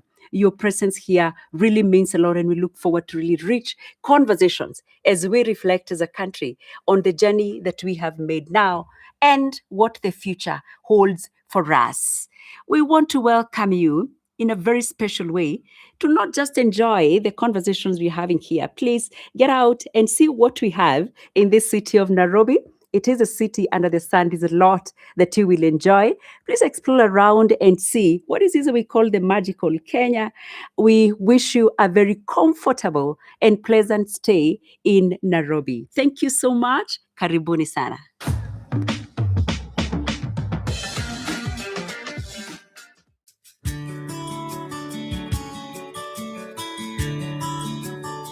Hello, my name is Caroline Joke, and I serve with the International Labour Organization in Nairobi, Kenya. I would like to take this opportunity to warmly welcome you to Nairobi and Kenya and to the first National Qualifications Conference. We are excited as the ILO. We are a partner to this conference, and we see it as an opportunity for everyone that will be there to learn, but also to share, as there is no monopoly of knowledge, really. So we are hoping to hear from other countries, but also to share what our experience has been here in Kenya, and hope that we really get to create a community of learning, a community of sharing where people can check in with each other. Those that do not have robust or are still in the process of developing their qualifications framework, this is going to be very, very useful for you. And please, if you're still in this process, call on the ILO in your countries, and we will be ready and to avail the technical expertise in your qualifications frameworks journey.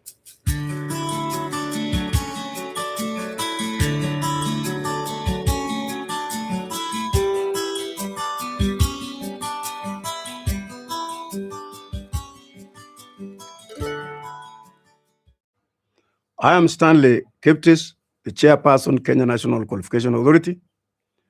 And at this juncture, I want to really welcome all of us, Kenyans, our international partners and associates, to the first Kenya National Qualification Conference, which is going to be held from 12 to 14 May 2026 here in Nairobi. Karibuni.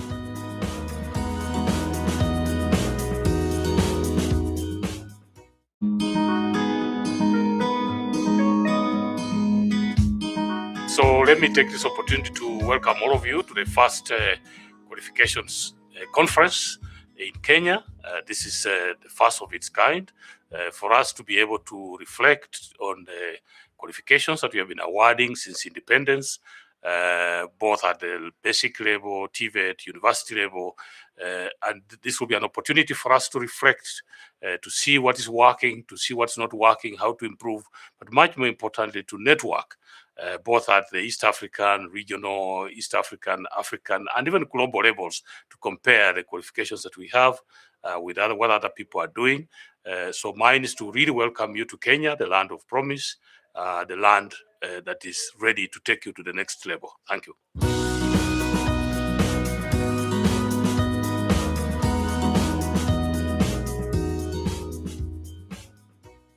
From the 12th to the 14th of May this year, we will have a qualifications conference in Nairobi, and we want to welcome all participants, both not only from Africa, but from the world, to be able to speak with each other and in as far as qualifications are concerned. Remember, we are saying that the qualifications we are acquiring in Kenya are transferable right across the world. And therefore, we want to have a conversation with Africa and the world on how well we will be able to make a statement on the qualifications that we are offering in Kenya. And therefore, we want to have a conversation. We want to have this conference as a country so that we can be able to speak to each other and agree that the qualifications we are doing as a country are well transferable. And these are some of the conversations we are going to have in that conference. Therefore, we wholeheartedly welcome you, and we are a very accommodating, we are a very friendly country. So you're most welcome.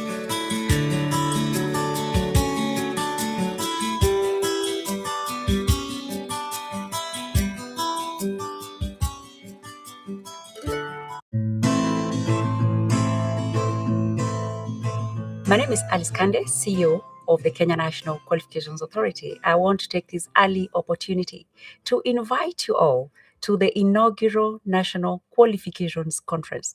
And this will be held from the 12th to 14th of May 2026 in Nairobi. We look forward to welcoming every one of you because you're a key stakeholder in implementation of the Kenya National Qualifications Framework. We shall be having an opportunity to look at the progress that we have made so far. We shall be looking at what and where we are currently. And we shall also be looking at what the future holds for us as we look at having credible, recognized, portable, and competitive qualifications. We look forward to welcoming all of you from all the spaces you would be coming from.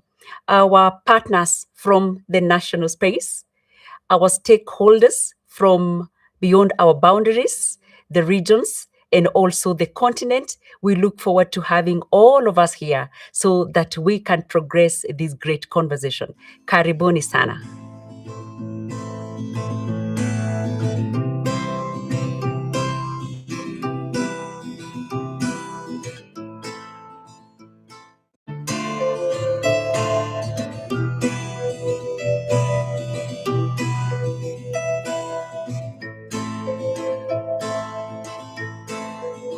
Alice Kande, CEO of the Kenya National Qualifications Authority. I take this early opportunity to invite you and to welcome you to this landmark event that starts today, that is the 12th of May 2026, a critical date for us as we have all of you join us to progress with this great conversation around reimagining qualifications. So within the space that we have implemented the Kenya National Qualifications Framework, it gives us an opportunity to also learn and hear what has happened elsewhere. We are so delighted that you purposed to join us. We want to sincerely appreciate the high-level delegation that is here today.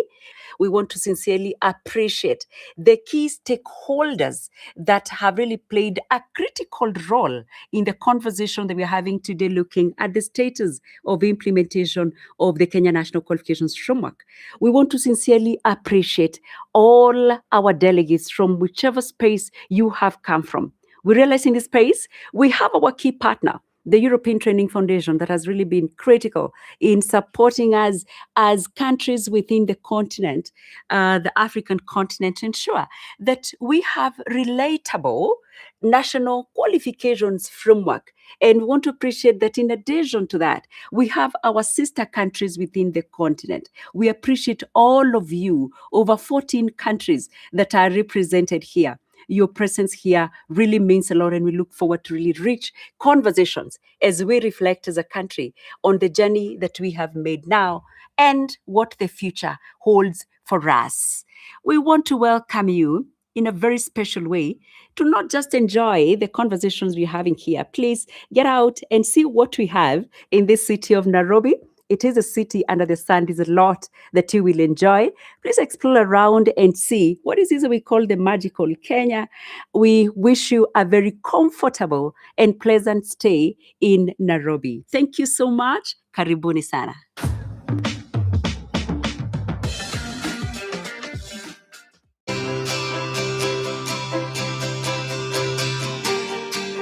I want to take this opportunity as a government to welcome all those who are coming to participate in this inaugural Kenya National Qualifications Conference that is going to take place from the 12th to the 14th this month of May. Kenya is a country that is very welcoming with very good people. People are very good hosts. And as our president keeps on saying, as you come into this country, you're coming home, because this is the home of the first human being from this country. So as you come, you're very welcome. We are looking forward to host you, and we ensure that you'll have a very good experience. I hope that as you come, you live 1 or 2 days to be able to visit our tourist destinations across the country, beginning from the one right here in the city. Asanteni sana and karibuni Kenya.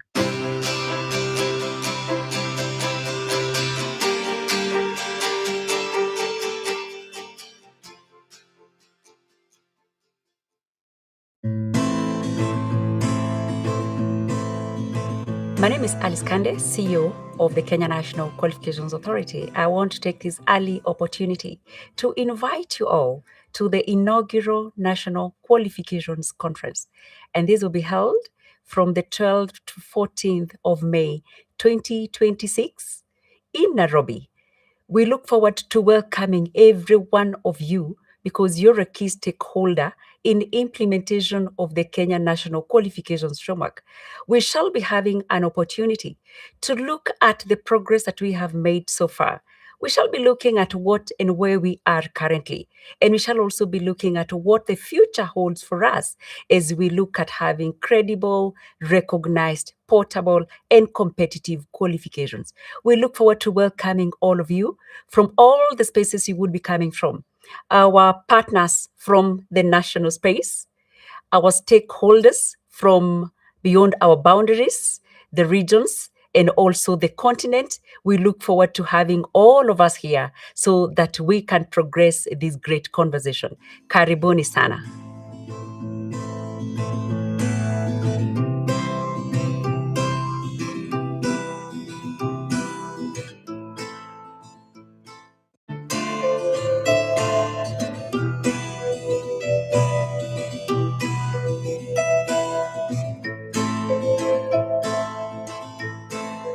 name is Tanis Kande, CEO of the Kenya National Qualifications Authority.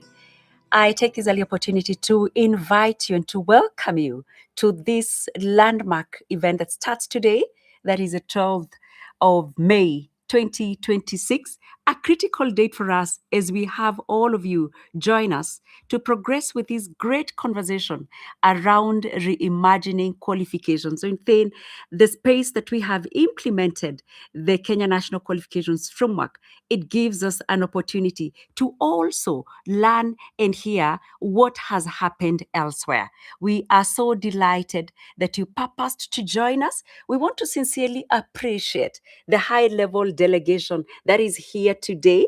We want to sincerely appreciate the key stakeholders that have really played a critical role in the conversation that we're having today, looking at the status of implementation of the Kenya National Qualifications Framework.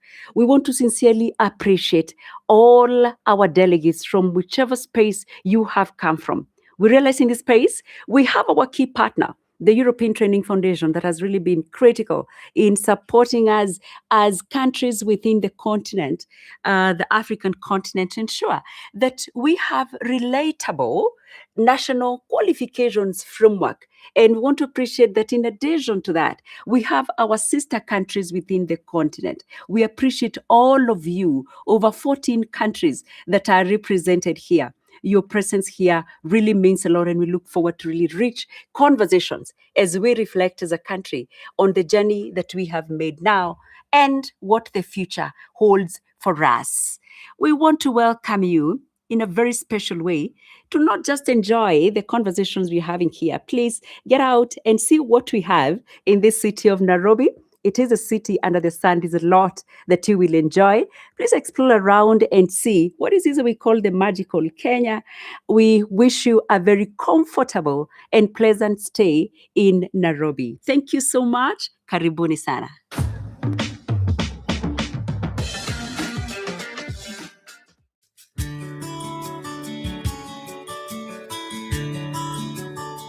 Hello, my name is Caroline Joke, and I serve with the International Labour Organization in Nairobi, Kenya. I would like to take this opportunity to warmly welcome you to Nairobi and Kenya and to the first National Qualifications Conference. We are excited as the ILO. We are a partner to this conference, and we see it as an opportunity for everyone that will be there to learn, but also to share, as there is no monopoly of knowledge, really. So we are hoping to hear from other countries, but also to share what our experience has been here in Kenya, and hope that we really get to create a community of learning, a community of sharing, where people can check in with each other. Those that do not have robust or are still in the process of developing their qualifications framework, this is going to be very, very useful for you. And please, if you're still in this process, call on the ILO in your countries, and we will be ready and to avail the technical expertise in your qualifications frameworks journey.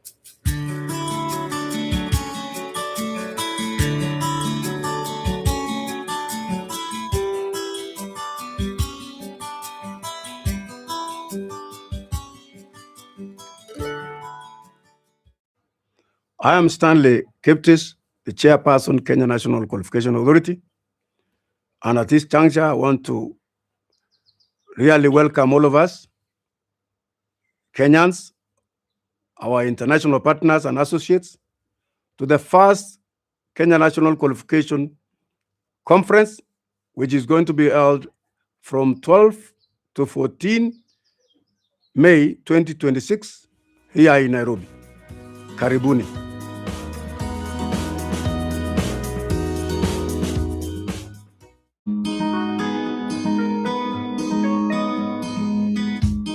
So let me take this opportunity to welcome all of you to the first qualifications conference in Kenya. This is the first of its kind for us to be able to reflect on the qualifications that we have been awarding since independence, both at the basic level, TVET, university level, and this will be an opportunity for us to reflect, to see what is working, to see what's not working, how to improve, but much more importantly, to network both at the East African, regional, East African, African, and even global levels to compare the qualifications that we have with what other people are doing. So mine is to really welcome you to Kenya, the land of promise, the land that is ready to take you to the next level. Thank you.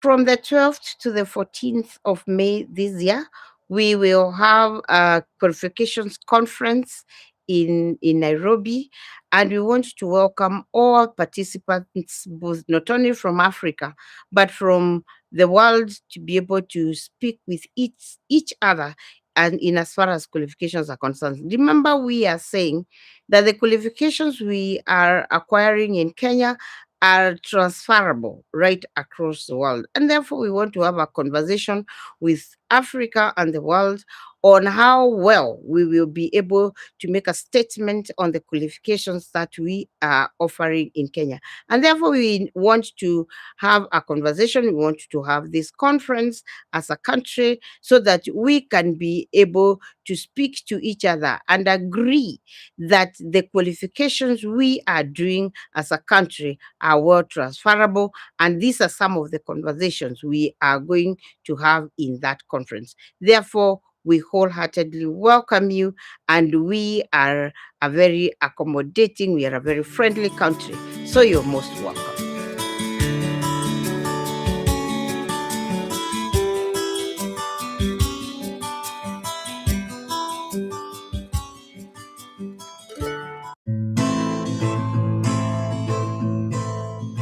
My name is Alice Kande, CEO of the Kenya National Qualifications Authority. I want to take this early opportunity to invite you all to the inaugural National Qualifications Conference. And this will be held from the 12th to 14th of May 2026 in Nairobi. We look forward to welcoming every one of you because you're a key stakeholder in implementation of the Kenya National Qualifications Framework. We shall be having an opportunity to look at the progress that we have made so far. We shall be looking at what and where we are currently. And we shall also be looking at what the future holds for us as we look at having credible, recognized, portable, and competitive qualifications. We look forward to welcoming all of you from all the spaces you would be coming from. Our partners from the national space, our stakeholders from beyond our boundaries, the regions, and also the continent. We look forward to having all of us here so that we can progress this great conversation. Karibuni sana.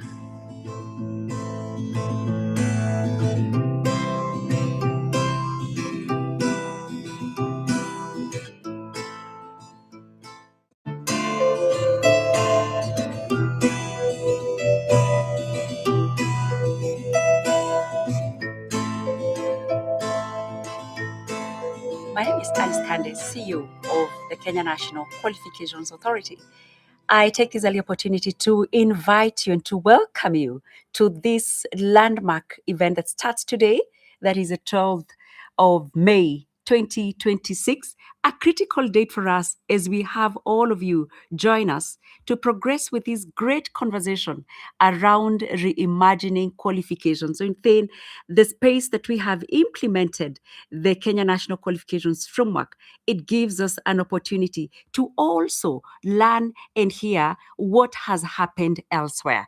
We are so delighted that you purposed to join us. We want to sincerely appreciate the high-level delegation that is here today. We want to sincerely appreciate the key stakeholders that have really played a critical role in the conversation that we're having today, looking at the status of implementation of the Kenya National Qualifications Framework. We want to sincerely appreciate all our delegates from whichever space you have come from. We realize in this space, we have our key partner, the European Training Foundation that has really been critical in supporting us as countries within the continent, the African continent, to ensure that we have relatable national qualifications framework. And we want to appreciate that in addition to that, we have our sister countries within the continent. We appreciate all of you, over 14 countries that are represented here. Your presence here really means a lot, and we look forward to really rich conversations as we reflect as a country on the journey that we have made now and what the future holds for us. We want to welcome you in a very special way to not just enjoy the conversations we're having here. Please get out and see what we have in this city of Nairobi. It is a city under the sun. There's a lot that you will enjoy. Please explore around and see what is this we call the magical Kenya. We wish you a very comfortable and pleasant stay in Nairobi. Thank you so much. Karibuni sana.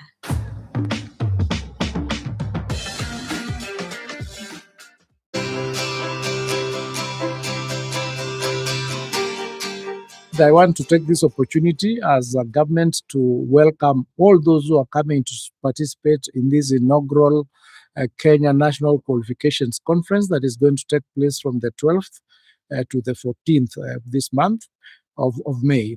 Kenya is a country that is very welcoming with very good people. People are very good hosts.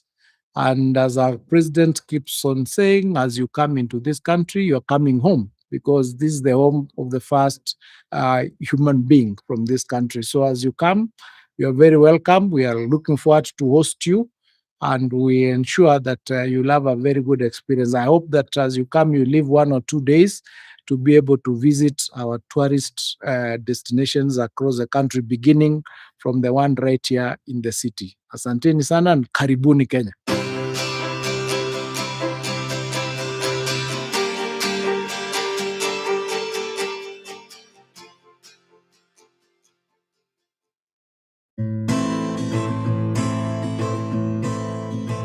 My name is Alice Kande, CEO of the Kenya National Qualifications Authority. I want to take this early opportunity to invite you all to the inaugural National Qualifications Conference.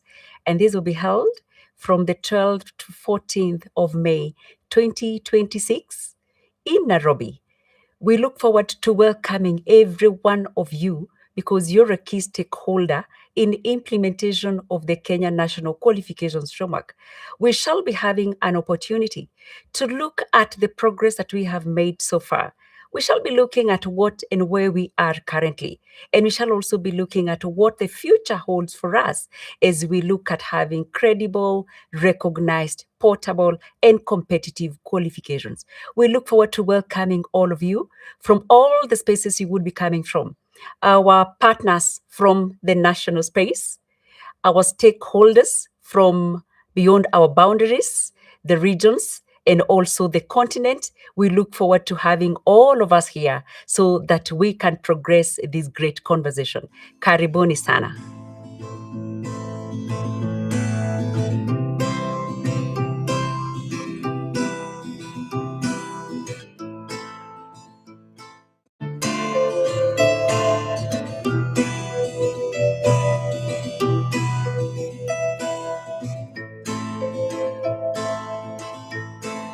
My name is Alice Kande, CEO of the Kenya National Qualifications Authority.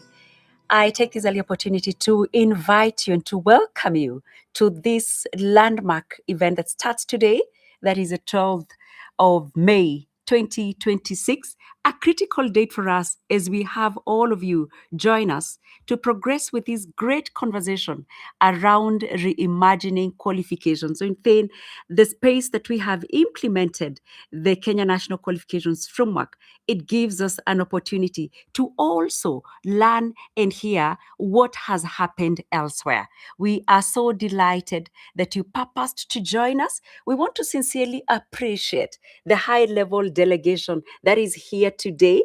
We want to sincerely appreciate the key stakeholders that have really played a critical role in the conversation that we're having today, looking at the status of implementation of the Kenya National Qualifications Framework. We want to sincerely appreciate all our delegates from whichever space you have come from. We realize in this space, we have our key partner, the European Training Foundation, that has really been critical in supporting us as countries within the continent, the African continent, to ensure that we have relatable national qualifications framework. And we want to appreciate that in addition to that, we have our sister countries within the continent. We appreciate all of you, over 14 countries that are represented here. Your presence here really means a lot, and we look forward to really rich conversations as we reflect as a country on the journey that we have made now and what the future holds for us. We want to welcome you in a very special way to not just enjoy the conversations we're having here. Please get out and see what we have in this city of Nairobi. It is a city under the sun. There's a lot that you will enjoy. Please explore around and see what is this we call the magical Kenya. We wish you a very comfortable and pleasant stay in Nairobi. Thank you so much. Karibuni sana.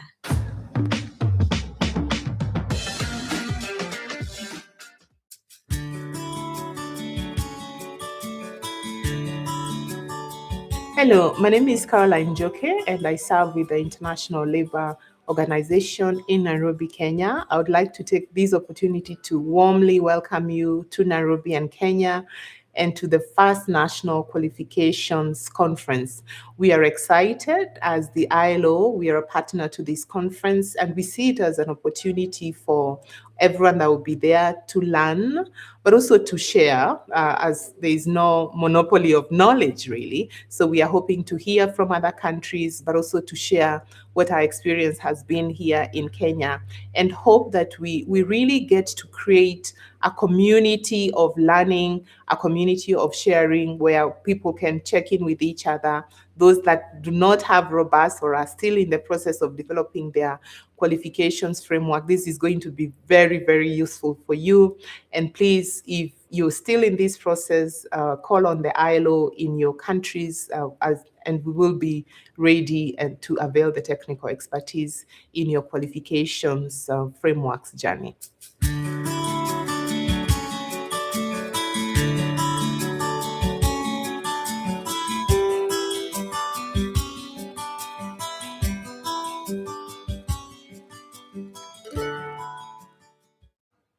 I am Stanley Kiptis, the chairperson, Kenya National Qualification Authority.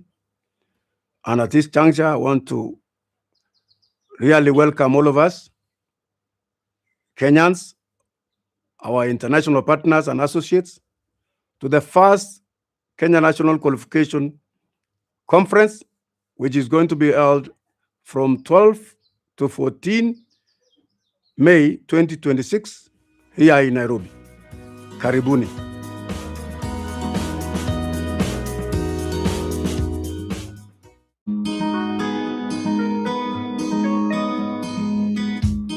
So let me take this opportunity to welcome all of you to the first qualifications conference in Kenya. This is the first of its kind for us to be able to reflect on the qualifications that we have been awarding since independence, both at the basic level, TVET, university level, and this will be an opportunity for us to reflect, to see what is working, to see what's not working, how to improve, but much more importantly, to network, both at the East African, regional, East African, African, and even global levels, to compare the qualifications that we have with what other people are doing. So mine is to really welcome you to Kenya, the land of promise, the land that is ready to take you to the next level. Thank you.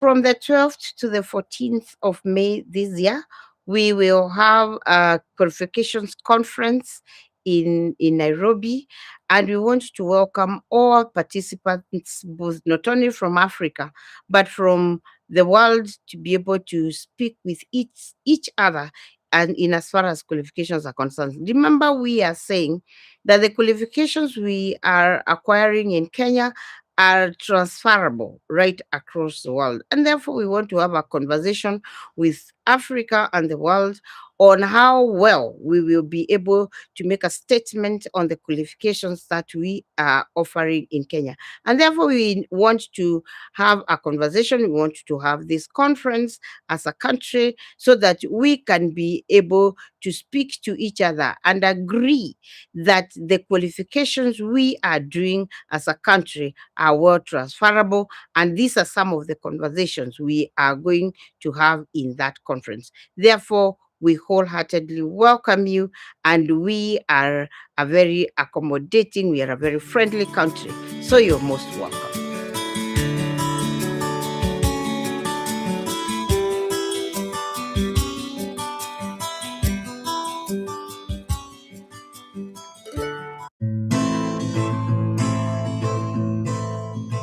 My name is Alice Kande, CEO of the Kenya National Qualifications Authority. I want to take this early opportunity to invite you all to the inaugural National Qualifications Conference. And this will be held from the 12th to 14th of May 2026 in Nairobi. We look forward to welcoming every one of you because you're a key stakeholder in implementation of the Kenya National Qualifications Framework. We shall be having an opportunity to look at the progress that we have made so far. We shall be looking at what and where we are currently. And we shall also be looking at what the future holds for us as we look at having credible, recognized, portable, and competitive qualifications. We look forward to welcoming all of you from all the spaces you would be coming from. Our partners from the national space, our stakeholders from beyond our boundaries, the regions, and also the continent. We look forward to having all of us here so that we can progress this great conversation. Karibuni sana.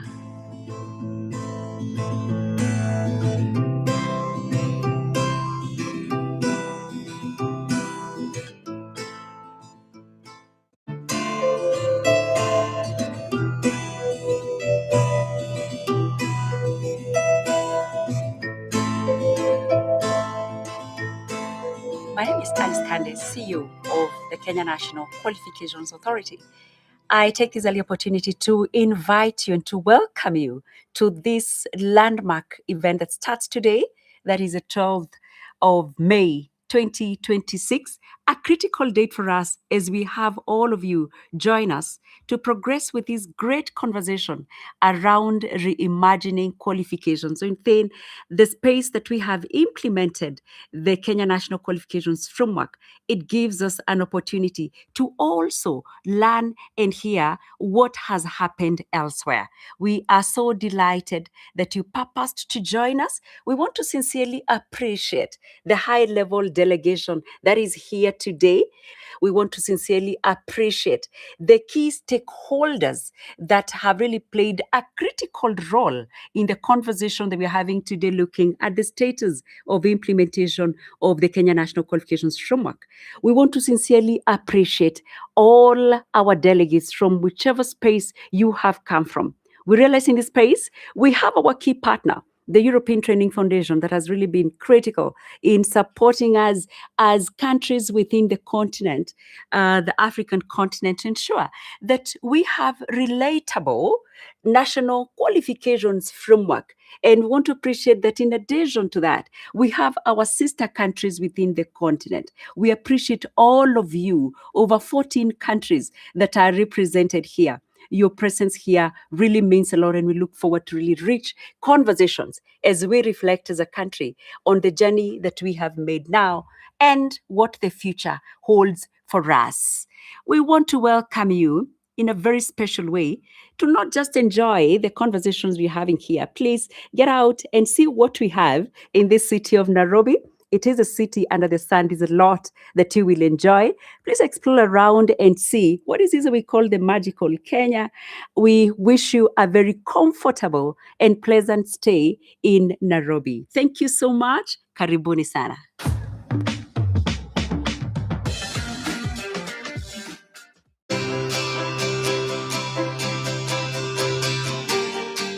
I want to take this opportunity as a government to welcome all those who are coming to participate in this inaugural Kenya National Qualifications Conference that is going to take place from the 12th to the 14th of this month of May. Kenya is a country that is very welcoming with very good people. People who are very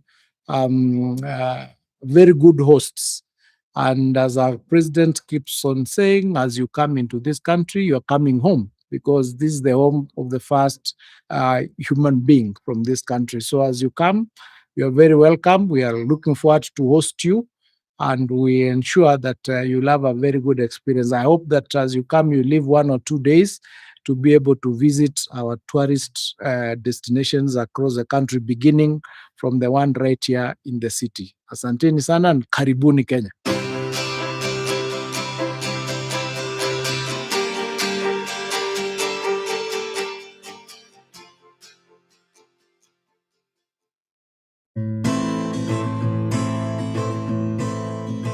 My name is Alice Kande, CEO of the Kenya National Qualifications Authority. I want to take this early opportunity to invite you all to the inaugural National Qualifications Conference.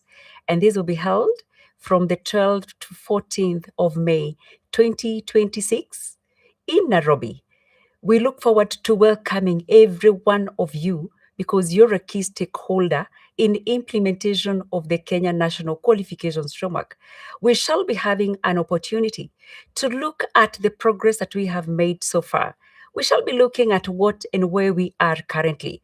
And we shall also be looking at what the future holds for us as we look at having credible, recognized, portable, and competitive qualifications. We look forward to welcoming all of you from all the spaces you would be coming from.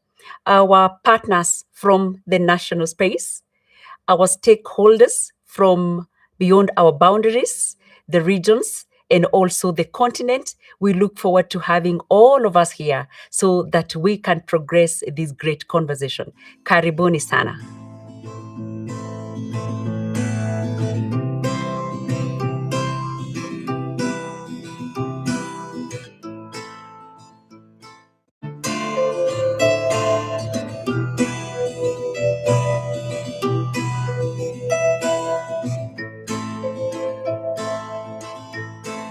My name is Alice Kande, CEO of the Kenya National Qualifications Authority.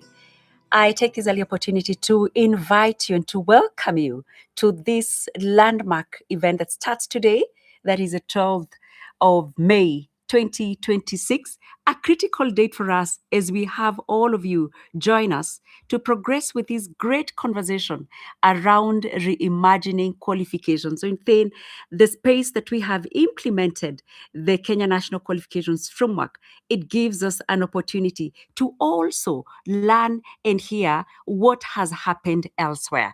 We are so delighted that you purposed to join us. We want to sincerely appreciate the high-level delegation that is here today. We want to sincerely appreciate the key stakeholders that have really played a critical role in the conversation that we're having today, looking at the status of implementation of the Kenya National Qualifications Framework. We want to sincerely appreciate all our delegates from whichever space you have come from. We realize in this space, we have our key partner, the European Training Foundation, that has really been critical in supporting us as countries within the continent, the African continent, to ensure that we have relatable national qualifications framework. And we want to appreciate that in addition to that, we have our sister countries within the continent. We appreciate all of you, over 14 countries that are represented here. Your presence here really means a lot, and we look forward to really rich conversations as we reflect as a country on the journey that we have made now and what the future holds for us. We want to welcome you in a very special way to not just enjoy the conversations we're having here. Please get out and see what we have in this city of Nairobi. It is a city under the sun. There's a lot that you will enjoy. Please explore around and see what is this we call the magical Kenya. We wish you a very comfortable and pleasant stay in Nairobi. Thank you so much. Karibuni sana.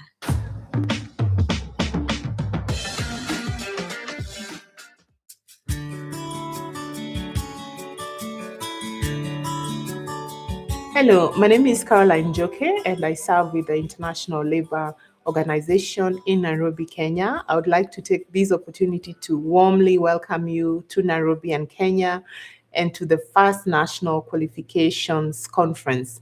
We are excited as the ILO, we are a partner to this conference, and we see it as an opportunity for everyone that will be there to learn, but also to share, as there is no monopoly of knowledge, really. So we are hoping to hear from other countries, but also to share what our experience has been here in Kenya, and hope that we really get to create a community of learning, a community of sharing where people can check in with each other.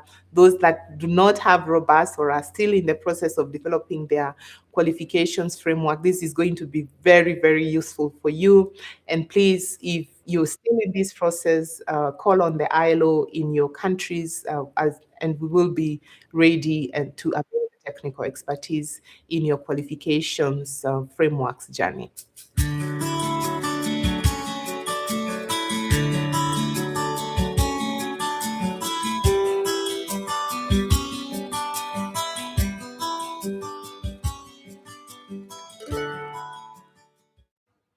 I am Stanley Kiptis, the chairperson, Kenya National Qualification Authority.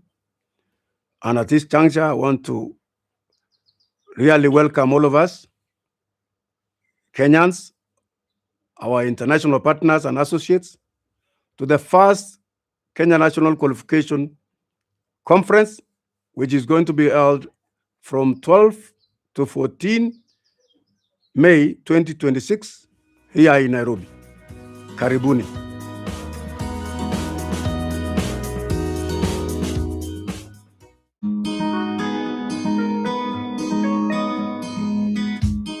So let me take this opportunity to welcome all of you to the first qualifications conference in Kenya. This is the first of its kind for us to be able to reflect on the qualifications that we have been awarding since independence, both at the basic level, TVET, university level, and this will be an opportunity for us to reflect, to see what is working, to see what's not working, how to improve, but much more importantly, to network, both at the East African, regional, East African, African, and even global levels, to compare the qualifications that we have with what other people are doing. So mine is to really welcome you to Kenya, the land of promise, the land that is ready to take you to the next level. Thank you.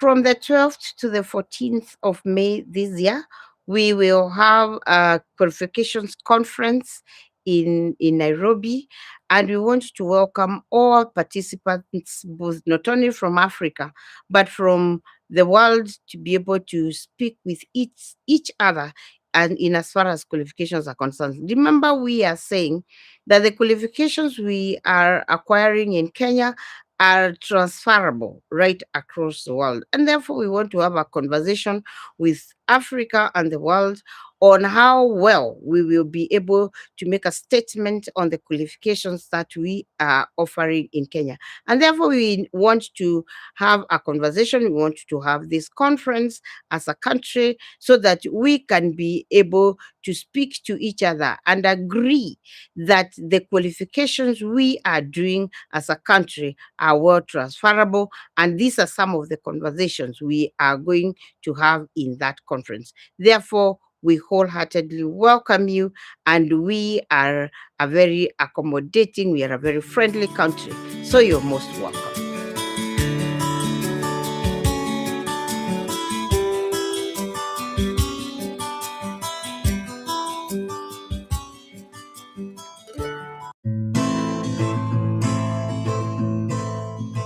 My name is Alice Kande, CEO of the Kenya National Qualifications Authority. I want to take this early opportunity to invite you all to the inaugural National Qualifications Conference.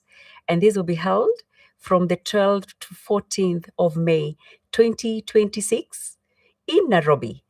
We look forward to welcoming every one of you because you're a key stakeholder in implementation of the Kenya National Qualifications Framework. We shall be having an opportunity to look at the progress that we have made so far. We shall be looking at what and where we are currently. And we shall also be looking at what the future holds for us as we look at having credible, recognized, portable, and competitive qualifications. We look forward to welcoming all of you from all the spaces you would be coming from. Our partners from the national space, our stakeholders from beyond our boundaries, the regions, and also the continent. We look forward to having all of us here so that we can progress this great conversation. Karibuni sana.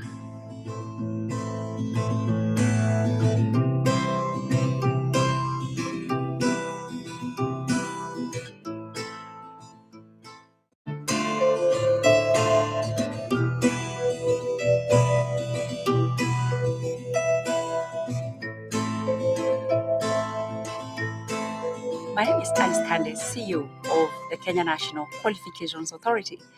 I take this early opportunity to invite you and to welcome you to this landmark event that starts today, that is the 12th of May 2026, a critical date for us as we have all of you join us to progress with this great conversation around reimagining qualifications. So in the space that we have implemented the Kenya National Qualifications Framework, it gives us an opportunity to also learn and hear what has happened elsewhere. We are so delighted that you purposed to join us. We want to sincerely appreciate the high-level delegation that is here today. We want to sincerely appreciate the key stakeholders that have really played a critical role in the conversation that we're having today, looking at the status of implementation of the Kenya National Qualifications Framework. We want to sincerely appreciate all our delegates from whichever space you have come from. We realize in this space, we have our key partner, the European Training Foundation, that has really been critical in supporting us as countries within the continent, the African continent, to ensure that we have relatable national qualifications framework.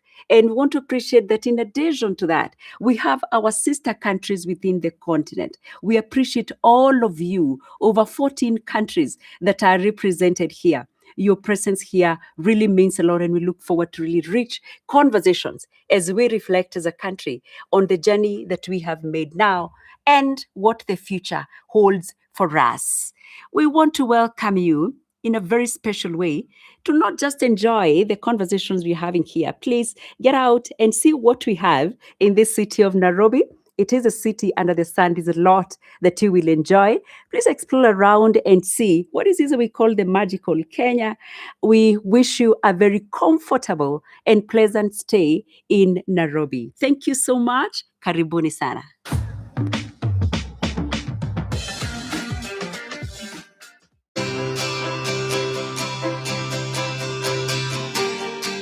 I want to take this opportunity as a government to welcome all those who are coming to participate in this inaugural Kenya National Qualifications Conference that is going to take place from the 12th to the 14th of this month of May.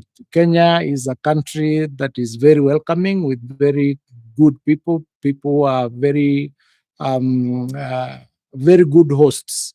And as our president keeps on saying, as you come into this country, you're coming home, because this is the home of the first human being from this country. So as you come, you're very welcome. We are looking forward to host you, and we ensure that you'll have a very good experience. I hope that as you come, you leave 1 or 2 days to be able to visit our tourist destinations across the country, beginning from the one right here in the city. Asanteni sana and karibuni Kenya.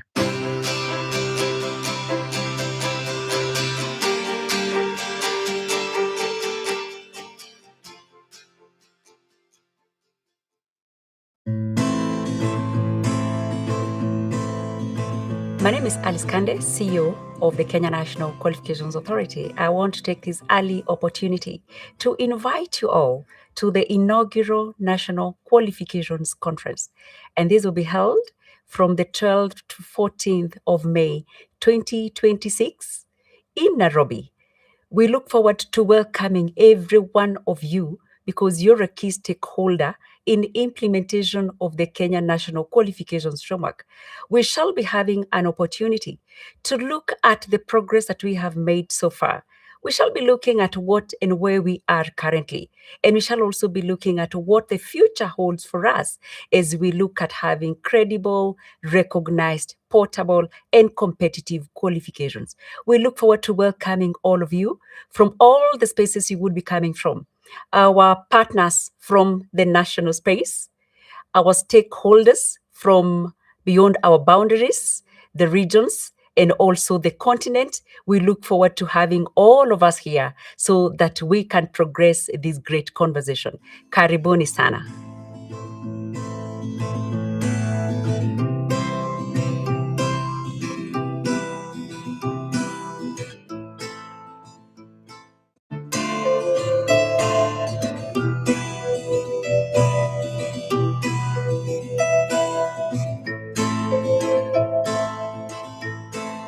My name is Alice Kande, CEO of the Kenya National Qualifications Authority.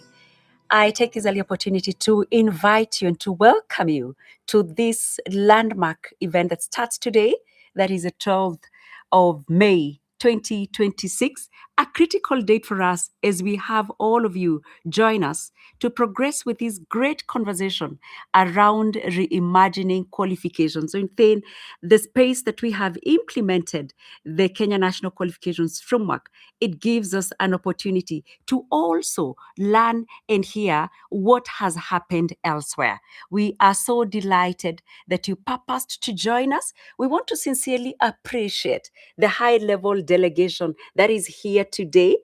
We want to sincerely appreciate the key stakeholders that have really played a critical role in the conversation that we're having today, looking at the status of implementation of the Kenya National Qualifications Framework. We want to sincerely appreciate all our delegates from whichever space you have come from. We realize in this space, we have our key partner, the European Training Foundation, that has really been critical in supporting us as countries within the continent, the African continent, to ensure that we have relatable national qualifications framework. And we want to appreciate that in addition to that, we have our sister countries within the continent. We appreciate all of you, over 14 countries that are represented here. Your presence here really means a lot, and we look forward to really rich conversations as we reflect as a country on the journey that we have made now and what the future holds for us. We want to welcome you in a very special way to not just enjoy the conversations we're having here. Please get out and see what we have in this city of Nairobi. It is a city under the sun. There's a lot that you will enjoy. Please explore around and see what is this we call the magical Kenya. We wish you a very comfortable and pleasant stay in Nairobi. Thank you so much. Karibuni sana.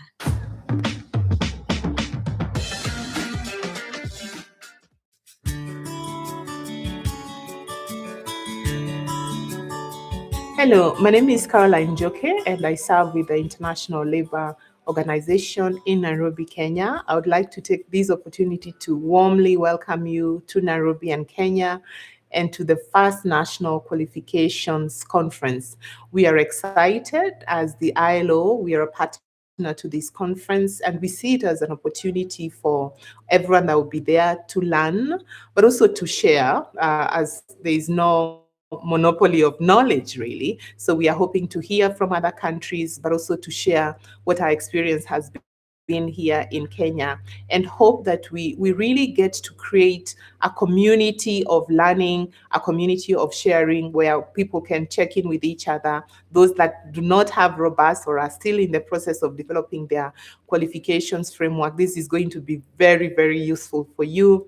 And please, if you're still in this process, call on the ILO in your countries, and we will be ready and to avail the technical expertise in your qualifications frameworks journey.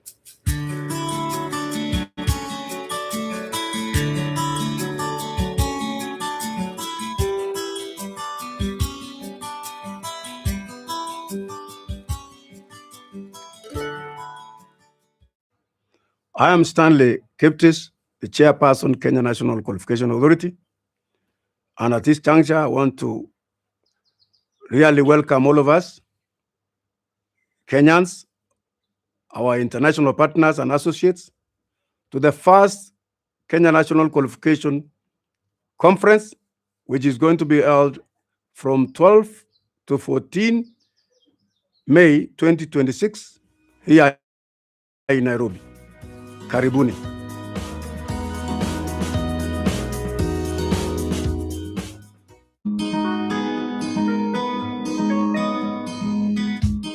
So let me take this opportunity to welcome all of you to the first qualifications conference in Kenya.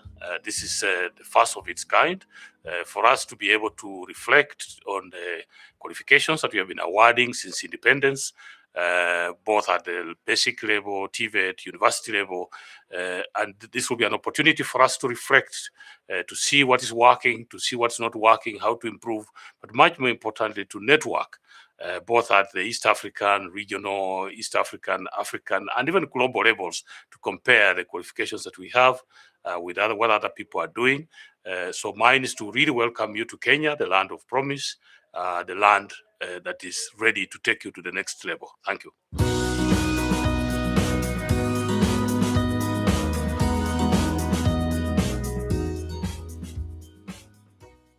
From the 12th to the 14th of May this year, we will have a qualifications conference in Nairobi, and we want to welcome all participants, both not only from Africa, but from the world, to be able to speak with each other and in as far as qualifications are concerned. Remember, we are saying that the qualifications we are acquiring in Kenya are transferable right across the world. And therefore, we want to have a conversation with Africa and the world on how well we will be able to make a statement on the qualifications that we are offering in Kenya. And therefore, we want to have a conversation. We want to have this conference as a country so that we can be able to speak to each other and agree that the qualifications we are doing as a country are well transferable. And these are some of the conversations we are going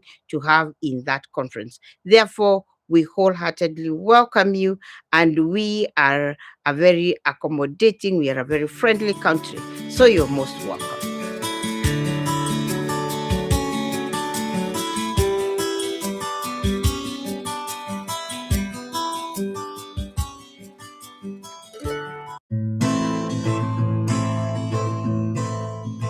My name is Alice Kande, CEO of the Kenya National Qualifications Authority. I want to take this early opportunity to invite you all to the inaugural National Qualifications Conference. And this will be held from the 12th to 14th of May 2026 in Nairobi. We look forward to welcoming every one of you because you're a key stakeholder in implementation of the Kenya National Qualifications Framework. We shall be having an opportunity to look at the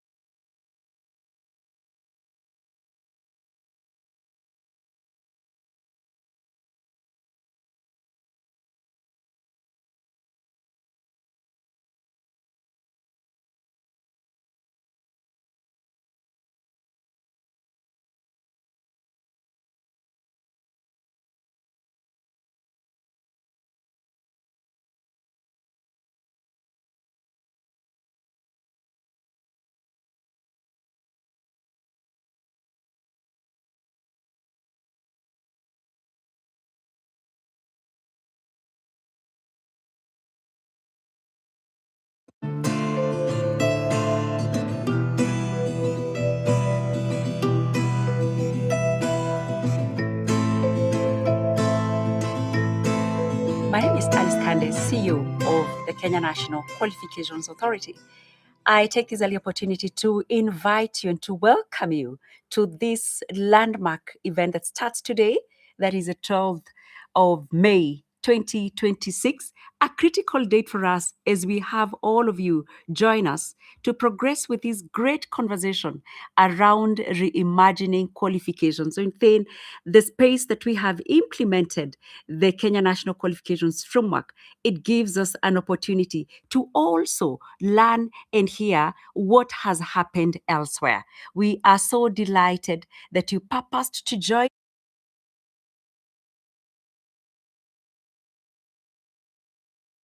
Credentials that promotes academic and labor mobility, mutual recognition, and inclusive developments.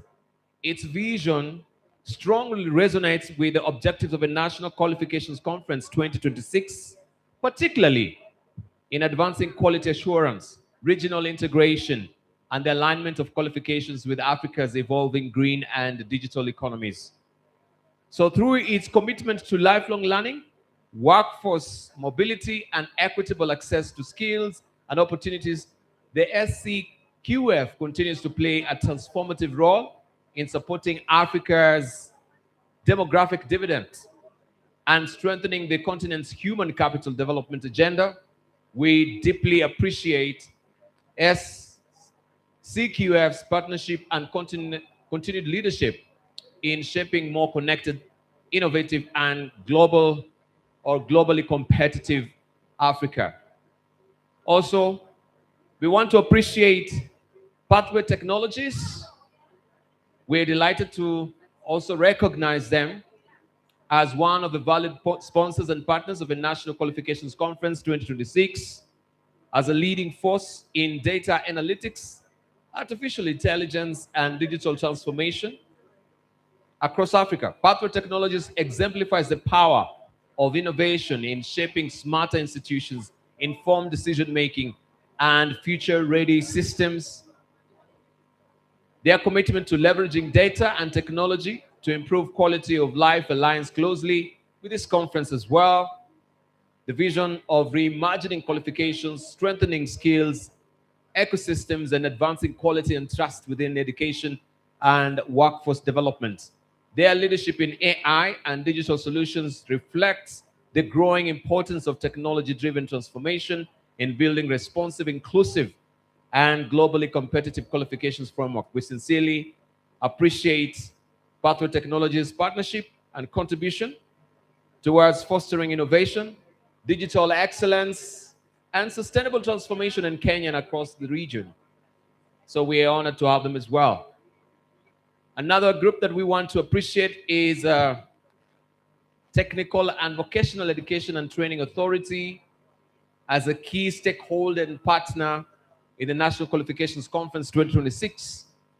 Of course, established under the TVET Act Cap 210A, TVETA plays a pivotal role in regulating, coordinating, and strengthening Kenya's technical and vocational education and training system to ensure quality, relevance, and national competitiveness.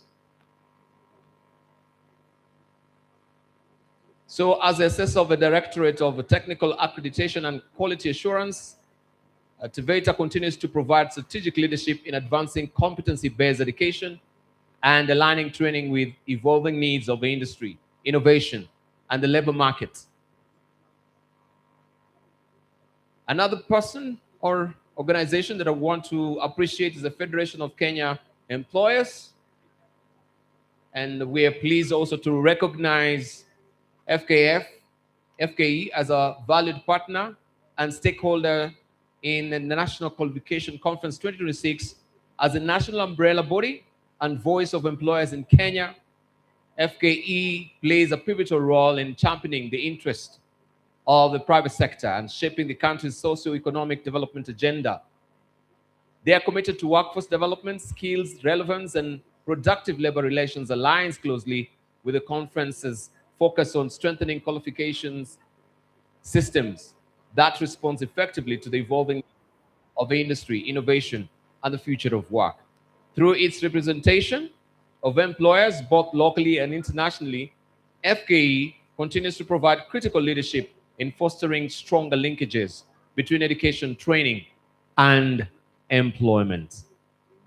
Thank you very much, ladies and gentlemen. I hope you had a lovely sumptuous lunch, and you're set for the afternoon session, which is going to be very engaging, very interactive. It's a panel discussion. So we immerse ourselves, and we shall also give you a chance to ask a question or two. Kindly also bear in mind that brevity is of essence. So we want to also keep our questions just brief and direct, or maybe your contribution as well, very pointed and direct, so that also we can save on time as well. But nonetheless, I want to thank you, each and every one of you. And if still you're still outside, maybe visiting the exhibition booths, right now, I think I would want to welcome you back so that we can continue our pace with the program as it stands right now. We're inching up to 2 o'clock, just 2 minutes shy, and we should be bang on time. But for now, I'll want to take this opportunity to welcome the panel that will take us through this session.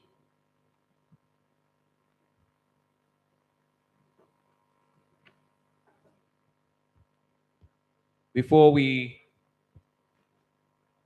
broke out for our health break and lunch,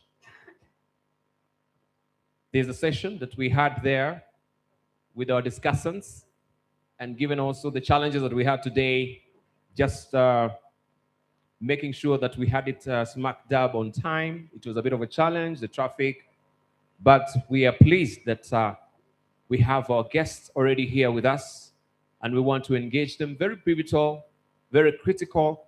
This is a phase where now you can actually interact with them, ask and express your questions and the contributions that are concerning whatever parts of the education sector that is affecting you. And ladies and gentlemen, allow me to now welcome to the podium right now Dr. Esther Dara Warrior, who's the Principal Secretary, State Department for TVET, to come to the podium and take her place.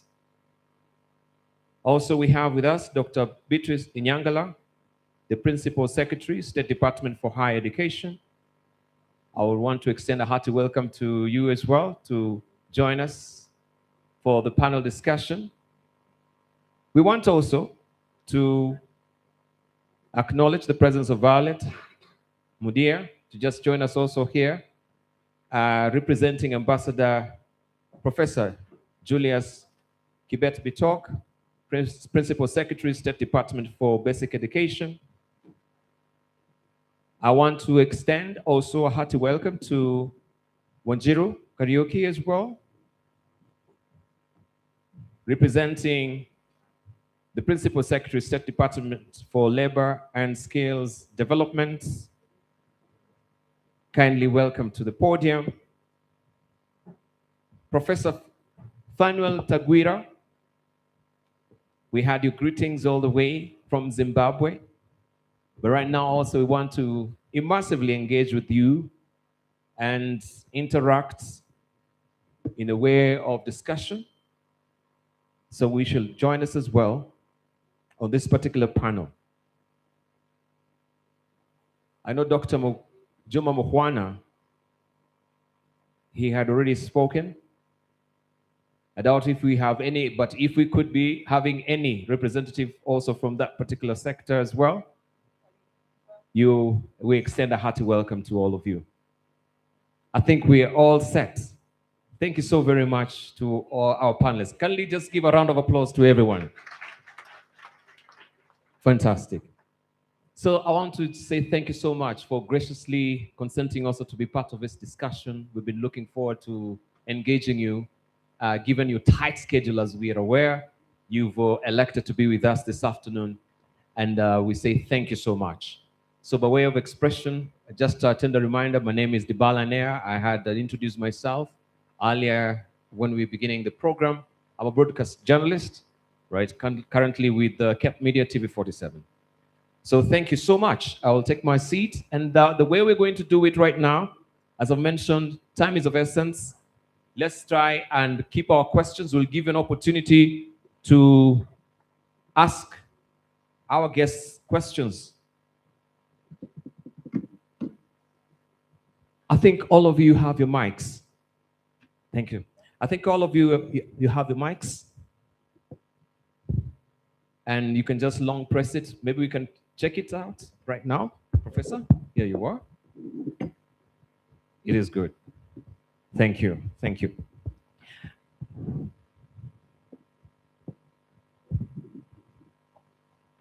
So we are reflecting on the Kenya National Qualifications Authority implementation, governance policy and practice 10 years later. And we're not really never gazing on that because also we have Professor here. He'll tell us from the international perspective how they've been able to buckle down to some of the pertinent issues that are rising when it comes to governance and institutional coordination, when it comes to qualifications and the labor market, higher education and mobility. That is something that we can actually look at as well. Recognition of prior learning has been very prominently mentioned in today's conversations that we've been having and presentations here as well. Industry alignment. We always know that the federations of Kenya employers, they always, I think, I don't know if it's biannually, come up with a report of the mismatching or the mismatch skills reports that we have churning out as universities and colleges, lot of students who have to be retrained, which is not really cost effective also for the employers. So the question is, as they've been mentioned, are we also producing half-baked, graduates? We've heard here that sometimes you have the papers, but we have a person who's skilled on the ground in the informal sector. You have the papers, but you don't have the skills. But he has the skills, he doesn't have the paper. And that's where we want to begin. Thank you so very much to all of you for joining us. Let me just begin by just giving a broader perspective. As Kenya will reflect on more than a decade of implementing the Kenya National Qualifications Framework. So our discussions I've mentioned today explore the harmonization, mobility, quality assurance, employability, and the future qualifications in a rapidly changing world. I will want just to pose the first question to PS Esther. Kenya has multiple regulators and qualification awarding bodies as it stands right now. 10 years later, how successful would you say, speaking maybe for the Kenya National Qualifications Authority, has it been in harmonizing the system without creating regulatory overlaps? For my own assessment. Thank you very much, ladies and gentlemen. And I'm glad to be here this afternoon to speak into the order that we must place on our qualifications, especially in this country. And I was having a very interesting discussion.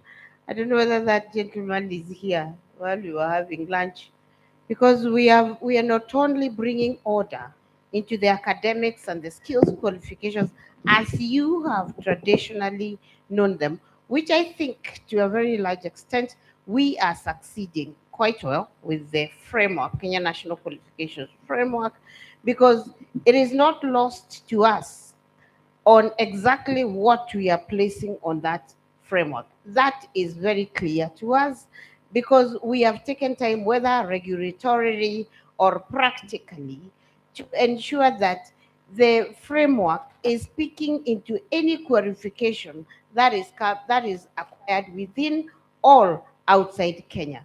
So I have no doubt as we speak, as we sit here, that the framework, we have constructed the framework well in such a way that we are able to very well, and it has not been an easy, we have been to conferences, we have been to discussions, and it's taken quite some time to be able to place the framework in such a way that we have no doubt when we say that you are this qualified, say at level 5, that is what you are.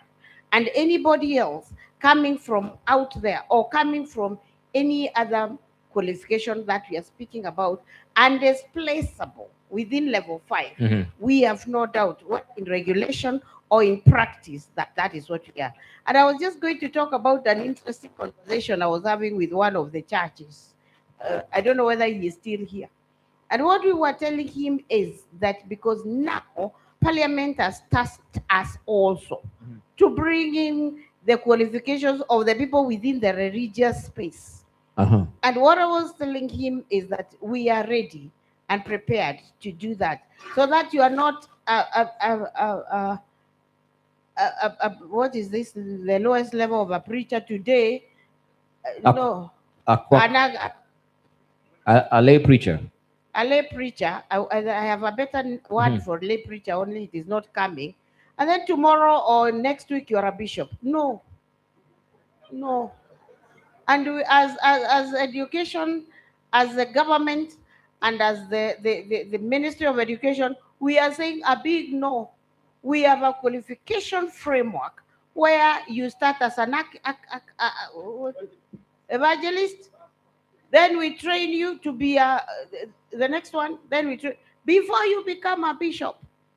It is quite a journey. Hey, but and that is BPS, don't you think maybe you're really trading on dangerous grounds? No, no, Because no, people no. will say, "Oh, how then do you sort of put a category on a calling? That now the calling has to be graduated from a pastor. Now I have a certificate. Now does the calling you as a prophet also now you need a degree now for you to be a prophet? Now, I also have a calling.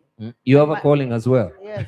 And my calling is to skill the young people of Kenya. And that does not mean that I just come from, I don't know, some space, and I am in the office that I am now. His Excellency the President had to do a lot of due diligence for us to be in some of, and that is the framework that we are talking about. So whether we are talking about a preacher or we are talking about a professor like this one, my friend, we are going to place you within a framework, and that framework in Kenya is requisite. All right. There is still that particular debate on the legislative side of it. We know with the Reverend Mutava Musimi, they were also going around. They presented a bill, and also they're waiting for the recommendation. But the church, the church leadership and the laity, they are really constantly against this particular notion that you're bringing. Of course, everyone is appreciative that you want, with respect of what the country has really gone through with the Shakahola, saga that we had, that we need our preachers, our church leaders also, qualified, accredited, And that go to theological schools. All I would want to assure you Yes. and them Mm. is that we have a requisite framework in Kenya. How you are going to be placed there, dependent on your qualification, is what we can discuss. Okay. They will say, but we have the recognition of prior learning, just as you're doing it for the Joakali sector. Yes, them they are hands-on, but ours is spiritual. I have been a preacher for 20 years, for 30. So it's They- going to how be do you tell recognized- me? So it's going to be recognition of prior calling. But isn't that learning as well, which is graduated? Anyway, thank you so much. A big round of applause for PS. Thank you so much. We appreciate. Let me cross over now to you, Dr. British Nyangala, and just ask you on that particular aspect as well. That we have. From your own assessment, do you think that the Kenya National Qualifications framework generally improved credit transfer, articulation, and learner mobility between universities, TVET institutions, and industry pathways? There's a somehow disconnect, as just have said, especially when it comes to the labor market. People are saying, hey, it's a different kettle of fish when now we have this interns, that we need to retrain them. There are many faces to this. And first of all, I want us to disabuse the notion that our universities are training half-baked graduates. I mean, look at the likes of, Dr. His Excellency William Samoei Ruto, brilliant, and a product of our education system. Look at yourself. Look at all the brains here. Very few of them studied abroad. We are the products of this system and we are proud of it. That said, back to the transition between the various stages, the Kenya National Qualifications Authority has really done a good job. In the past, we had students joining diploma courses for 3 months, 4 months, 6 months, and they were ready to come to university. And that caused a lot of confusion because that space was not regulated in terms of what measures as makeup courses if a student did not obtain the minimum university credentials to join university. So in that space, I really, really would want to applaud the Kenya National Qualifications Authority. We have order. That said, there are some obstacles. For instance, universities still consider the minimum grade. And so that's a space that we are still working at because students may have obtained makeup courses, certificates, diplomas, but to study B.Ed, for example, they would still look at certain grades that they obtain at Form 4 level, low the same. So that's a space that we need to clean up going forward. We build on the successes, we fix what still needs to be fixed. Otherwise, good progress. We're in the right direction. Right. Just as a follow-through question as well, how then can we as Kenyans strengthen confidence in its qualifications globally while maintaining local relevance and contextual realities? Because we've had also that some of our students, when they go outside, some of our accreditations here, they're not recognized elsewhere in the world. We don't need to mention them as well. So how then do we strengthen this confidence in light of what is really happening even currently? We're talking about even fake papers, fake degrees, right? And this has also gotten international attention that we are very crafty with the fake degrees as it stands right now. In the public service, it's not really news to us that we have people that are being stamped out from the offices because of fake degrees. So first and foremost, let me emphasize that a degree is just like currency because it's a tradable good. So our future will be shaped by the credibility of our degrees. This is something that we are protecting with all of our hearts as government. And that's why frequently there's been situations where we call for confirmation of degree certificates, and we've had quite a number of people losing their jobs because their certificates were not credible. So in every society, there'll be highs and lows, and that's something that we acknowledge. But it starts with the accreditation of universities. And I think you're all aware that the Commission for University Education has been very, very active in closing down institutions that are not accredited. But going forward, we are going to rely on digitization. Certificates will be confirmed digitally. So that will really help us to address that situation going forward. We are also introducing the Kenya Management Information System, where we'll be able to track students right from pre-primary all the way up to university. Again, that's another mitigation that will help us to defend the credibility of our universities. We admit there was a problem. The magnitude, not as alarming as the media would like to paint it. Are we fixing it? Of course. Will you help us as parents, as stakeholders? Let's work together because integrity comes from all faces. It is cultivated in the family. So let's work together, let everybody play their part so that we can address this issue together once and for all.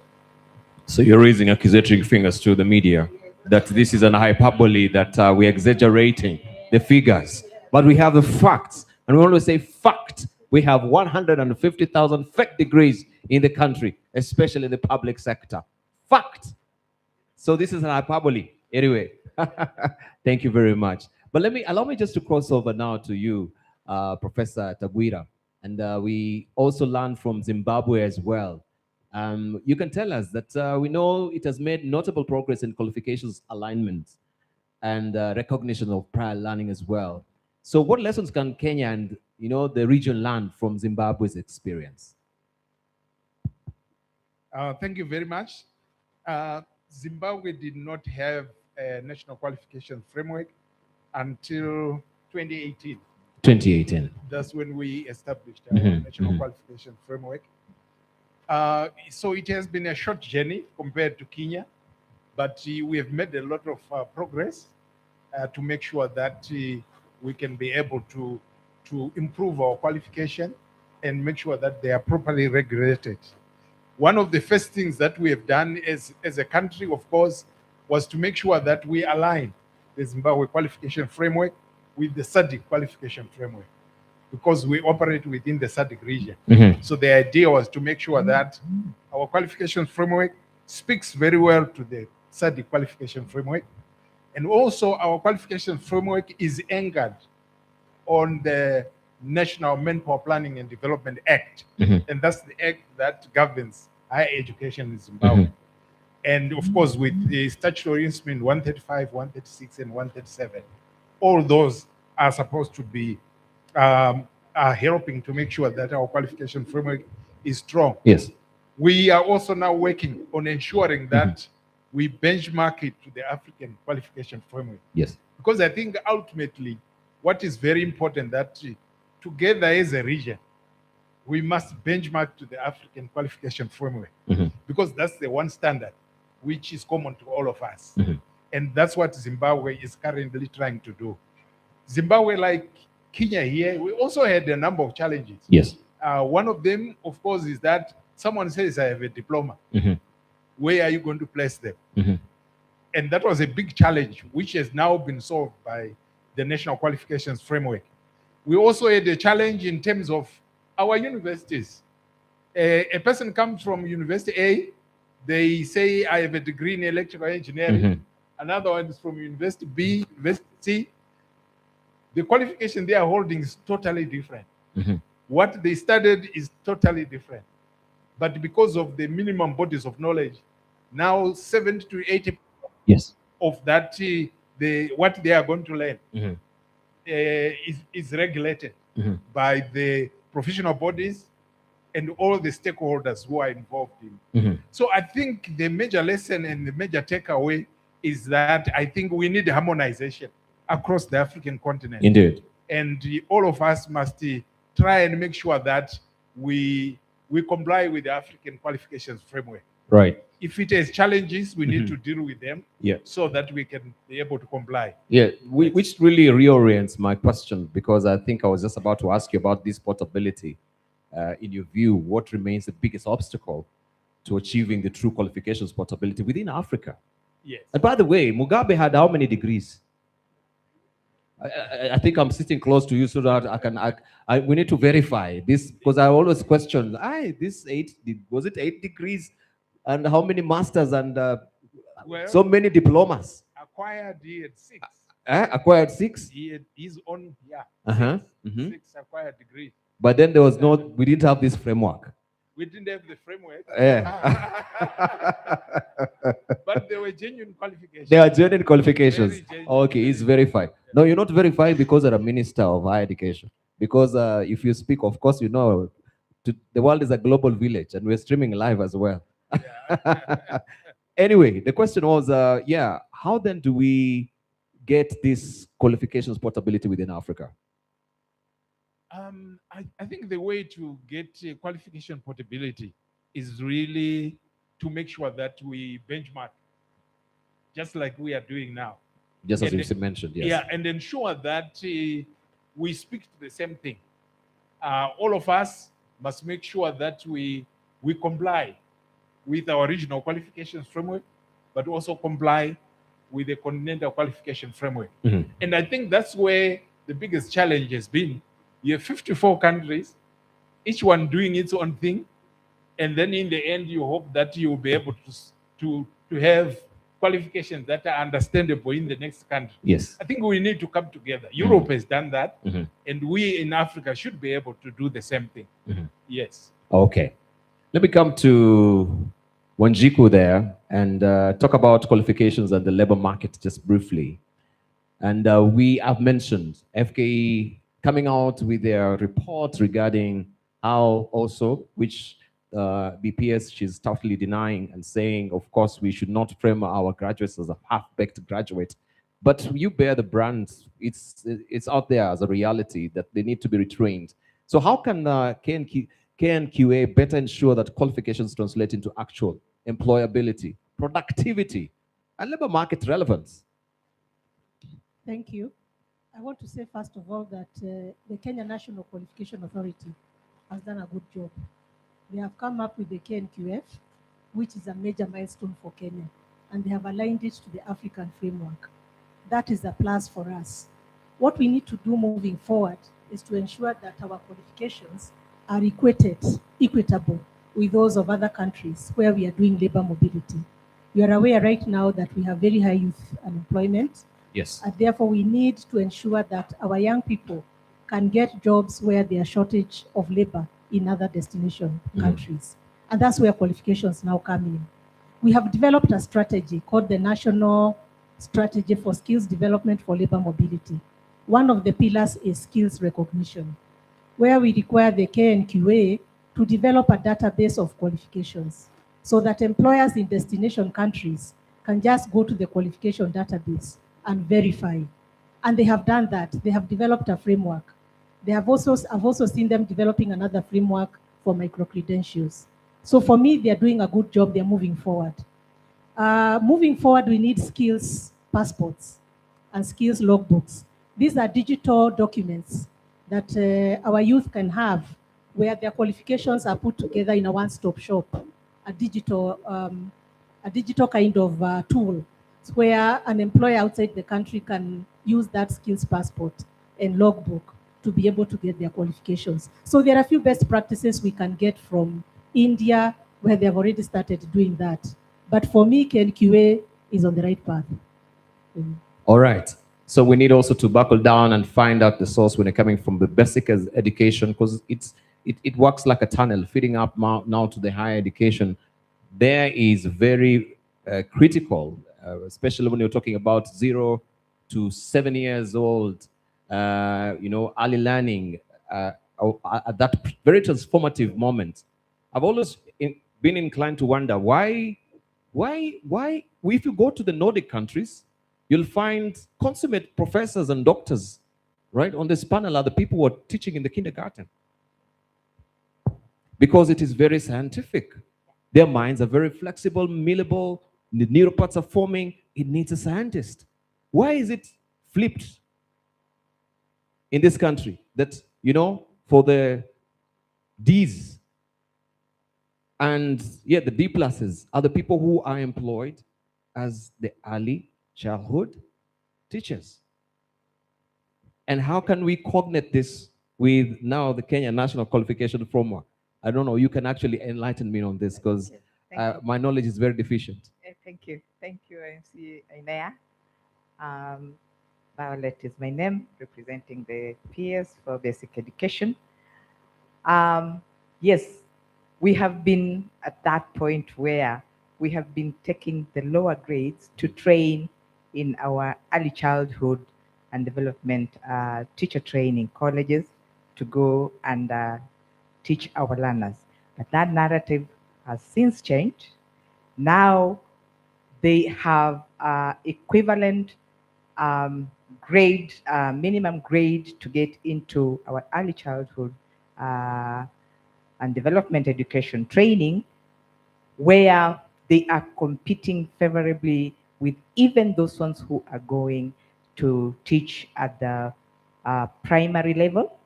Yes, the only difference is that we do not give a cut-off of a specific subject. You get in with the grade C and you're starting at a diploma, just like the ones who are going to teach in the primary section. And we have now merged the training of our early childhood and diploma in education with our primary teacher education. And so now it is called PP NP. That is pre-primary and primary diploma in teacher education, where we are saying this child who is at that formative stage is very key to us. And how then are we exposing them to a teacher who may not have done so well? Remember, in the previous education system, we had a one-stop exam that defined our students. That was, you do your exam, one paper will define your entire learning process. But now that is changing. That is why we have brought in the competency-based education.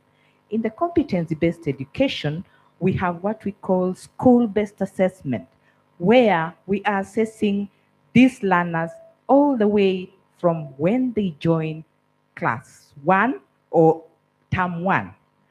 We are not giving them exams that will define they have passed this exam and therefore they move. No, we are looking at the competencies they are acquiring and the skills they are acquiring. And we cannot define them by one-stop exam. So the assessment is continuous and is making a big difference in terms of we are realizing competencies and skills that may have not been realized on a paper. We are able to find out that these teachers are competent in the way they handle the learners, the pedagogy, because we assess those students throughout in the course of their training, and we are able to tell this teacher will be suitable to teach at the ECD or foundational learning, or this teacher can be competent and skilled enough to teach at the primary. And so that narrative of the lower grade is the one going to the early childhood training is not there anymore. We have changed, and we believe we are moving in the right direction, where we're saying, Okay. finally, we will get to the... So we can't really borrow from the best practices like Nordic and have you professors going to kindergarten. Yeah. Let's hear from Dr. Inyangala. You going to the kindergarten and teaching them. Will it be a challenge? I'll just give us a big picture kind of view. It is where we are at as a country. Right now, we just have about 3,000 lecturers at the universities, and about 25% of those are professors. So how do we make the best use of our labor? We put the professors in the universities to do the research, how children learn, develop the pedagogies, develop the teaching and learning materials, and then cascade them down to be implemented by those who may not be professors. And I think it's a good use of our labor, given that the resources are scarce. So in a very subliminal way, you're telling me, no, you cannot go down that tunnel. But I hear you. Thank you. As a journalist, some people have approached me and they say, also us, we have a voice. We are called the E-graders. We are the E-graders. And, we've been classified as the E-graders. Our future has been sort of, sealed in this country. We cannot do anything because we are the E-graders. And this was prior to the CBE that we're having, right? I remember having this conversation. They were texting me and they wanted to come to my show. And I wondered, now, what do we talk about with the E-graders? Because this is beyond me. I'm not a policy maker. But they have a concern. They say, you are actually grading us according to, as in the KCSE and the subjects that we were doing, that's a finality. If it grades you E, then your future is sealed. Now, I want just maybe to ask you, Principal Esther, on this particular issue, with this constituent and the pathways that we have, the flexibility with the TVET, how can you embrace them that are the E-graders? Because there's a huge constituents of the E-graders in this country. And they feel like this is a finality for me, but they're not guided on how to pick these different pathways on how to better themselves moving forward. That is a position that is now outdated. It's outdated. Yes. And the conversation we have been pushing out there from the Ministry of Education is that you're only a failure when you decide you're a failure. Why? Because here before, those E's you are talking about are what my colleagues here are saying what came up as a result of that one-stop shop examination that you took. Now it is different, where you are going to be assessed alongside your training, and your skills and competencies will be noted, and my colleague Alice likes calling them stackable. They are going to be stacked along the training, all the way from whichever level and all the way to the top. So, and remember again, the conversation that we are pushing out there is, forget about those E's and D's and A's. We are saying that everybody is differently endowed. I may not be able to go to the level of a professor, but good enough, he can be able to do that. There is another one who will be able to go to a certain, there is a young man I like answering, especially you journalists by examples.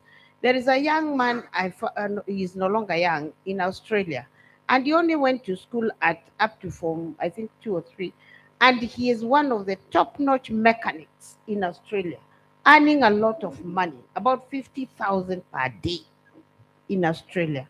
Now, this young man may not have been able to get even a B, leave alone a C. But now he is very, very good at what he's doing. And this is the conversation we are putting out there henceforth. Let the professors and the research scientists go on. They have their niche, and the innovators, and we need them. But we also need to tell everybody, whatever grade they are before, that there is a space for you anywhere in this world. You only need to be encouraged to look for that niche, and you can pursue it, and you can be simply the best. Somebody here earlier on gave us the examples of the Safaricom guy is called who? Michael Joseph. Michael Joseph is as good as a former standard 7 or 8 graduate, because he did not do, or maybe he went to the university and dropped off or something like that. But that doesn't make Michael Joseph less of one of the best that we have in this country. Mm-hmm. So forget about the East, forget about get your niche and pursue it, and you would be one of the best in the world. Mm-hmm. Yes. All right, get your niche. Also, Bob Collymore, I think he was not really a graduate, but he did a consummate, work at profiling Safaricom to what it is right now. So it seems also things are changing. It's not people who are, donning ties and wearing suits anymore that are moving this economy as it stands right now. It's the people who are wearing the shorts, people who are hands-on, that now are really moving the economy, as it were. Thank you very much. Let me to just yes, please. comment. There are several pathways for advancement of careers for these e-graders, as you call them, because so long as they can demonstrate that they have some job experience, some work experience, it could be, garbage collection, Mhm. it could be a delivery boy. So long as they can demonstrate that they have some work experience, they can move on to do like, an artisan course Mhm, mhm. or a certificate course, and move on all the way up to the Open University, for example. Yes. Where the students need to prove that over and above what they taught, they have actually accumulated some experience or additional qualifications. But aside from that, let me also stress that CBC, the competency-based education, is helping us to actually forget about the East in a different way. Because with the various pathways, somebody may not be good in math, but they're very good in dancing. Mhm. So they can, develop their career along that pathway, and they'll get all the support they need. Mhm. So we just encourage, parents to help the students identify their strength and then just specialize in those areas to the highest level. Indeed, indeed. Right. You wanted to comment? Yeah, briefly. Yes, I wanted to just comment to say, in the case of Zimbabwe, we have also seen a similar situation where we have realized that we need to create different pathways that enable people to move forward. there was a time when if you failed your O level, that was the end of the story. But now we have made sure that through the qualifications framework, there is a way in which you can move horizontally and you can also be able to move vertically. One of the things we have put in place, for example, is we have a churches in Zimbabwe, the guys who put on white gowns. They don't go very far with their education. But interestingly, you will find out that when people want work done, good work done, they go to those people because they have very good skills. And so we have said, as a government, we must find a way of trade testing these people so that we are able to certify them for the qualities they have, the work that they are able to do. The other challenge they were also having is that a lot of our trade testing was being done in English. And we have now said, no, you can be trade tested in the vernacular, in your mother tongue, so that you are able to articulate that which you know. And that's what we have been doing. And we have been able to trade test a number of these people, and now they have qualifications, they have certificates that help them also even when they want to look for contracts. Yes. In government institutions or in companies. Mhm. And I think this is a very important step that we must take as governments. Mhm. Thank you. Thank you. Thank you. Right. Just looking at the time because we need also to wrap it up. I know I want to just cross over now to the plenary. There are questions that you might be having. We take 1 or 2 or 3 because also of the interest of the time of our panelists. Kindly, brevity is of essence. Make it very short. If it's a contribution, please don't be a preacher, right? That's why they're saying also maybe they should go for the training as well. Okay, I think there's a roving mic. There's a roving mic. Yeah, if media can help us with the roving mics kindly and make it snappy.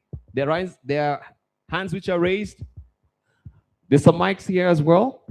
Let me just give you this. Just give us, state your name and thank you. express your question. I'm Professor Kere,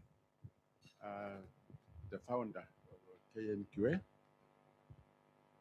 When we introduced the prior learning program, we had a lot of problems, issues, particularly by the press, because I said that our young person from grade E to C, without going to university or to college, we have a way in which we can upgrade their training to the next level, to a technician certificate, to a diploma, and even to a degree. The Nation newspaper, the following day, they put up on the front page, do you have a C? Now you can go to university. But there was the writing, fine writings inside the paper, which explained how. But people could only see that top one, attitude, which is still within us. I'm retired, I'm at home, I'm an elder, a chairman of a council of elders. But I get older people telling me, Professor, unajua mimi sikusoma, sikuenda shule lakini najua ABCD. Alafu I ask him, at this age where you are telling me wewe ukusoma, ulipozaliwa from mtoto, ukitambaa, and when you crawled, you came up, and you are telling me you know certain herbs that can be medicines, that you know laws and regulations according to our, for example, Pukusu cultural regulations. When boys get circumcised, they're given rules and regulations. You know all those things, and why are you saying that we who went to shule? And because they cannot speak good English. It is in the mind. We were actually twisted around in our education, in the colonization, so that we feel that the English language, the French language, and all these are superior to ours. So that's the problem, and we must change that narrative. And I'm beginning to see today, we had a problem with our youth polytechnics in this country. Nobody wanted to go to the youth polytechnics. But when I came in with the KNQA and we are saying they can move further, you can see what has happened today in Kenya. If there is any institution or institutions that are teeming with students, with young people, they are our TVET institutions. TVET, they are higher than anywhere else. Thank you, We Prof. have given them the ladder even to go to the highest level, to PhDs. Thank you. Thank you. That's a wonderful observation. Right. We have, let me come. Where are my media persons? Yeah, there's a mic there. Yes, kindly. Okay. I'll give you this. Right. My name is Dr. Otundo Riara University. Yes. First, thank you, KNQA, for the work done. The first meetings when this journey started, I can confirm that to Prof there that all the universities did not attend some very important sessions. Riara University, I personally attended, and this is very incredible. But what I'm keen on is that we are talking about e-graders. We need to remember that a small error has a bit occurred in CBE, where we have the aspect of below expectations. I have no idea what that means, but it is the same as basically what we are referring as to an e-grader. What is my take?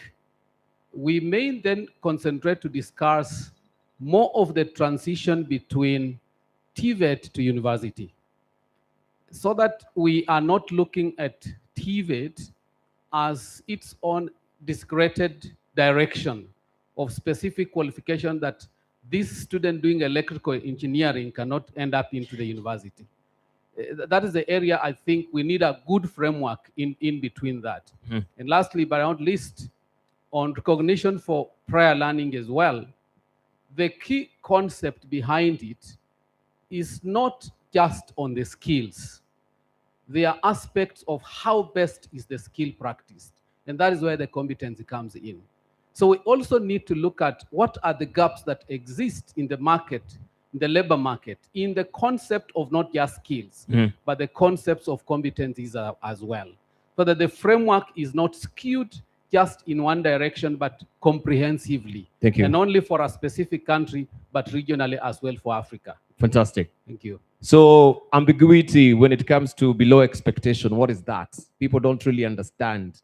Can we clear the air and the fog around below expectation? So if my child comes home, it's below expectation. On what exactly? Different pathways?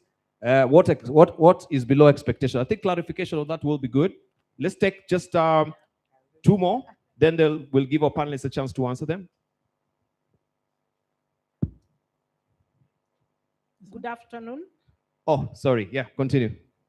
My name is Grace Migwe, consultant in TVET expert, Peniel Eden Safe Consulting Africa. I'm concerned about the early childhood.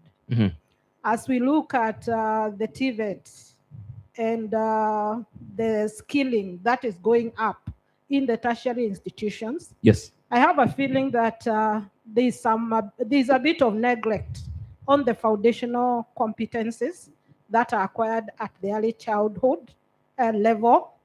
I have had the basic, the person in charge of the basic education talk about having consolidated the training of the ECD with the primary. And when we look at the way the teachers are accommodated in the primary school, yes, the TSC requires a certain qualification for them to get a TSC number. And what we all know is that the ECD teachers are people who do not have those qualifications. And they are still the ones who are hurdling. A lot of them are out there. So what is the fate of all those? And as you look at that, most of the institutions, especially the high ed institutions, they are looking for teachers who are trained, for example, in Montessori, which is a kind of competence based. But they are looking for those qualifications from areas that are not accredited. So what is the ministry doing to ensure that though all those teachers who are not trained, Thank you. have access and they are able to get Right, their thank training. you. All right, Thank you. let's get the last question here. Okay, thank you. I'm Professor Ann from University of Nairobi. I happen to sit in the Technical Working Committee on Micro-Credentials in Kenya. As I sit in that committee, something boggles my mind. I also on TSC and teacher preparation in Kenya. There are these teachers who have done a government project, P1. They come to the university. They used to come to the university, and P1 was a qualification because we considered prior learning. They reach the university, they do their degree and finish. Some of them even get first class, second class honors. Going back, they're told that, what did you get in Form 4? C plane. Oh no, you know you can't even teach in a junior school. Can we try and see how do we harmonize this? Because I say that P1 is a government training program which took, I think, 3 years or 2 years or so. How can we now again come and tell these people that you don't even qualify to teach in a junior school? He's come to the University of Nairobi, taught by professors, then going to the TSC, being told that you don't qualify to teach in a junior school and getting first class honors or second class lower, whatever. Can we really look at this so that these students don't come to us crying? Thank you. Wow, that is so disheartening, and it doesn't make any lick of sense.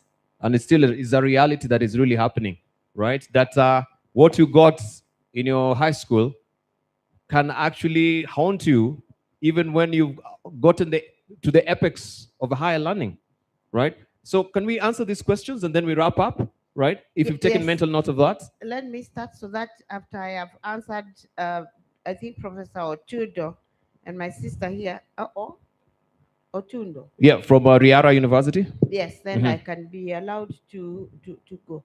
Okay. Prof, we now have a policy we call K-cuts.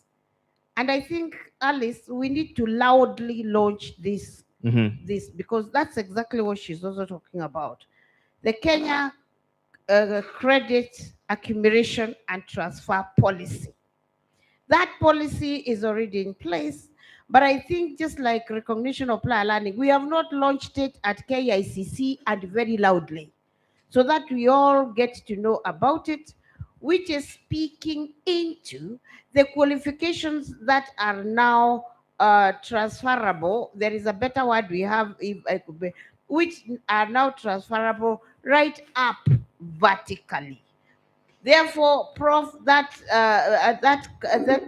policy is in place, and it allows you to move all the way. Let me for my consumption, from the TVET qualifications all the way to PhD level. Nothing now, based on that policy, stops you from moving all the way up.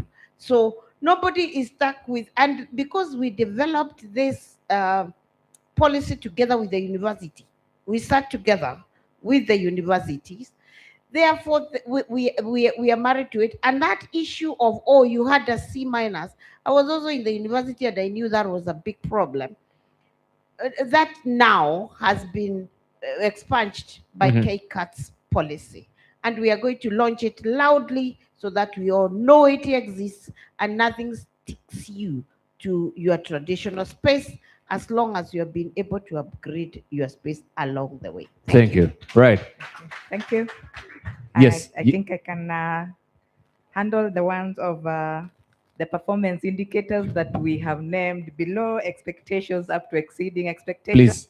So below expectation, remember when we had the previous system, we used to have an E, which is rated from 0 to around 30.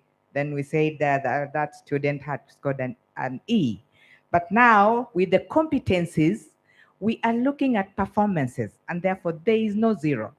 That child is able to do something, but they are not able to reach the indicator you had set for them to meet. So they will need a little more time to be able to reach that indicator for them to meet the expectation that has been set for that particular task to be said it has been achieved. And that's why we have said they are calling it, they are still below the expectation of the parameter that was expected. But that one who goes beyond what the meeting expectation is and has done something quite unique from what was expected, then they have exceeded expectation. So these parameters have been very well catered for by the Kenya National Examination Council, and it's very clear. But as Dr. said, I think we still need to shout very loudly to the public on how these parameters work. Let me also look at the qualification of our early childhood and diploma education teachers. I do not think we have neglected them. It's just that we have not been very loud, and Kenya Institute of Curriculum Development has developed a curriculum that caters for these teachers right from ECD, that is early childhood or foundation level, to primary level. And therefore, the curriculum brings out the learning activities these learners should go through before they are upgraded to grade 4. But what I can on to and say, yes, there's a gap, is that when we did our capacity building or retooling of our early childhood teachers, the government has not gone back to do a similar one because they were progressively going up to the senior school. But county governments have been taking initiatives, but I can also say there have been disparities in the capacity building. So that is something we were working out on, and we believe we will cater for that. Our teachers, right from ECD up to whatever level, must be registered by the Teachers Service Commission. That is the bank where we know the number of teachers we have in the country, and therefore the registration is an audit that tells us we have this number of teachers, this number is employed, this number is not employed. And then finally, the P1 teachers qualification at TSC. Yes, TSC had put a regulation in place to say that when you scored a C and you went to P1 college and still went ahead and got your degree, they did not recognize the degree at the qualification of a degree at as a teacher who can be promoted basing on the degree, because they were looking at the Form 4 grade. But then after the Provincial Working Party, that has changed and it is being taken care of. Fantastic. I think it's a good place to wind up right now. Just give him a hearty clap for the good job that they've done, a cogent discussions around these issues. I know there's so many questions, but because, of course, of the constraints of time, we cannot really accommodate these questions, but they're still around. BPS, you're in a tearing rush to leave, right? Right? Dr. as well, you're in a tearing rush to leave. I know most of you will have wanted to grab them and ask them these questions as well. But we want to thank you warmly, and we don't want just you to leave like that. I will call upon Dr. Winnie. We have gift tokens for you here, just to present it to our panelists. Thank you so much. A round of applause again.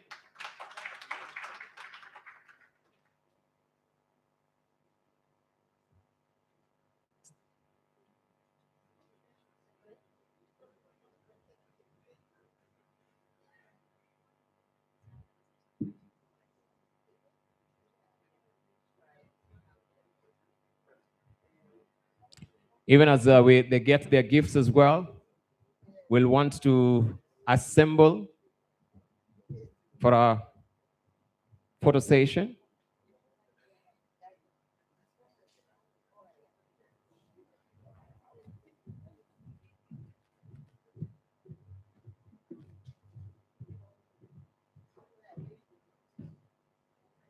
All right.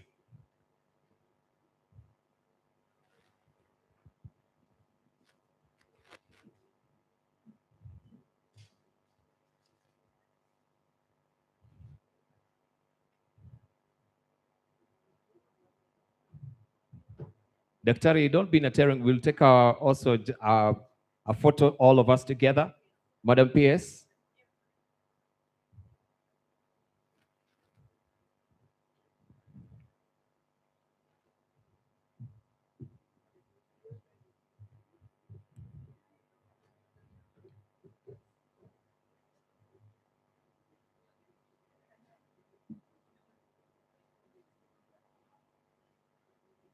Thank you. All right, Violet. Thank you so much.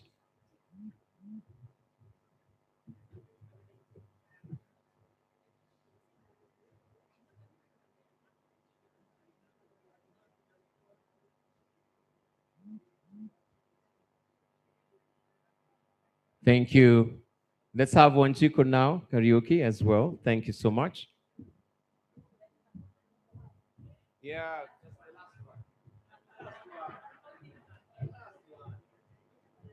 And finally, Prof. Fanuel Tagwira, thank you so much for also giving us an input on this panel discussion.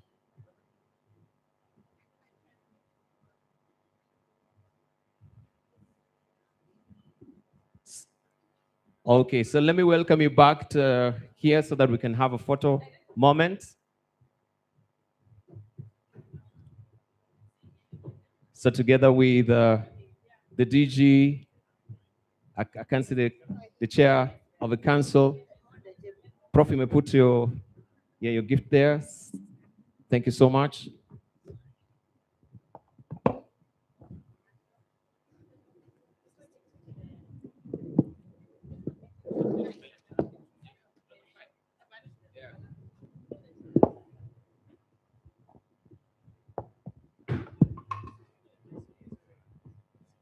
Together with the DG.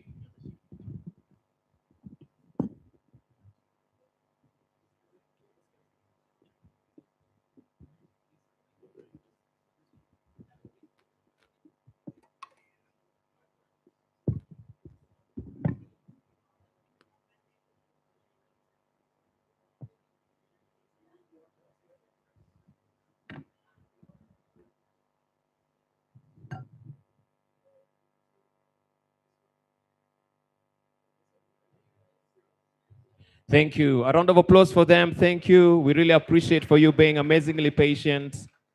Thank you so much. Ladies and gentlemen, we want to go to our next session very quickly because of interest of time. We had also to accommodate this particular session that we missed earlier. And I want to call upon Maria Rosentalk up on the podium right now. She's a Senior Human Capital Development Expert, European Training Foundation. And she is a distinguished Senior Human Capital Development Expert with the European Training Foundation, that is ETF, a European Union agency headquartered in Turin, Italy. And she holds a master's degree in sociology from the University of Warsaw with extensive experience in international policy advisory and technical cooperation. Maria supports countries in Europe's neighboring regions and across Africa in designing and implementing reform to qualification systems, right? So kindly, let's just have that particular podium for Maria. Gentlemen? Gentlemen, can we have the podium? Thank you.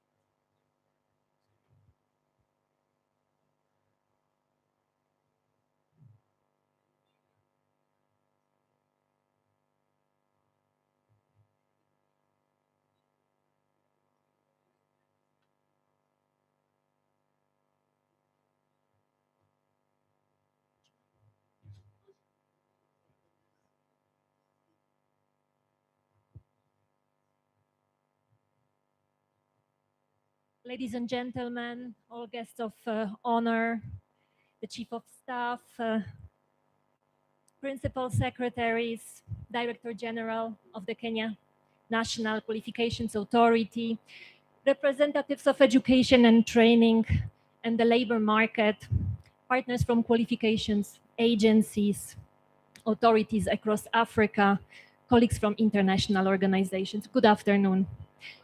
It is a great pleasure to join you in celebrating this important milestone for the Kenyan National Qualifications Authority and the Kenya National Qualifications Framework.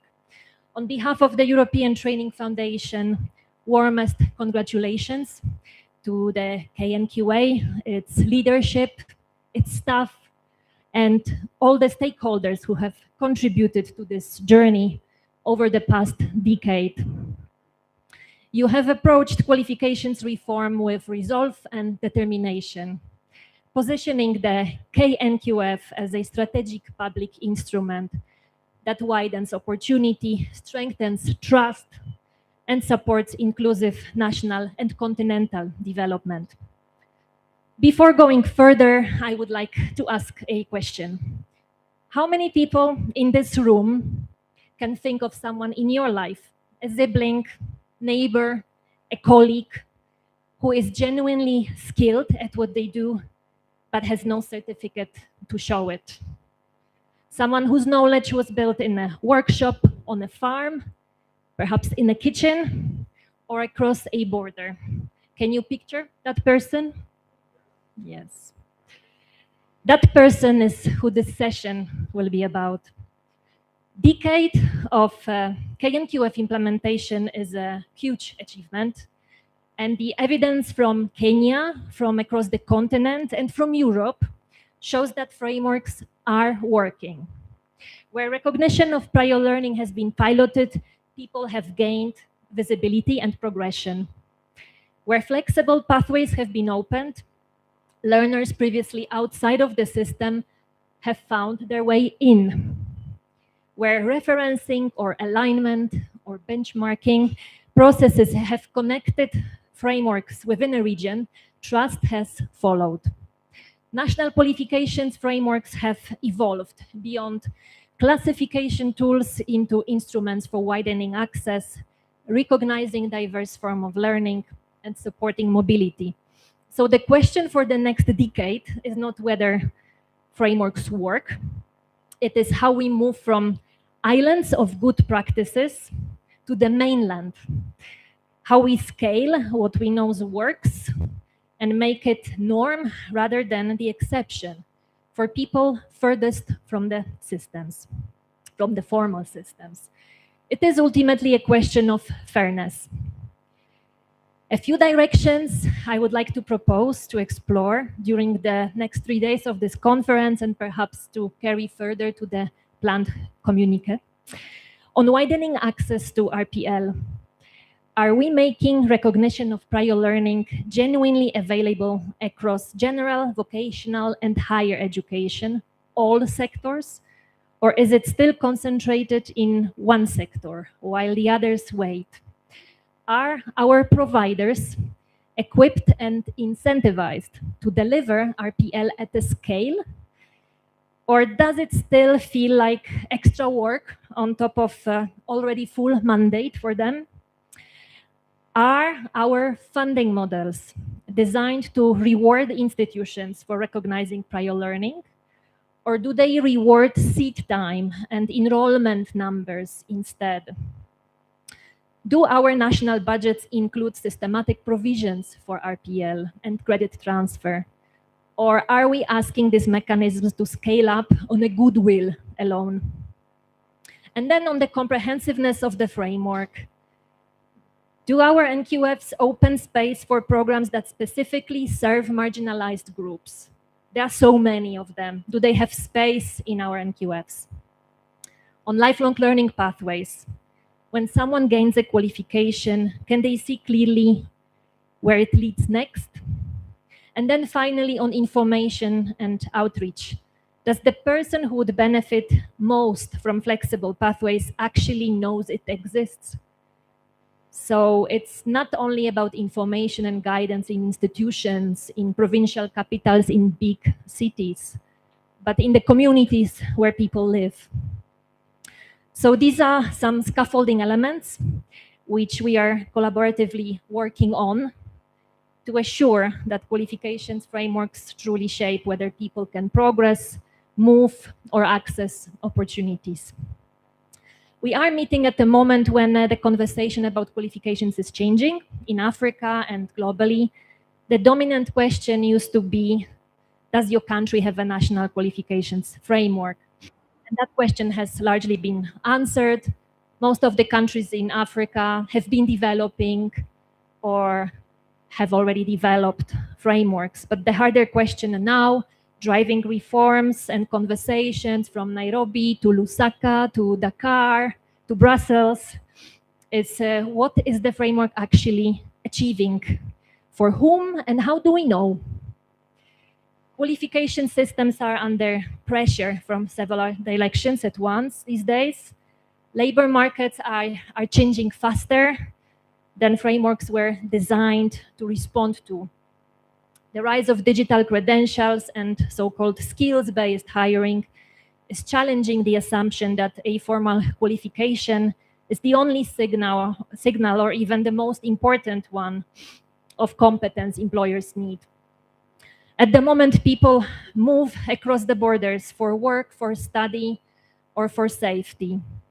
And this is creating very urgent demand for qualifications that travel, that can be read, understood, and trusted on the other side of a border. And yet qualifications do not travel often, not because the person lacks ability, but because the system on the other side has no easy way to read, trust, or recognize what the document says. But we are getting closer to a moment when an employer in Lusaka or in the Gulf states or in the UK will be able to know what a certificate from Nairobi actually means, what standards it was assessed against, or whether the person holding it genuinely can do what it claims. So regional qualifications frameworks provide a response through their core processes, referencing or benchmarking or alignment, comparable level descriptors, shared quality assurance principles, and interoperable qualifications registers, as well as peer learning among institutions that know and trust each other. And this is precisely what the African Continental Qualifications Framework is designed to build, a set of common tools and processes that allow national systems to speak to each other. The common language of trust, as we like to say. And Kenya, through KNQA's leadership in the ACQF network, shared jointly with the heads of South African Qualifications Authority and the Zambia Qualifications Authority, who will soon take the floor here, is one of the authors of this common language. Together, they form the presidency of the ACQF network, a group of countries that are actively building continental integration. They are not waiting for it to happen, they are building it. Each is referencing their national framework to the ACQF, explaining to the continent and to the world how their qualifications levels relate to the ACQF levels, how their quality assurance aligns with shared continental principles, and how their qualifications data can connect with the Continental Qualifications and Credentials platform. That platform allows a qualification from Kenya, Zambia, or South Africa, or Zimbabwe to be found, understood, and compared, not just by specialists, but also by employers, institutions, and learners themselves. So the direction of travel is clear: qualification systems that are learner-centered, competency-based, digital, genuinely portable across borders.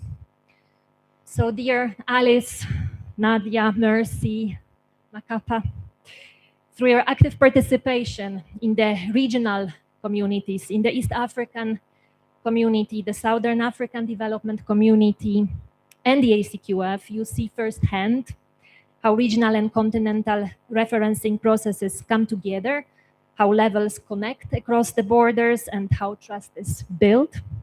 You can also testify honestly to what this work requires.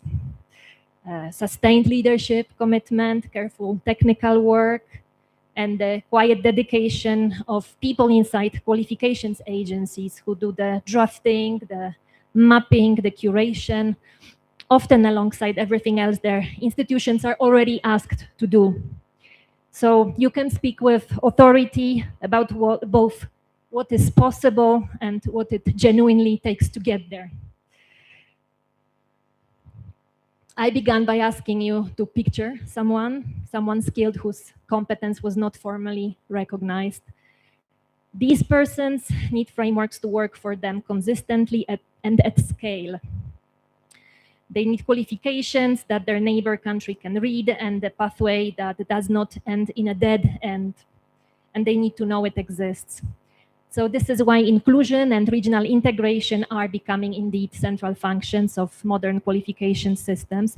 I very much look forward to the conversations that will continue over the coming days of this conference, exploring all the good lessons we share and also to conclusions on the commitments we are prepared to make. Thank you very much.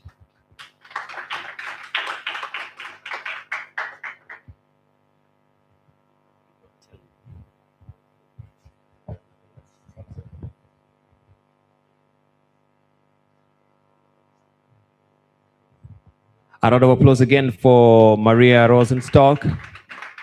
Mpatieni makofi ya Kiafrika hapa Kenya. Thank you very much. Thank you. And the interoperability of our qualifications that I'm here, it can work in South Africa. This is what we are really questing for. And in the era of the digital innovation that we are in, that should be very seamless indeed. And just as she said, the verification that even as the Kenya National Qualifications Authority, we have that essence of one source of truth. And this is what Maria is really talking about, that I can, click and verify your qualifications in South Africa, here in Kenya, just with a single click on the computer. That's transparency.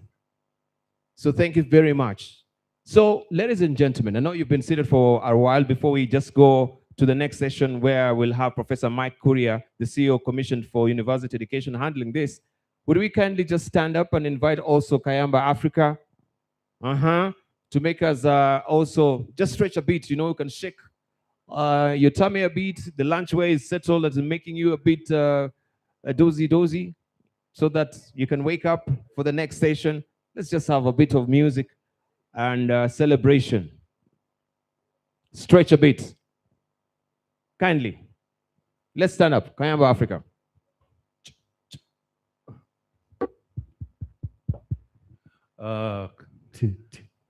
Great. We have already been scripted. We've been told we have to get rid of the food that we have had and enjoyed by the ball. So shake a bit. Yeah? My PS is not here, Madam Minyangala, but from where they come from, they don't shake every part of the body. They only shake the shoulders. So we go like that. You start shaking your shoulders only.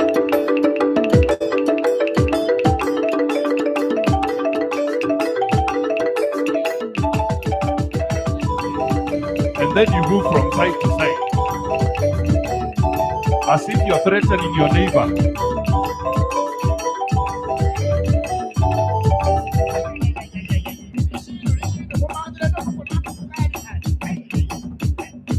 Sore mwana wa masore, sore mwana wa masore, sore muneni wa masore, sore muneni wa masore, sore mwana wa masore, sore mwana wa masore, sore muneni wa masore, sore muneni wa masore. Now, ladies only. You do as if you are sweeping backwards like Michael Jackson, but you don't move. And then you hold your stomach like this. Ladies only. Like that. Move to the side. Like that. Gentlemen, don't worry, I'm coming to you.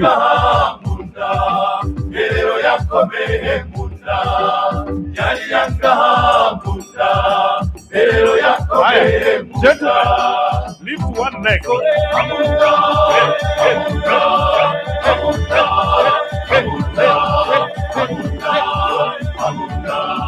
DJ, Tosha. Please clap for yourself. I realized if the men shake more than several times, we may have a medical emergency. So we will continue again another time. Back to the bar.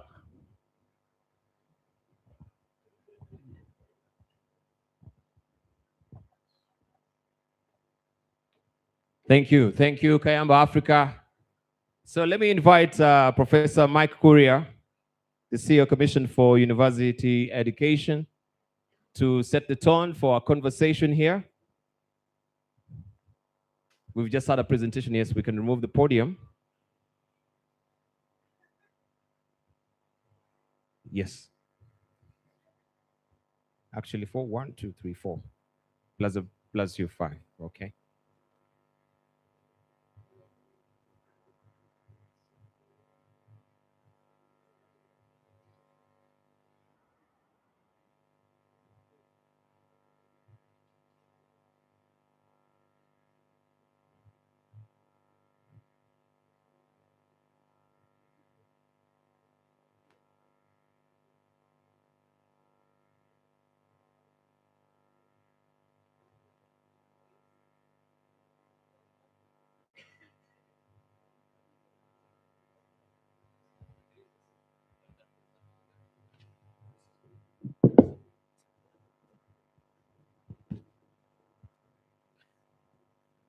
Okay. Thank you very much, Diba. I think you'll have noticed that if they want to give anybody any qualification for dancing through RPL, I'm not going to get it.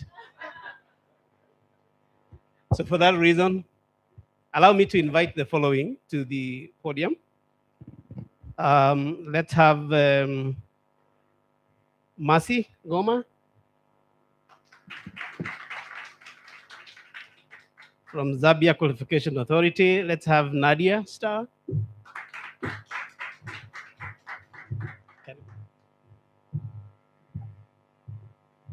We'll have also Dr. Alice Kande from Kenya.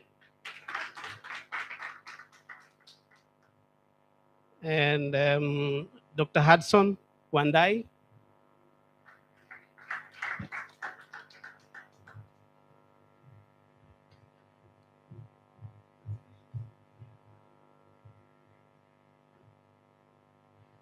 Right. I think this session is going to be interesting because some of the issues that Maria has just raised will be dealt with. I looked in my pocket and I remembered two things that our PSA said when they were here. One of them said that a qualification is like a currency, has to be recognized somewhere and worth a certain value. And I realized that in my pocket, I used to live in Uganda, so I still have 1,000 shillings in my wallet from Uganda. But I also have 1,000 shillings from Kenya. I don't want to give you the option of which one you would like me to give you. But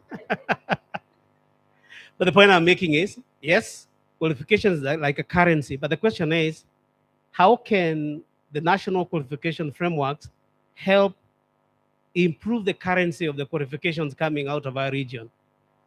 And I'm thinking that that's one of the questions that our good friends here should help us to answer. But the other PS said something else. It looked like a banter, but I think we need to take it seriously as well. And we were having a conversation with Diba, and she said, is that going to be recognition of prior calling? And many of you laughed. Because I think you are saying that qualification has to be, its currency has to be raised. For it to be acceptable, its currency has to be raised. Again, we want to ask ourselves, how do we make sure that the national qualification framework helps to make sure that the recognition of prior learning is not problematized or interpreted as recognition of prior calling? In other words, people look down on you because you get that qualification. I don't know how many of you have had a qualification through online before COVID. If you had a qualification and online before COVID, and you came and told us you did your PhD online, we held you suspect, at least in the university sector. These days, we don't do that now because we have now realized that a PhD can be earned very legitimately online. So that is, again, an issue that's going to be raised by the group here, because we are going to be asking, how does the KNQF make sure, or the NQFs make sure, that the quality, the qualification earned or recognized has been quality assured. If that doesn't happen, then it doesn't translate to what all of us are saying, that we want to be able to make sure that those qualifications can be portable, they can be moved from one country to another. I think that's the other issue that the team here that is going to have, they are going to have to answer. So since it's their presentations, and wow, this is a nice panel, eh? Gender, very, very gender sensitive. So, gentlemen and ladies, I have been told that we try and see whether we can do this a little bit faster. So I know you are allowed to speak for up to 10 minutes. If you can make it shorter, we don't want to cut any good points that you had just because of that, but if you can make it shorter, we shall appreciate. So let's begin with Mercy. Mercy has two questions that she's going to deal with. One is to ask how we convince international stakeholders that the standards of something and or the NQF will demonstrate and convince international stakeholders that the standards are globally competitive. How? And I think she has another question as well. We have a look at that.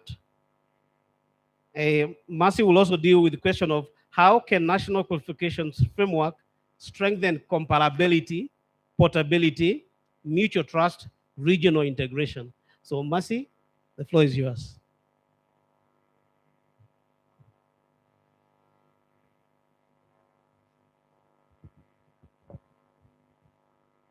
Okay, I think I'm on now. Thank you very much for that question. Maybe just in a minute to appreciate KNQA for inviting us to this inaugural conference. And we are learning from you. We celebrated our 10th anniversary last year, but we did not think of making it this big. I think we've learned a few things from you on how we are going to manage it. So thank you very much. And I was also happy to see the different people that are here from different ministries. And, you know, I was elated because it shows that your national qualifications framework has actually matured to a level where different people are able to support it. People from Ministry of Labor, people from the TVET and all sectors are here just to support your national qualifications framework. So it shows growth in that. KNQA is our young sister, but they're doing great things compared to where we are now. I noted that they've registered more than 2,000 qualifications. We are just about 1,100, yet we started before them. So you are doing great things, and just to congratulate you on that. Now, coming to my question regarding the pillars of quality assurance for qualifications to be recognized by our international stakeholders, I came up with 5 pillars that are critical for qualifications to be recognized. The first one is that a qualifications framework has to be anchored on legal framework. There has to be clear legal and governance framework where this national qualifications framework should be anchored. And this legal framework should be able to clearly articulate the roles and responsibilities of the institutions that are involved in quality assurance of qualifications, the regulators, the qualifications frameworks, and also the awarding institutions. What role do they play? And also it should avoid overlaps when it comes to implementation. And when you have overlaps, that's when you find that even implementation is stalled because you do not know who's supposed to do what. The second point that I have is transparent qualifications standards. And for us dealing with qualifications, we have a common language of level descriptors. So qualifications on the national qualifications framework should have level descriptors that are clear, that are understandable. We know sometimes, you know, there's this need to make them more academic, and especially if we involve you people here from academia. You always want to complicate things. Level descriptors have to be simple and clearly understood by a layperson so that when they cross borders, it is easy for comparability purposes. So they have to be clear, they have to be transparent, and they have to be somewhere where they can be accessed. So we need clear level descriptors, and that is our language for qualifications. We need strong internal and external quality assurance. And this is one of the things that the Global Convention and also the Addis Conventions, they try to, emphasize on. I'm happy that Professor Diop is here and he's there. Yes, he's our president for the Addis Convention committee. And if you read those conventions, they are specific on having clear quality assurance systems in place for the recognition of qualifications. So we need to have clear quality assurance systems internally in the institutions and also external quality assurance systems. So the quality assurance agencies have to do their work. I have to be able to rely on what SAQA has done for me to recognize the qualifications from South Africa. So because I have a lot of people that come from South Africa that have studied in South Africa, because I understand the quality assurance systems for South Africa, it is easy for us as Zambia to recognize their qualifications. So that is one of the things that we need to put in place: strong internal and external quality assurance systems. So this will include the approval of the learning programs, the registration of qualifications, and also who does the quality assurance in these institutions. We did a presentation with Nadia and Mboni from Lesotho at one of the international gatherings where we talked about quality assurance of our qualifications in the SADC region as a tool for portability of our qualifications. So the more we do quality assurance of our qualifications, the more portable they become. Then we have to ensure that the national qualifications frameworks and the qualifications that come from there are relevant for industry. And I've heard a number of people talking about half-bakedness of our graduates. Are the qualifications really that we are churning out from these qualifications frameworks relevant for industry? And this involves us involving the stakeholders in qualifications, designing, and also getting feedback once these qualifications are out in industry. How are they performing?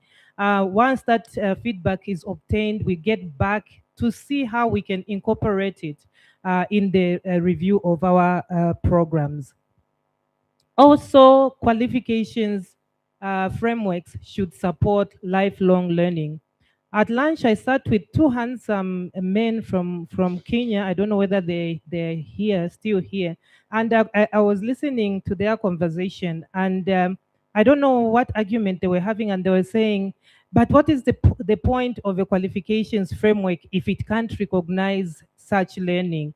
You know, and they were saying it needs to be inclusive and not exclusive. So I was thinking, yeah, that's a relevant point, because I think one politician told me that, you know what, you and your issue of qualifications frameworks is what has messed us up out there. And I was saying, no, wait. The issue of qualifications frameworks is actually what is helping us out there. Because of the qualifications frameworks, people have confidence in our qualifications as they cross borders. So now the issue is, what we want is quality, and we also want regulation in the way things are done. Yes, our qualifications frameworks should recognize prior learning. Our qualifications frameworks should provide for credit accumulation and transfer.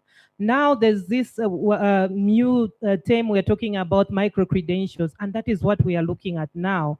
Our qualifications frameworks should be able to manage all that and ensure that it is all inclusive and no one is left behind. So that is the point. Our qualifications frameworks didn't come to, hinder learning and all that. They came to promote it and see how it can be included on the national qualifications framework for recognition.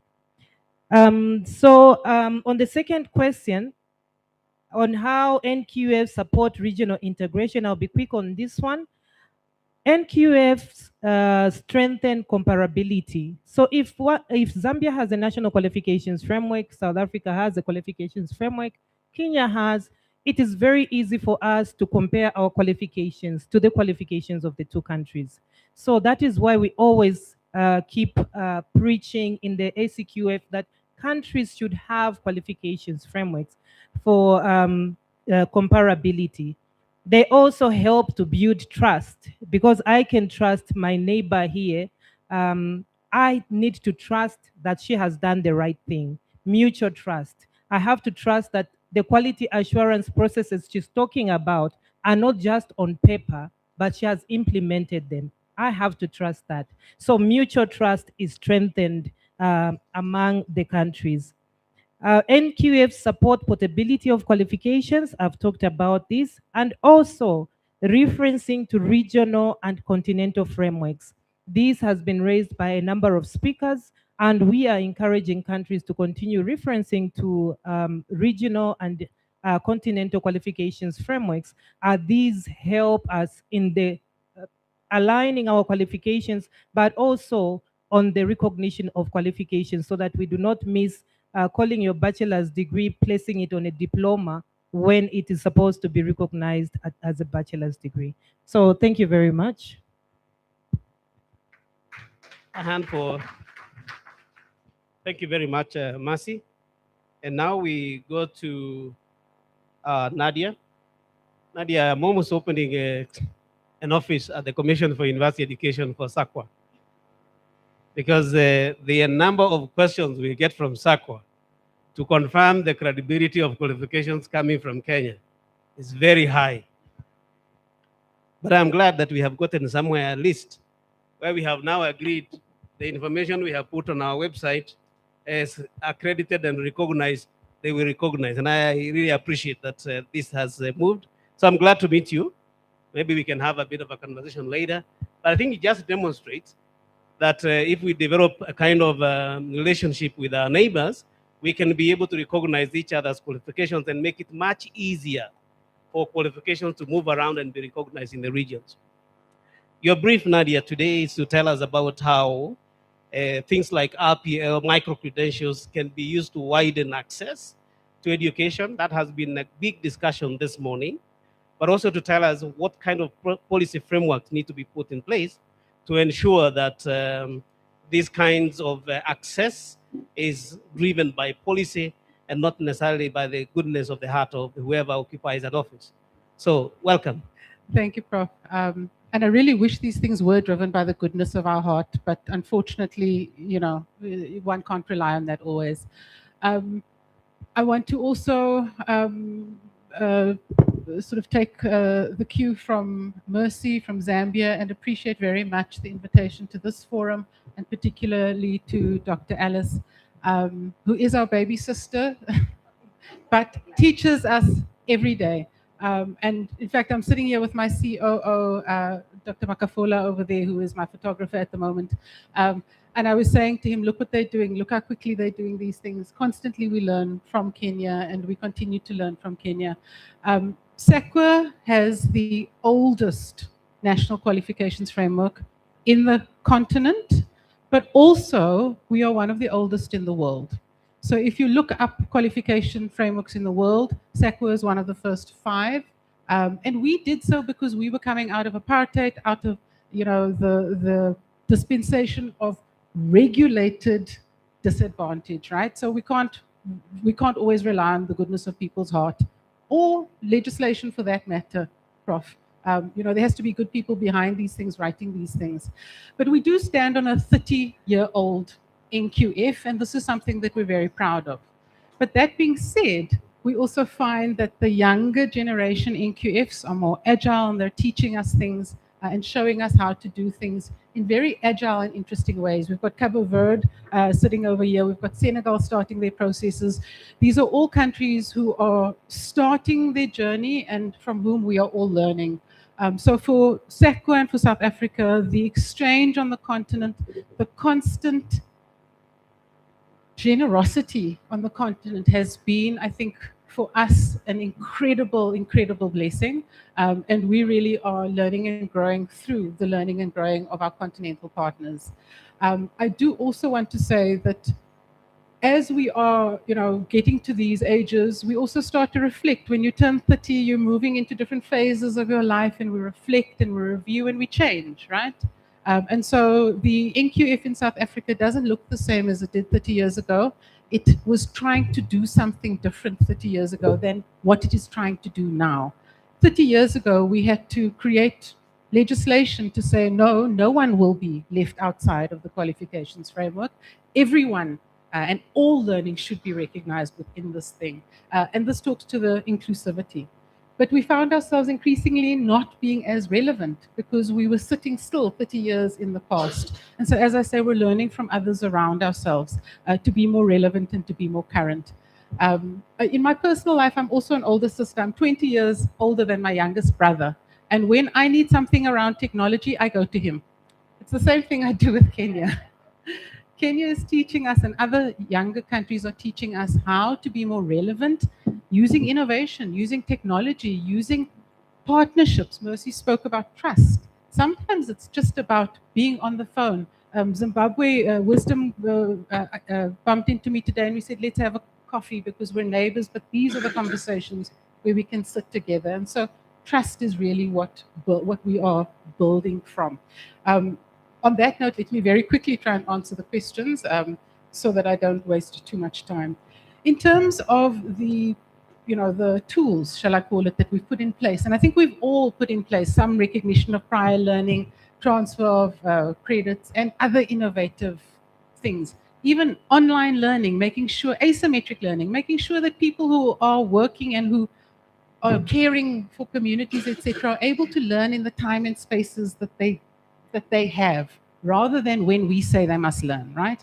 These are all tools of the NQF. These came with NQFs.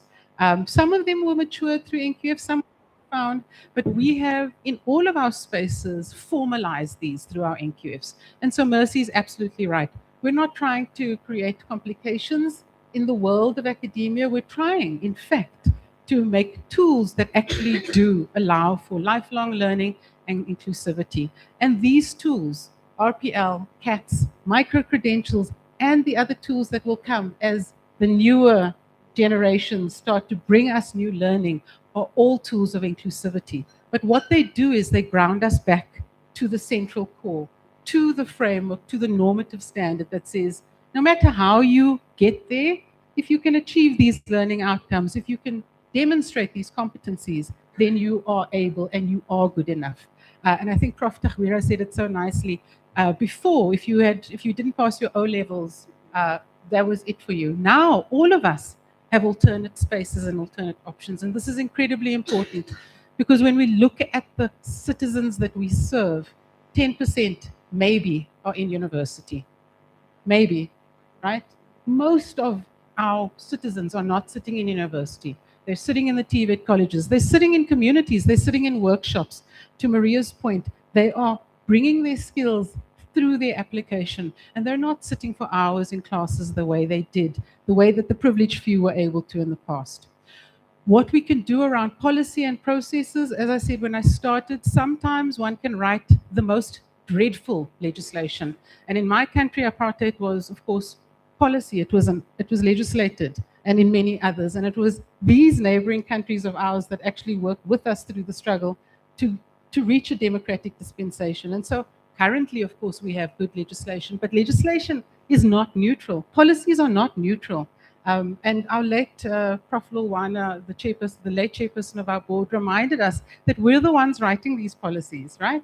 It's you and I, it's regulators, it's the ministry that are writing these policies, sometimes with good intention, sometimes not. So of course we need policy, but what is more important is that we need everybody in the conversation. And I think this was also said, that everybody's voices are contributing to these conversations, that we're not leaving anybody out, and that also that we're aware that sometimes it's just about the relationship and about the trust, making sure that you are constantly talking to your neighbors rather than over-legislating.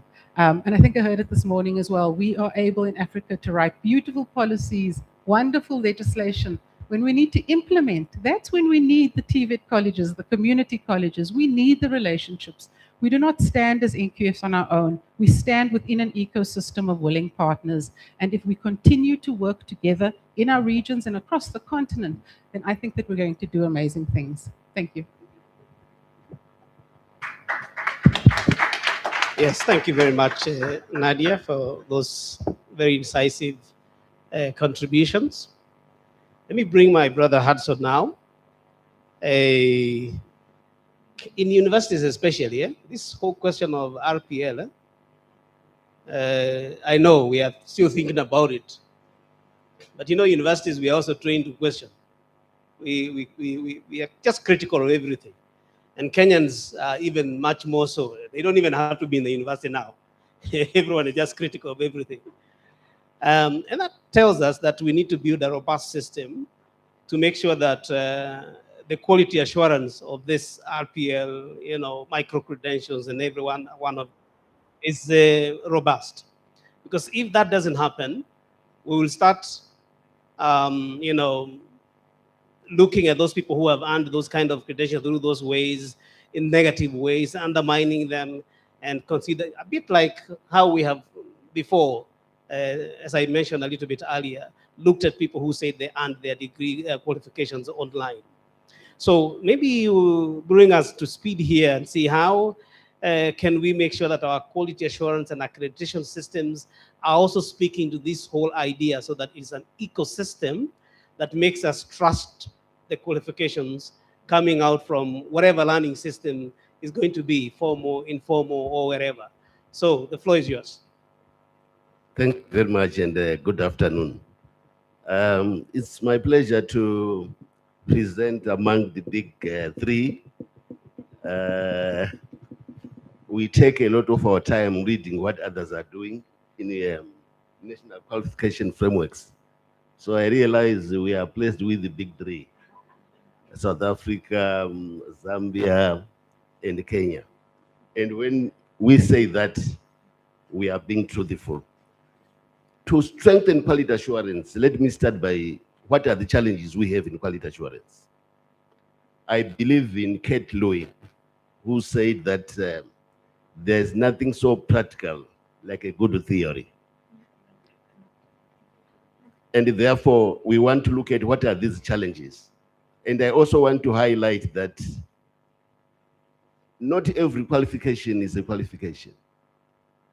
Malcolm X, writing in the 1960s in the United States during the civil rights movement, he said, just because you have got universities and colleges doesn't mean you have got education. Just because we've got qualifications doesn't mean that we have got a qualification. And Jing Zhao said that not every education is education. This emphasizes the importance that we need quality assurance, yet there are problems. Number one, infancy. Our quality assurance in Africa is still very young, barely 10 years old, except probably South Africa and a few others.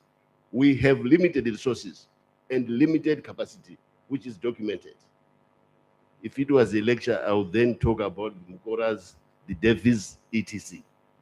There is also resistance based on managerialism embedded in the new public management paradigm.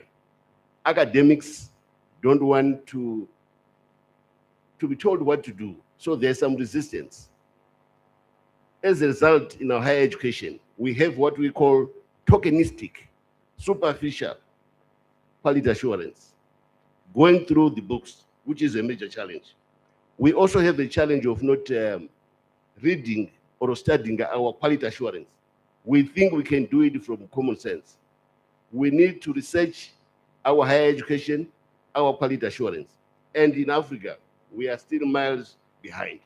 There is also the issue of academic capitalism, marketization, commercialization of higher education to make money. Education is a service. Profit, we might, yes, make profit. As a result, we end up with what we call diploma mills. We end up with what we call diploma disease. What is to be done, directly to answer your question? We need to develop capacity.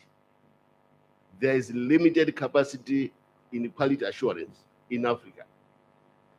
We also have a problem of compliance. We need to build a culture of quality, a quality culture through capacity building.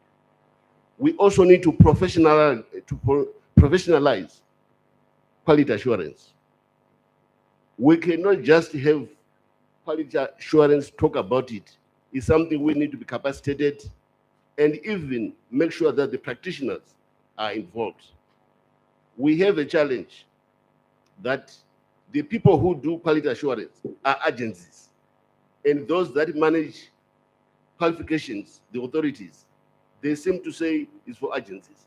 That dichotomy needs to be removed. We also need to implement best practices by adopting international standards. The African Union came up with the African Standards of Quality Assurance, Part ABC, what we call the ACG-QA.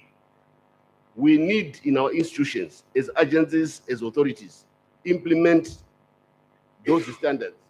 Not uniformly, we may have to adapt, especially Part C, where as agencies, as authorities, we are also quality. We may expect quality from institutions. It may not happen if we are not quality ourselves. And finally, I would urge that we implement 5 levels of quality assurance. Continental or regional quality assurance, like what we have the ACQF. Then national quality assurance by adopting the African standards. Then institutional. Then program quality assurance. Then quality assurance of qualifications. Ladies and gentlemen, let me probably repeat that we need 5 levels of quality assurance.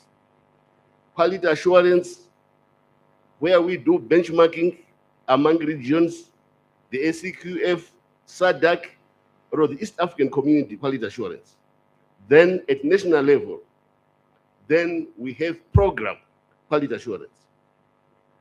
That is, when the programs are being accredited or are being audited, we need to have the relevant quality assurance. Then we come to quality assurance of a qualification.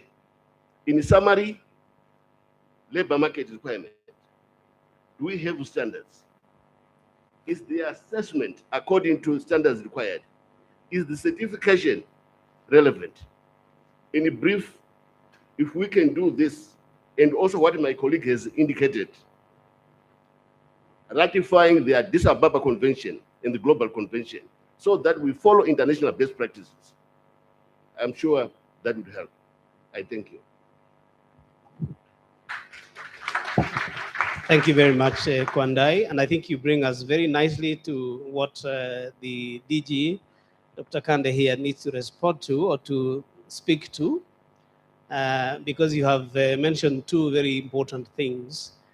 One of them being, how do we assure that quality so that we can, and I'm glad that we have many nations in this place here, because the question you are raising is, how do we make sure that the whole continent is in agreement and can be able to recognize each other's qualifications? What kind of a system do we need to do that? In order to do that, a good system of data, for example, if you come to the commission, I should be able to tell you that that qualification that was earned from Nairobi University in 1970 is recognized in this country. That data should be available. How do we make sure that that becomes a practice? And I think you mentioned that we need to make this a culture, not a one-off something. So, Daktari, you have the opportunity to let us see how do we work together to ensure that comparability is maintained by mutual recognition in the whole continent, and how do we make sure that there is reliable data that we can rely on as we get this information from each other. Karibu. By the way, just mention, I have deliberately not been asking questions here because I am reserving that for you. So once this is done, you might have a question you want to follow up on in one of these. I'll open up the floor for you for just a few minutes. So keep the question. I'll take maybe the first 3 or so. Dr. Thank you so much, Professor Kuria.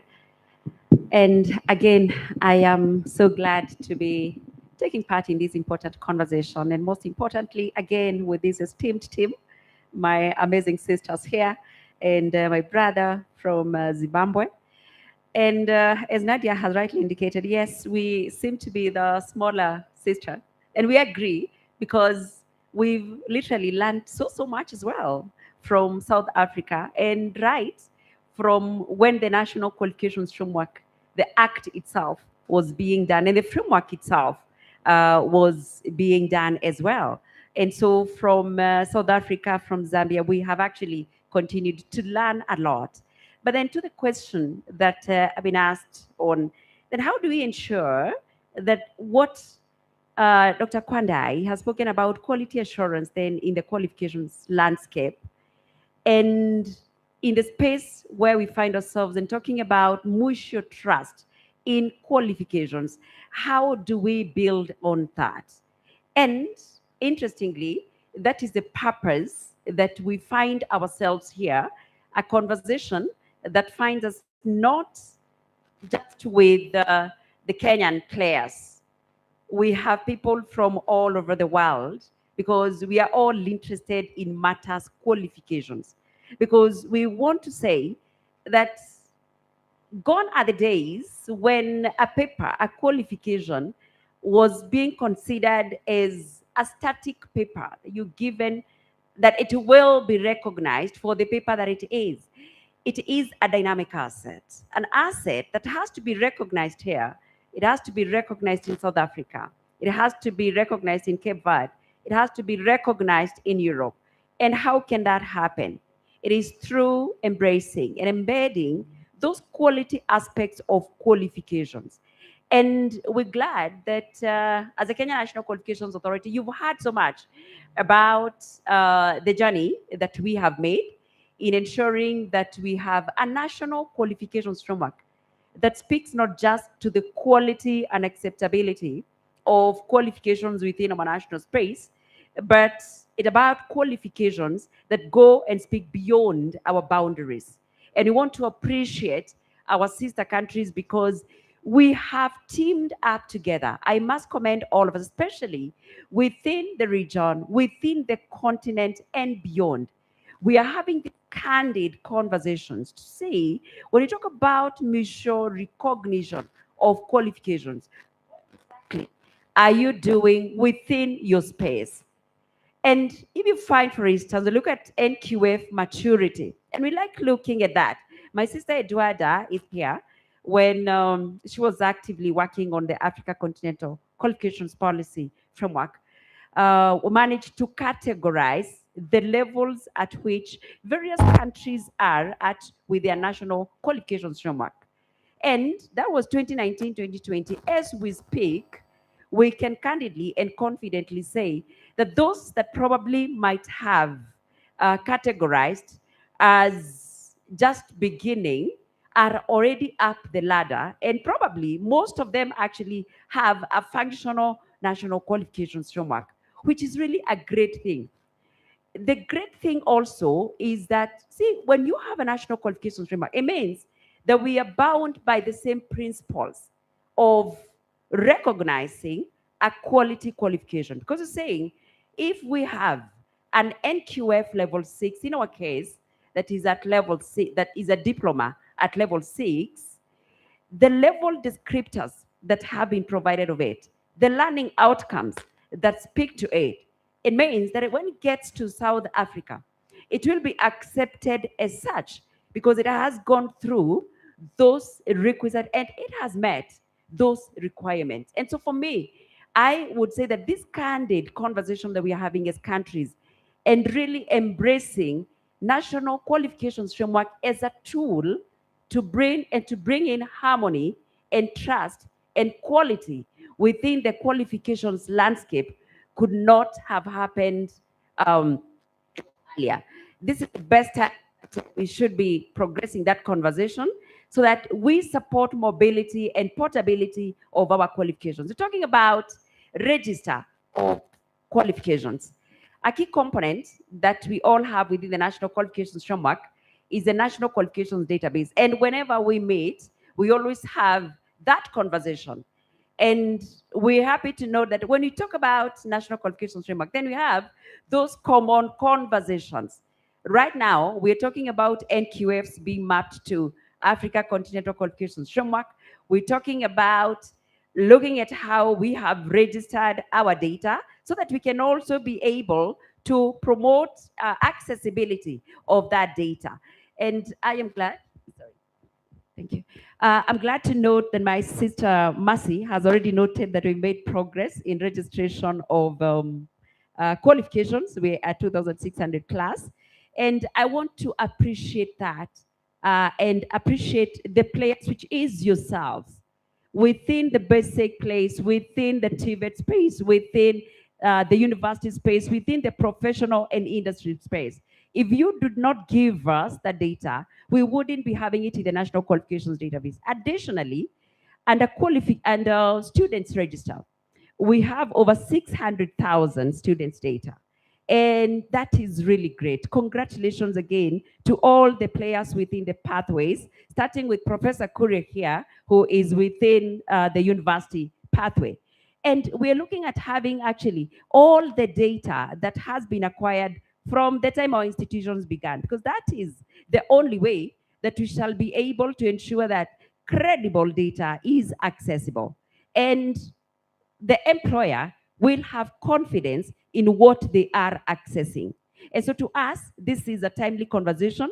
We believe that as we all of us build together these critical components of National Qualifications Database, NQD, ensuring that the framework is coming of age, ensuring that all the sub-frameworks are actually working in tandem and in harmony, allowing for progression vertically, horizontally, or even diagonally, ensuring flexibility of our national qualifications framework.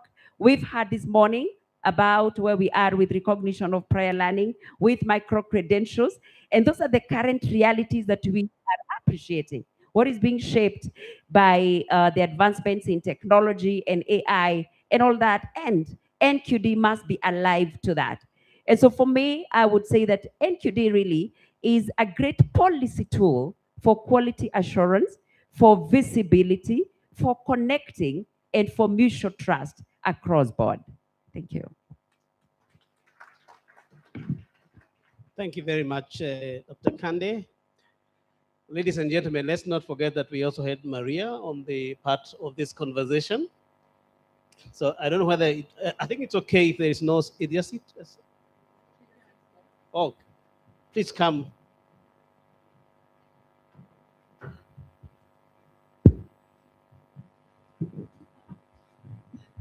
So ladies and gentlemen, I want to take this opportunity, first of all, to thank all the panelists here. Please join me in giving them a hand.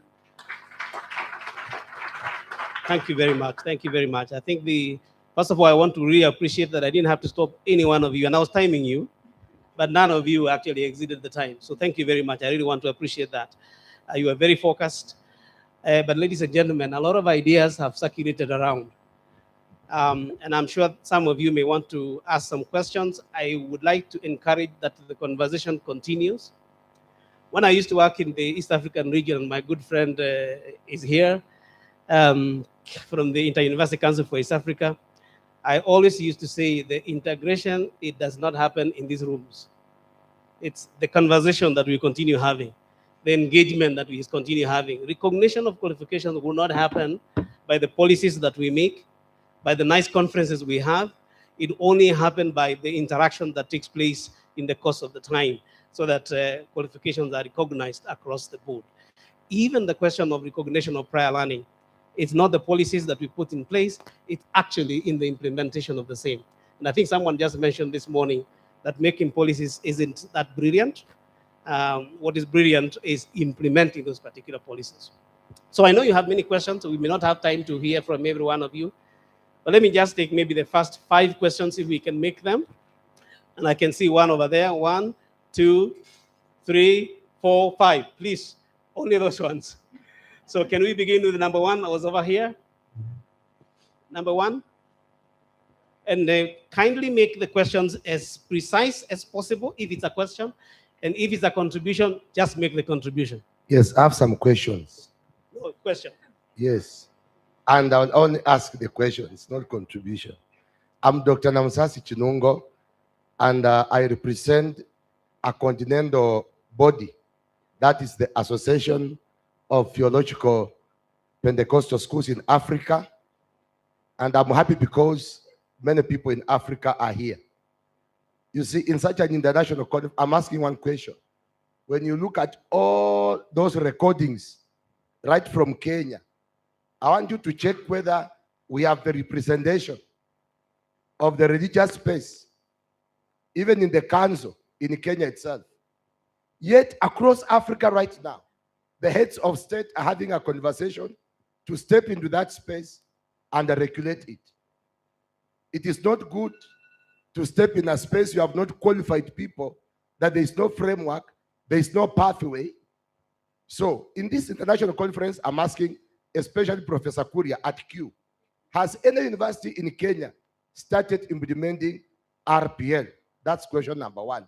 And the RPL policy generated by the university, must it come to Q? Or once it goes to Senate, then that university can start implementing RPL. Question number two. Thank you very much. Please make, if you must ask another one, just the last one. The last one. And everybody else, just one question. Please Yes. keep it to one. The last one. I'm asking, I'm sure even Professor Kuria, you went to a mission school. Like in Kenya, education was left in the hands of the missionaries. Is it a crime when we say that we want the qualifications of ministers put in the national qualification framework? Thank you. Thank you very much. Now that's nice. Next. Second one. Thank you very much. My name is Dr. Mondi Okeda from Muzima University. I think I would have a comment instead of a question, because this session is conversation towards realizing what is envisioned in the quality framework. I want to go back to the comment from my brother this side. I alluded to something that our problem of equality is that we are still in the stage where he called it formative stage. And I want to refuse that, because I read about these frameworks. And we have the framework by ILO on what we call trade quality in products and transfer. And I think that one, what has not been plugged in is education. When you go to the UN and you want now to register for any opportunities, then you find disjointedness. You have a degree from Kenya, but they don't show it among the universities that you can be registered if you want that kind of a job. So in terms of integration, we are looking at regional, and I would want it to be globalized, because now we have something we call a blockchain concept or blockchain technology, which facilitates what we call centralization of data, and therefore you can be able to counter check, and it becomes one of the quality metrics. So when we are talking about quality, it is not new. We have various measurements which are mature. And therefore this one, what I'm seeing, what KNQA has done, it is a mature process that has been tested somehow. Thank you very much. Number two, just allow me only one. The first lady who was commenting, I was very much here. Can you make that last one? And I'm Yes. going to time everybody else. If you hear Yeah. the bell here, Yes. you know you have exceeded the time. Please stop. Last one. But make the last one. She asked very pertinent questions. And those questions, I don't know how many people were very attentive. And those questions are the ones that I thought that the DG was supposed to address. How is this our quality, what we call framework, addressing all of them? Thank you very much. Thank you very much. What's the third one? Is that you? Young lady, yeah? Thank you. My name is Lucy Ganda. Just a quick question as we're addressing inclusion. Looking at those coming from the abled differently angle, how is Kenya, Dr. Al, looking to include those able differently with reasonable adjustments? Because we don't want to obviously bring about barriers to those that want to learn, but they're on the autism spectrum. So how is Kenya making strides in that, and indeed Zaka, Zim? Thank you. Thank you very much. Number 4. Thank you. I'm Dr. Ezekiel Mwendo. Okay, Dr. Mine is a request, not a question. Mine is a request. I'm the executive director and the CEO of Association of Religion practitioners, professionals. Ours is about professionalism and occupational standards. We are dealing with regulating the practitioner, not religion. My request is this: could there be a way to initiate a dialogue between the KNQA so that we can have inclusion in the way our terrain is unique, so that we can be factored in, so that we come up with policies that can fit to us? RPL is working well for us, but when we come to the assessment tools, something needs to be done. I would request that if we can have a dialogue with the State Department of TVET, with the KNQA, and we become stakeholders in making this thing better and better, because a pastor, a bishop is not qualified by a calling. The qualifications should be standard. It's not about a calling. Qualifications are qualifications. Thank you. Thank you very much. Last one. Do we have a number 5? Sorry. Thank you. My name is Caroline Joke. I'm with the International Labour Organization. Don't worry, I'm mute. This is not for you. Thank you, moderator. My question is on the role of industry, because we do have this constant, never going away concern about relevance. And I would have loved to hear mention of, the role of industry, because at the end of the day, for whom are we training? We don't just train for the sake of training. And so what do you see as the role of industry in helping us shape national qualifications frameworks, eventually regional and continental? Thank you. Thank you very much. Ladies and gentlemen, let me allow the panelists 1 minute each. With the exception of Maria here, we can give her 2 minutes because she was the main speaker, if you need it. I give you 1 minute, but it's not a must that you must use it. If a question was directed to you, this would be a good time to respond. Let's begin with Hudson. Probably I'll respond to the last one, where there was a inquiry how industry is involved. Actually, when we look at the quality of a qualification, we look at labor needs. Within that labor needs, embedded industrial needs, the employer needs. Who wants the qualification? Meaning that the institution trying to provide the qualification should check with the labor, should check with the employers, should also check with the industry as part of needs assessment. That is going to help in defining the learning outcomes so that is outcome based. Even in terms of quality assurance, the peer review system, when we are doing accreditation, when we are doing audits, according to African standards, industry, employers should be part and parcel of the auditing, the accreditation. There's one mistake we make, that we only want to deal with the professors and doctors. According to the best practice, the student, who is the consumer, the employer, who is also industry, should be part and parcel of crafting the minimum standards of a qualification. I thank you. Thank you very much. Mercy?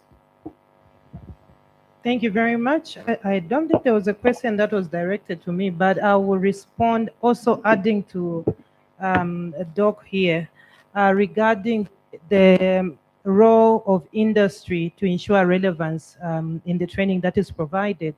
Maybe we can just share, like for Zambia, we develop what are known as national occupational standards with industry. And this is what feeds into curriculum development to ensure that the relevance of the graduates to industry. So we work with industry, we work with academia to sit and come up with these national occupational standards. I was having a chat with Maria in the morning, and we want to do what are known as common occupational profiles with ETF under the ACQF. And this is for Africa.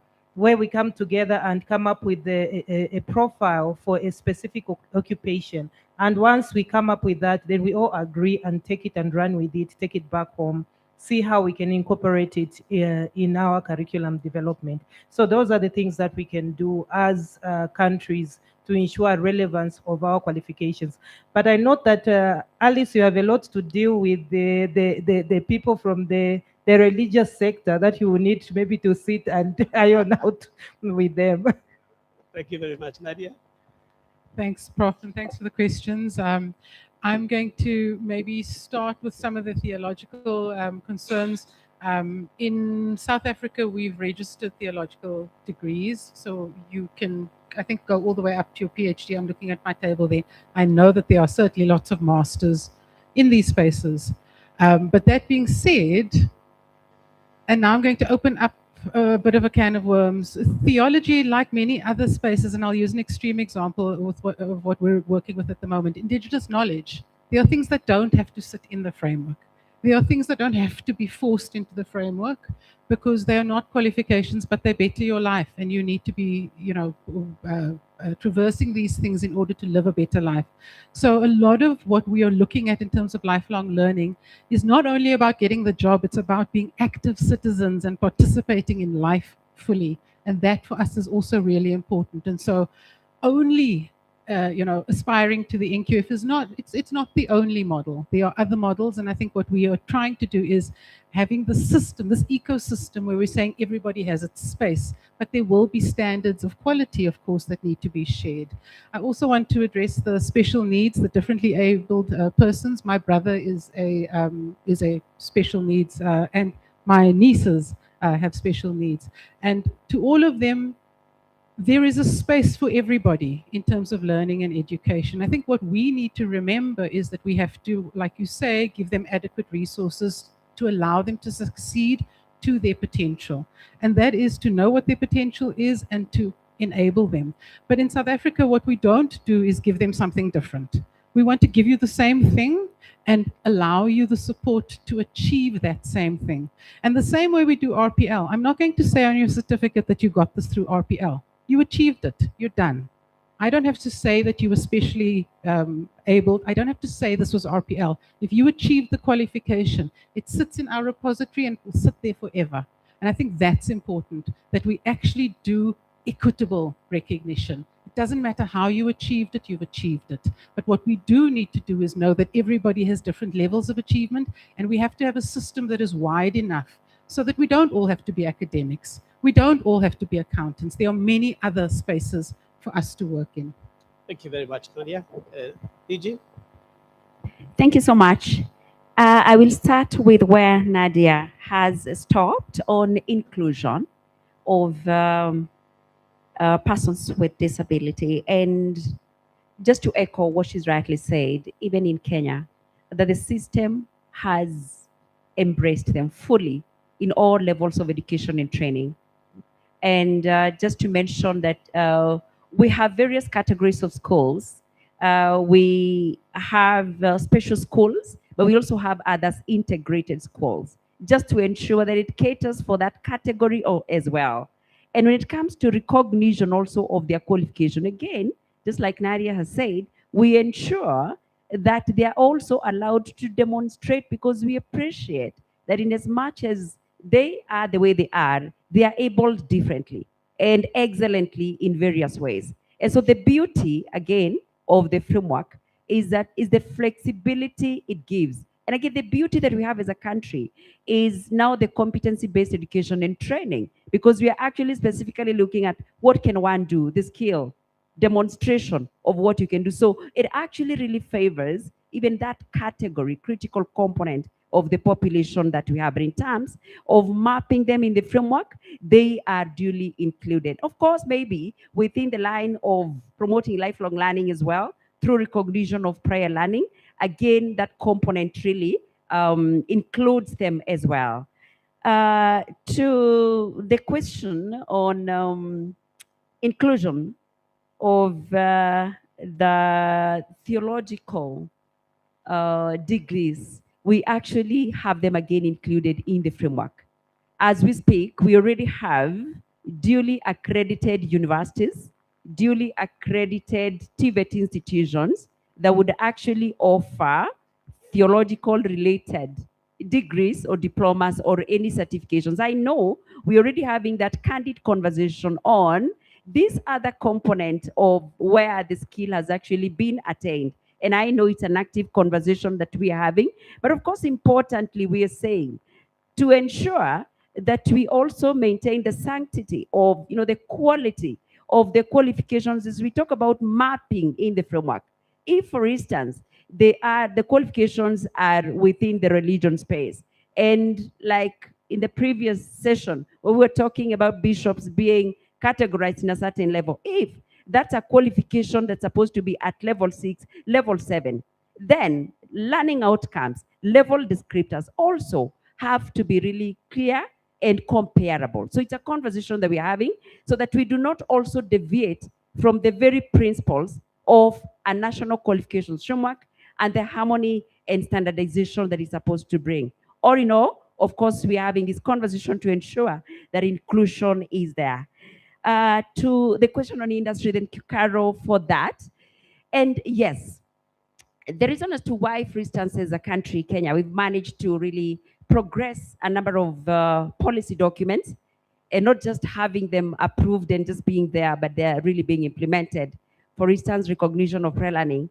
A key lesson we had is critical and early involvement of the industry in policy development and even getting to implementation of it. To implementation, for instance, we talk about curricula. We also have in place occupational standards. We also have great involvement of Sector Skills Council. And we want to appreciate the role that the State Department for Labor is actually doing.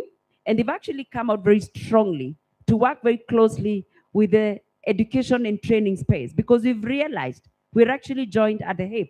We cannot say that we have quality current curricula if we do not hear the voice of the industry. And so we appreciate that as we speak, we have a structured way of involving the industry. And as it is right now, in terms of like policy development, it is a requirement, statutory requirement, that any development of a national policy document, there has to be evidence of how do we get adequate representation of the industry, diverse. So that is something that we do very, very deliberately, and that has really helped shape and also build confidence, not just in the policy document, but when it gets to implementation of it. Thank you, Prof. Thank you very much. Maria, any parting shot? And feel free to respond if there is an issue that you would like to address. I will just, I think, add one last point to the question on industry involvement. So much has been said already on the policies, procedures, and on practices. The very last element, and I think it's at the moment when industry is involved in the RPL, is the assessment. So that RPL, I often say, it puts our qualification systems to the test. During RPL, some weaknesses like to come out. And for example, in many of ETF partner countries, we've noticed that countries who start piloting RPL, even when they do it on standards that have been developed recently, when the industry looks at it, when they look at assessment instruments, performance criteria, they say, no, this is not actually do it in the world of work. So perhaps one last addition could be, the devil is always in the details, yes, to go also and think about closer inclusion of the industry representatives in those details, in performance criteria, in assessment instruments.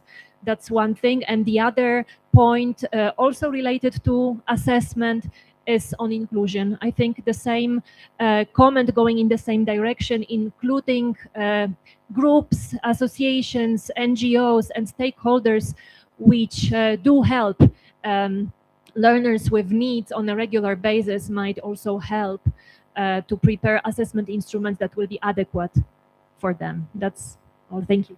Thank you very much, and thank you, everyone. You remember someone asked me a question. I wasn't the presenter, but then someone decided to ask me a question. So allow me to answer it. The good friend here almost answered my question. So I would just want to reiterate what he said. He said, a qualification is not a calling. A qualification has to be verified. We may not verify your calling because we are called, we just let you answer the call.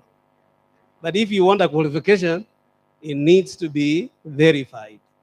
And the verification system should be objective. It's not about theology, it's not about medicine, it's not about whatever it is. A qualification needs to be verified. And the Commission for University Education, therefore, puts every mechanism in place to make sure that qualifications coming out of our institutions are verifiable. Now we can have a discussion later about that whole particular process, but the idea is a qualification needs to be verifiable. It needs to be validated by a recognized institution. Otherwise, if we don't do that, then across the world, our qualifications don't get recognized. The reason why SACA writes to us many times is because they recognize us as the verifying institution for this particular country.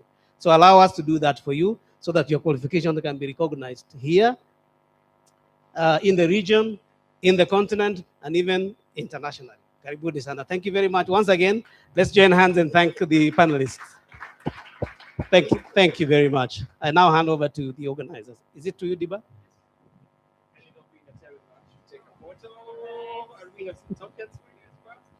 Thank you for the wonderful, wonderful, immersive discussions that we've heard. Well articulated, very informative. So we want to take an opportunity, just a photo up here with the panelists. Kindly, our moderator, Professor. Yes. So you can flash your white as well. Yes, smile for the cameras. And in the meantime, as they're taking the photos, I would want to also invite over Engineer Joseph Njau, the council member, to come and just to be standing on the ready there to present the gifts to our panelists. Right? So we'll begin with you, moderator, since you're near. Yes, to just have a token of appreciation for the good job that you've done this afternoon. Right? We well ably done and articulated. Issues have been raised, concerns. Thank you so much. Right? I want to call upon also Dr. Alice. Right? You're near there. Yes, since you're part of the panel, we give to you as well. Right? Maria, you're next. Thank you so much for also your presentation and articulating some of the concerns raised as well.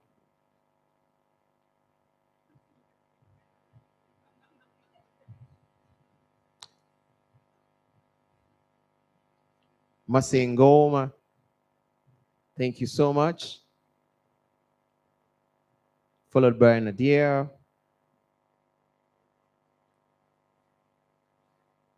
And lastly, of course, Dr. Kwandai.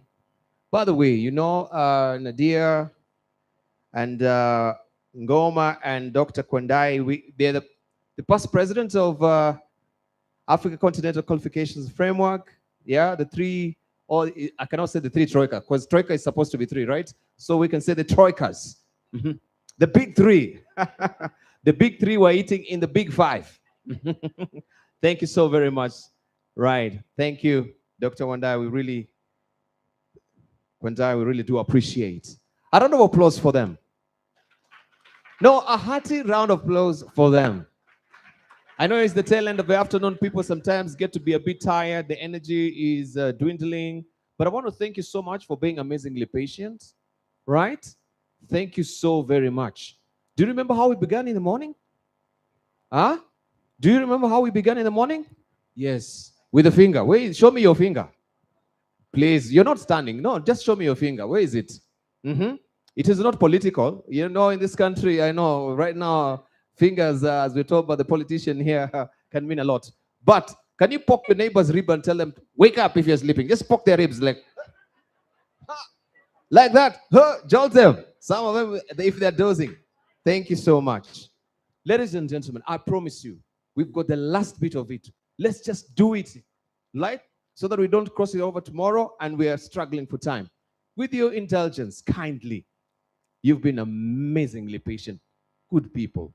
We want just to do the last bit of it, right? Won't take a lot of time on this. And I can see your engagement. Sometimes I know the information overload, yeah, can show up. This is too much coming your way.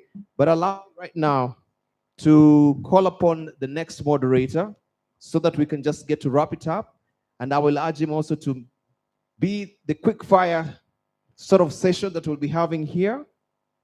And this is David Katiambo, who's a director there at the State Department of Diaspora Affairs. You heard about the remittances that is moving this country, right? I think is it doggedly following the Ministry of Tourism, the diaspora, or is becoming second, right? It's number one, actually. Oh, the last time I checked, it was number two. Now it's number one when you're talking about remittance. Yes, he'll come and take his seat there.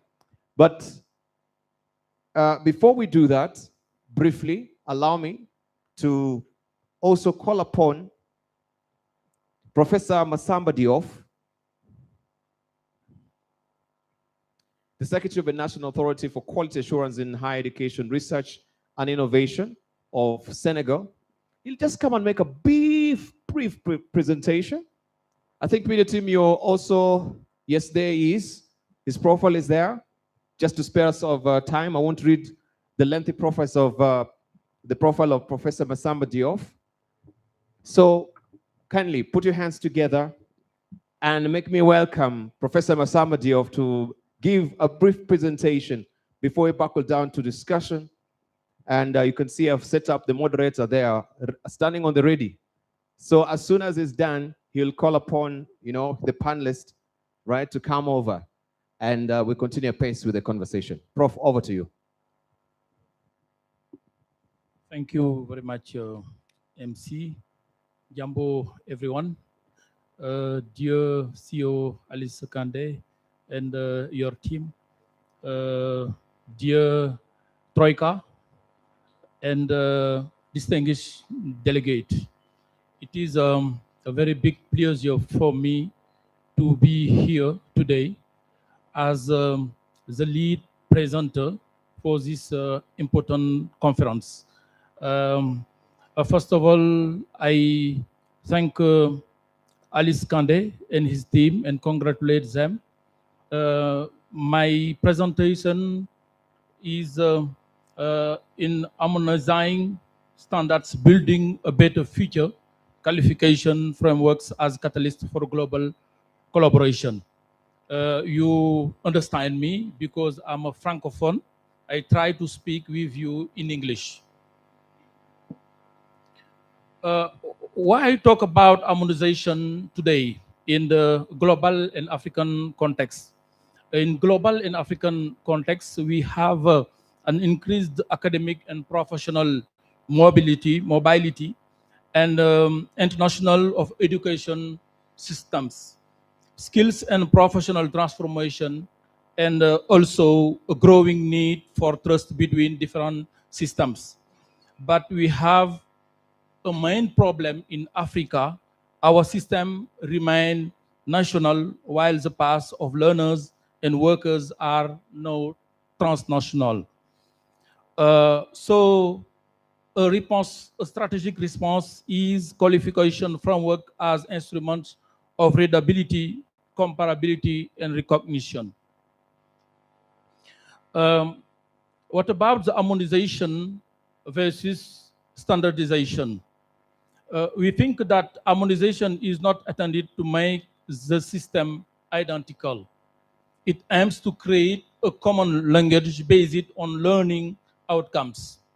But we have a major lesson for international experience, like in European qualification frameworks, we have common level descriptors, a respect for national sovereignty, and easier mobility and recognition.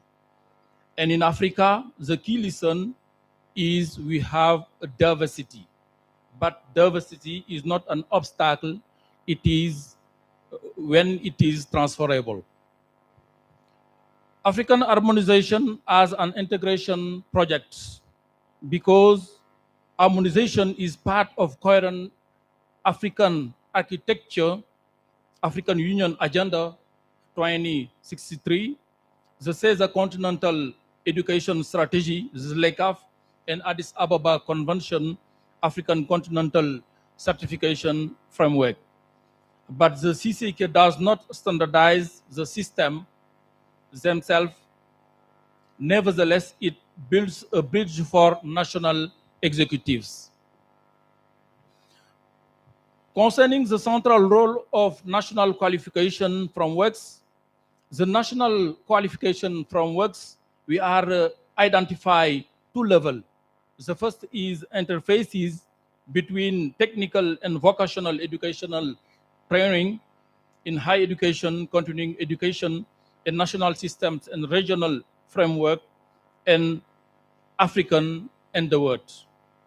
The second level is guarantors readability of qualification, the national identity, and an international recognition. But we think without a solid national qualification framework, no credible recognition. Recognition is based on trust, which is based on demonstrable quality.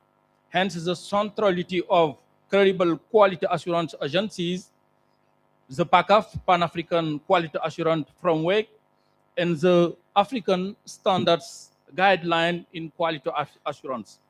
And after, the strictly link with the NQF. The Addis Ababa, all these are formalized by Addis Ababa Convention and the link with recognition, quality, and qualification framework. Concerning practical ways for harmonization, we can move principle to operational implementation. And we think that we need a level descriptors alignment, a coordinated strengthening of quality systems, and interoperable of qualification registers. We need also a strong national ownership, clear governance, and institutional capabilities. We think that harmonizing means organizing trust, not imposing models. About the regional learning, we know that in East Africa, we have many efforts like IUCEA as a catalyst, common area for high education within the CA, regional framework as mediation tools. But elsewhere, we have gradualist, centralist of quality assurance and recognition based on achievement, not on duration. We think that harmonization succeeds when it is pragmatic and progressive. In light of these lessons, some strategic priorities emerged. Consolidating the NQF as national foundation of trust, align it with the CCA, strengthening the structural link between NQF, quality assurance and recognition, and developing for interoperable registers, readable and digitized qualification registers. We think that we need investing in institutional capacity because harmonization is first and foremost a matter of governance, and above all, making harmonization a tool for development and not technical exercise. African architecture of qualification framework, we have many blocks, basic logic. Some blocks are more advanced, I say that soon, and other blocks are in the process of structuring or consolidating.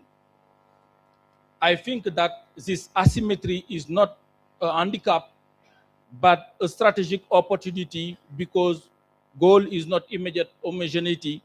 It is to capitalize on the advanced block to raise the others in a spirit of functional African solidarity. About KNQA, the KNQA can play a pivotal role in the Africa architecture of qualification frameworks at the interface of the national, regional, and continental levels.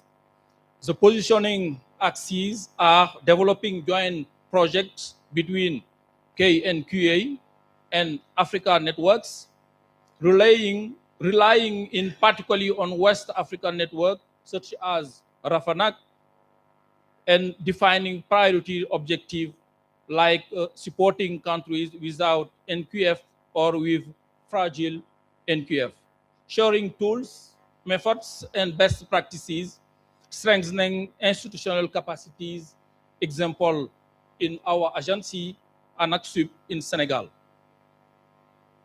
When we put the focus on Senegal, Senegal can be a catalyst country because we have a mature agency like ANACSUP, a strong commitment to continental dynamic and African network, and the ability to provide technical support to other countries, facilitate peer learning, and contribute to rise of the less advanced bloc. Regarding giving meaning to African architecture, the Addis Ababa Convention is not a symbolic text. This is an African legal basis for recognition. It provides an operational value to qualification frameworks, to improve quality assurance, and to strengthen intra-African mobility. Without ratification, harmonization remains incomplete. To ratify is to transform framework into recognized rights, give concrete meaning to the CCA, and strengthen trust between states, and after, save African youth. To conclude, I say that harmonization is not a technical option. It is a trusted infrastructure. Qualification framework are catalysts by ratifying the Addis Ababa Convention and strengthening the NQF, that the pathway to connect the system, to liberate or open up mobility, and after build an interconnected and credible African future. And then I invite all states, all countries which has not ratified the Addis Convention to be ratify this to ratify this convention. Thank you for your attention.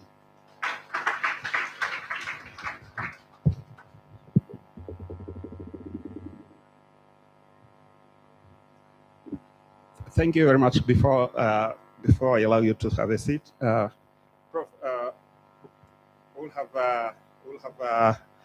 the following people joining us in this panel: Dr. James Njogu, Professor Mesha Kwabonyo, and Nicholas Ouma. Kindly join us, but as they join us, Prof, you can have a seat. I'd like you to answer a small question from me as the other panelists join us.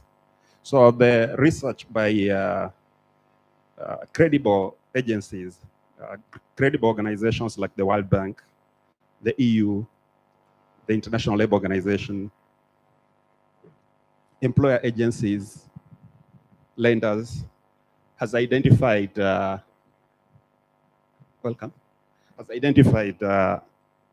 mismatch in demand and supply of skills worldwide. That where there are jobs, there are no people to work.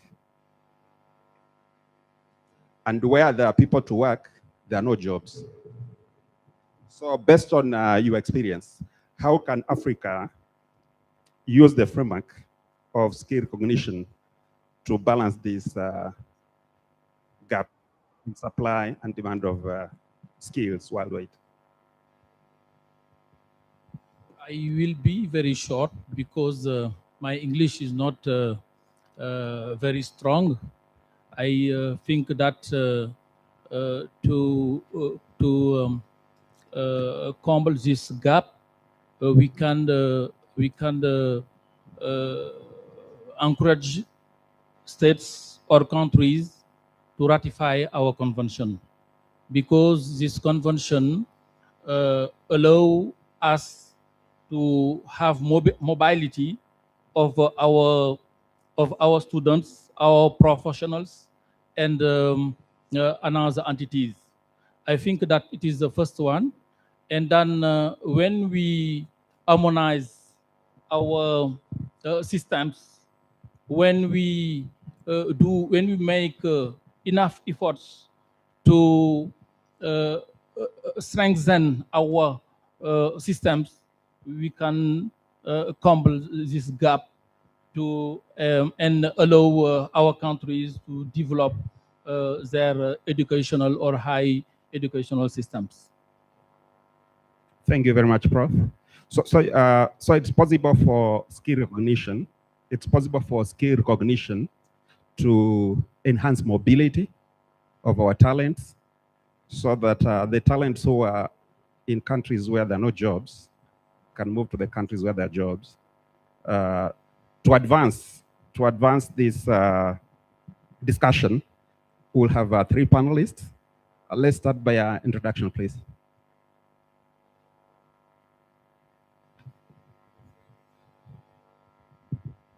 Thank you.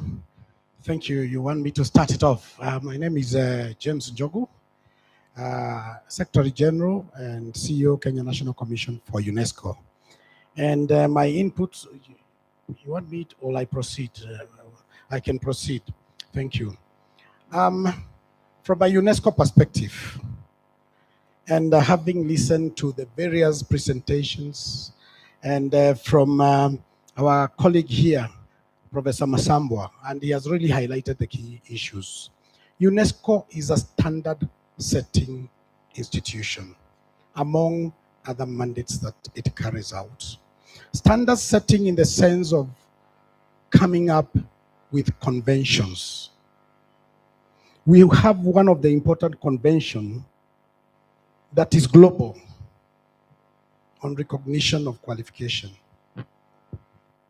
This is a fairly recent one, having come into force in 2023, and majority of the countries have not signed.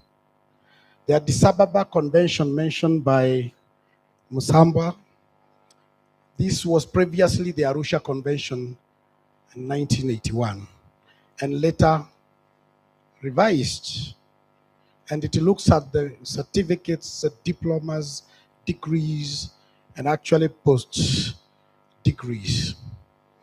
And the key questions about harmonizing is how then that we work together, knowing that every country has its own framework.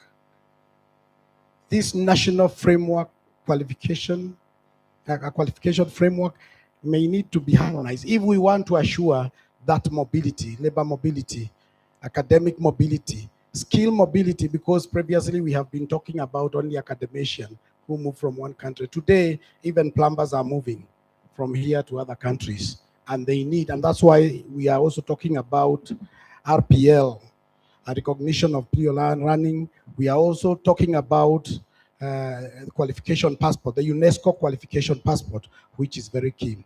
The issue of ratification, actually, as we speak, I think it's only 14 countries have ratified in Africa the Addis Convention. How then do you harmonize if we are not ratifying? How many countries have ratified the Global Convention? Again, very few. I know even for Kenya, we are belaboring to ratify the 2. And it depends on each country where you put a lot of energy and the processes involved. Once you ratify that, then you are domesticating it. You might not be able to form very strong networks within Africa if you are not ratifying, especially the regional one. There are actually 5 internationally. Every region under UNESCO has a convention. Latin America, the Arab, the Europe, they all have that, their conventions. And certainly we are not at the same level. And one of the reasons why we are not at the same level is because we have not ratified. Many African countries have not ratified. Then it is within that arrangement, when we domesticate, we are able to meet as African and discuss our national qualification framework in those meetings, so that then we are able even to provide the annual or biannual reports to the secretariats and support the secretariats. We are able to meet in those meetings and discuss, exchange what is happening, so that we are then able to make resolutions out of these meetings of the conventions, the topmost decision making. Once we do that, then we'll be able to implement them at national level. And when we implement them, then we'll be able to have fairly harmonized, and that is within Africa. Beyond Africa, then we are talking about the global convention. We must participate in those meetings. I know some countries, we have attended very many meetings of members of parties, conference of parties, but they are not even able to be represented. If you are not represented, how then will you be able to air out? How will you be able to network? How will you be able to benchmark? I would encourage the heads of qualification authorities in Africa to also, apart from benchmarking within the country, benchmark outside. We have about 194 countries members of UNESCO, and I think recognized UN recognized countries are 195. Even within National Commission for UNESCO, we have 199. Every country has, because once you ratify or you sign the UNESCO Convention, automatically you form a national commission. We have a network of national commissions for UNESCO, for Africa, for global, and interregion, and we have intertwining. And UNESCO has various institutions. For instance, I will give in Tibet, you have UNIVOC. It also does quite a lot as far as qualification, whatever accreditations are concerned. So in this regard, I would really highly echo what Professor Musaba has presented, in addition to what I have put across. Let me be short because I know we don't have enough time, and I think this is quite clear and clear with majority of us. Thank you, my moderator. Thank you very much. Thank you very much. Let's have Professor Bonya. Thank you very much. And the sad part or the beauty about speaking at the end is most of what you said has been said. Nevertheless, we had slides which I think will be circulated. So allow me to just give the summary from what I've gathered. Hamjambo, bonjour tout le monde, good evening everyone. My name is Mesha Kobonyo. I'm representing the East Africa Community Interest, the 8 partner states. The 8 partner states have a technical arm which is responsible for education matters. The technical arm is known as Inter-University Council for East Africa. Let me say this as I start. When qualifications are not recognized, it doesn't just frustrate an individual, it is denying an entire region of talent, skill, and innovation. So we should not just look at qualification in terms of those papers. This one did this and that, and so they are trying to move this way, and we do not allow, but we look at it in terms of an individual. And probably this individual potentially will contribute to something really big. But when this qualification is not recognized, that individual the region is denied an opportunity to harness or to benefit from that talent. As I open this, I would like to, I know protocol observes, so I also have my own protocol. I want to say that I am on loan from Egerton University. Professor Mwanarusi, I recognize you as the registrar. My boss was there, I think she has stepped out.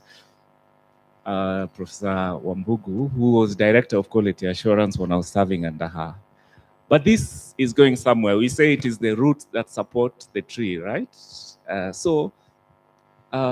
21 years ago, I needed to proceed on advanced study. And so the place that was chosen was South Africa. So I have a soft spot for South Africa Qualifications Agency.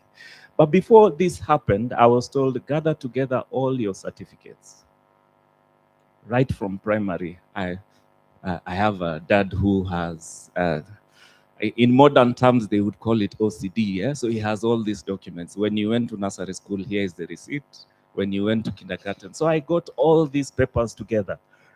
From year 1, 8 years of school, all the papers, certificate, high school 4 years, put together all of them and scanned in one PDF document and sent by an email to SACA, South African Qualification Agency. And then there was a wait.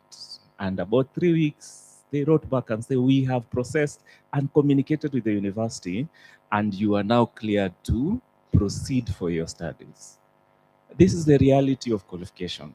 If perhaps they would have denied me this opportunity, maybe I would not be where I'm seated today serving the East Africa community. Maybe Uganda would also not be so convinced. So two things must go together. There is the verification of the papers, and then there's trust. I think we have talked about trust a lot here today. So allow me to say something else. When we look at qualifications, let's look at the people behind them. Let's look at the opportunity, because people move with their qualifications. So at the East Africa community, the dream, the aspirations of the heads of state was put on paper by the declaration of the Common Higher Education Area in 2017. They say these 8 countries, by then there were 5 or 6, these 8 countries today have agreed that anyone studying in East Africa, we will recognize their qualification. We will do what? We will allow them to study, work, and live anywhere in any of the partner states. So this was signed. We are looking at 10 years coming tomorrow. But there was a build-up that led us there. The conversation about qualifications framework had begun somewhere 2012. By 2014, the first instrument was developed. So we look at these instruments of qualification as the tools that will unlock regional integration. Because we are in one higher education area for education, one common higher education area, we are looking at making it one region. In summary, this is what we say. Once upon a time, we were together. The 3 countries were, I think, East Africa Protectorate, you remember, under the colonial. We had one University of East Africa. We had the University of Dar es Salaam, where people would go and study law and study all this. Nairobi had its own. Then we split. So we are working to go back together. Education has been identified as the instrument that will bring us together. Perhaps because of education, that's why I'm working in Uganda. How did this happen? I submitted documents. I'm sure they got in touch with the National Qualifications Authority or the Kenya or the university and asked them, do you know this person? And there was a bit of background check, and I was cleared after an interview process. So this is the big game that we are involved in. The Common Higher Education Area facilitates comparability of qualification. Remember, we don't want to say, and I know ever since I crossed Uganda, I hear this being said. Parents ask me, so my daughter wants to do medicine. Where can I, you know, where can I? And then I say these universities, you can check them online. Then the next question is, which university trains very good doctors? And then you answer. Then, how sure am I that once they are trained there, they will come out and work in Kenya or anywhere in the world? So I tell them, yeah, because of the Common Market Protocol, the Common Higher Education Area, all these things, we have a way of verifying and enabling this to happen. So the Common Higher Education Area, signed by the head of state, is a commitment that we want our qualifications to be comparable, to be compatible. There are those who studied in Form 6. There are those who studied in Form 4 maximum. There are those now, the new baby in the room, there are those who've come through recognition or prior learning. All this we want first to recognize, to compare, and then allow them to freely contribute. So IUCAI, the technical arm of the East Africa community, one is an advisory agent. We listen to you. In Kenya, we listen to Uganda, Tanzania, all the 8 partner states. Then we communicate to the heads of state. So if your resolutions from here do not get to His Excellency, Dr. William Ruto today, somewhere in the pipeline, it will come through us, through the East Africa community, and he'll get to here. We tell them on a regular basis, this is how far we are moving. Now, I know there are those who know IUCAI as a quality assurance agency. Yes, first, quality assurance helps to build trust. As we work, we recognize there are gaps. and there are gaps, and some have been said here, our maturity levels are different. I know we talk about economy, trade, our maturity levels in documentation are a bit different. Our speed of implementation is a bit different. Remember, we also have countries like Somalia that have joined, where we talk about CUE that has been here for many years, them they are starting fast. So you are joining a moving vehicle. Our practices, perhaps most important, and this is my sensitive point, and I'll address Madam DG, our practices are still a bit different, not just within one country to the next, but even within the country. How do we recognize this qualification? We have a scholarship program where we send students across the 8 countries, and we get questions. University A in Kenya has admitted the same student. The requirement is a student applies in 2 universities. So University A in Kenya has admitted, University B is still, no. Please, could you help us? Could you? So speed of implementation, understanding of these processes is still, we are not doing very well in there. My question to you would be, KNQA, do you have a role in supporting universities to understand the qualification frameworks, to implement them, or will it be CUE? This is my question. My parting shot would be mobility travels on trust. When we look at documents, we look at credentials, quality assurance helps us to build trust on these credentials and to allow people to be mobile with their qualifications. Let me pause here. Thank you. Thank you very much, Prof. Thank you very much, Prof. So I agree the number of Kenyans, for example, working in East Africa, where they don't have challenges with their skills and qualifications, is not comparable to any other place. So I agree that it's based on trust. So we are trusted more in East Africa, and we're hoping that I will work and get trust in outside Africa. Thank you very much. Thank you very much. My name is Nicholas Ouma, Principal Officer at the African Union Commission. Let me begin by extending warm congratulations to the Kenya National Qualifications Authority for the 10 years of the framework. It is now a mature, comprehensive, and very well recognized framework. And as we have heard from morning, Kenya's leadership of the African Continental Qualifications Framework Network as part of the Troika presidency is testament to this recognition that something good is happening here.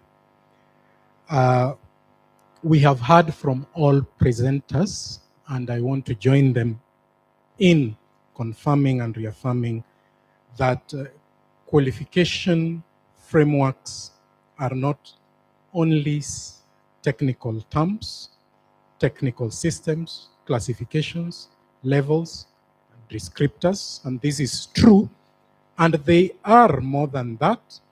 And we have heard from even the panelists here this morning about tools for building trust, enabling mobility, and increasingly driving regional and global integration. This is the vision of the African Union, vision of integration of the continent. When we're talking about harmonization of qualifications, these are instruments of integration for which African Union as a convener strives very much for. And this conversation is particularly timely. We as a continent have made important progress with the African Continental Qualifications Framework. We have had snippets of the African Continental Qualification Framework from the morning sessions, including from the PS, Dr. Mkwana, and other panelists in the session just before this, as a meta framework that provides shared reference point to improve transparency and comparability of qualifications. Now, we also heard that the key challenge for us, including at the continent, but we have made very big strides is on implementation. How we ensure countries align their national systems, build institutional capacities, and make the ACQF meaningful in practice. Because without that, harmonization will remain more of an aspiration than a reality. Now, closely linked to the harmonization of, is closely linked to this engagement is the harmonization of African quality assurance and accreditation, which we usually refer to as HACA initiative. This, apart from the Addis Convention that we have had, have been instrumental in strengthening quality assurance across Africa, particularly through the African Standards and Guidelines for Quality Assurance and the Pan-African Quality Assurance and Accreditation Framework, referred to as PACWAF. The African Union is building a space where academic and professional qualifications can be trusted not only continent-wide but also globally. And this is critical because frameworks coupled with quality assurance ultimately creates the trust. And as I've said, through the African Standards and Guidelines, the harmonization of African quality assurance and accreditation is helping to ensure that when we say two qualifications are comparable, they are also credible and reliable. Now, I want to introduce another related conversation that we have not had and we must connect to, is the discussion of a much bigger agenda that we call the African Continental Free Trade Area. This is not only about trade in goods, but also about, as we've heard from morning, people, skills, and opportunities.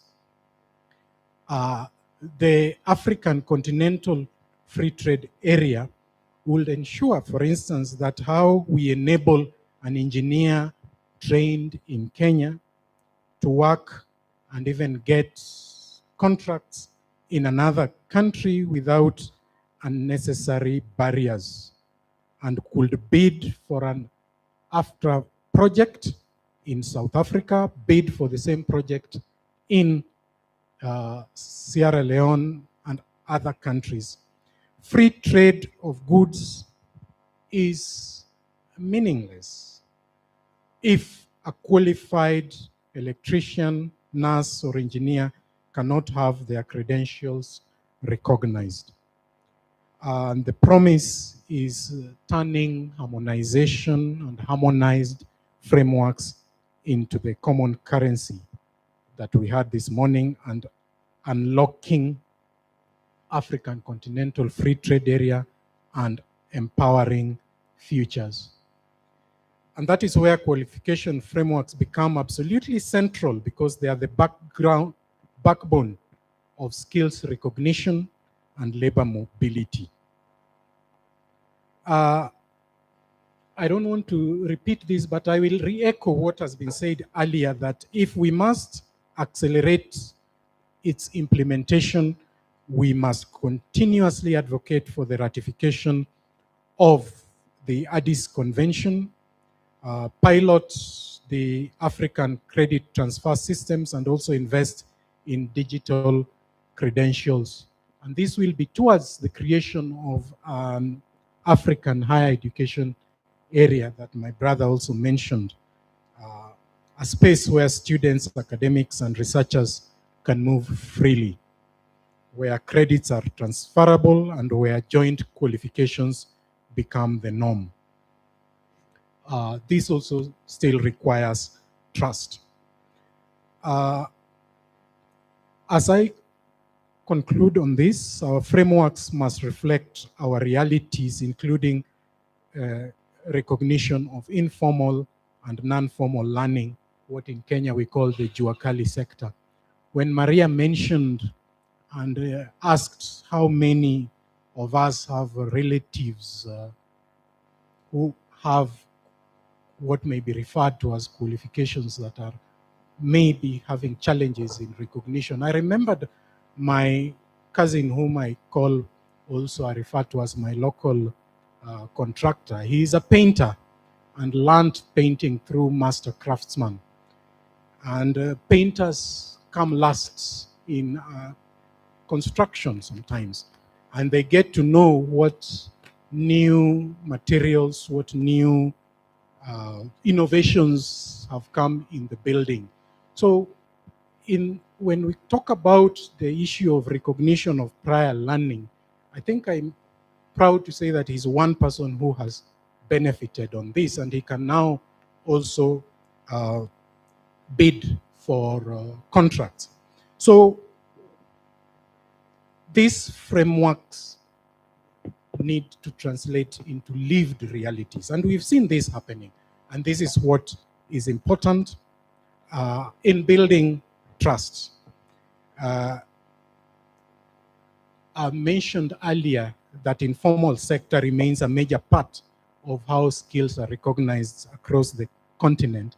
And it's important that this conversation, and as we have had, includes the young people who are gaining skills and also very, very competent in the informal sector.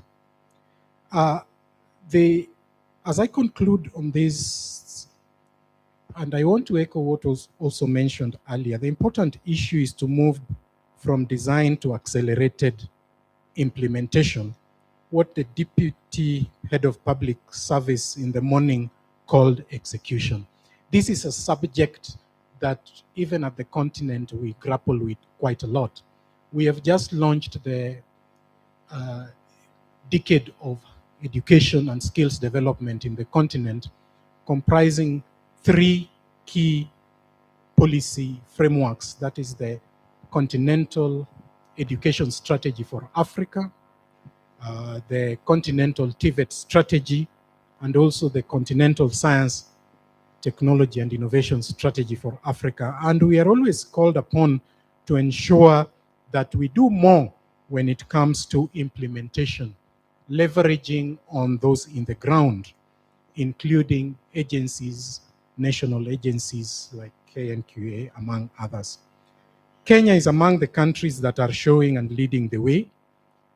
Now, as the African Union, we also call upon other countries to turn frameworks into lived realities so that more young people can move, study, and work with their qualifications fully recognized.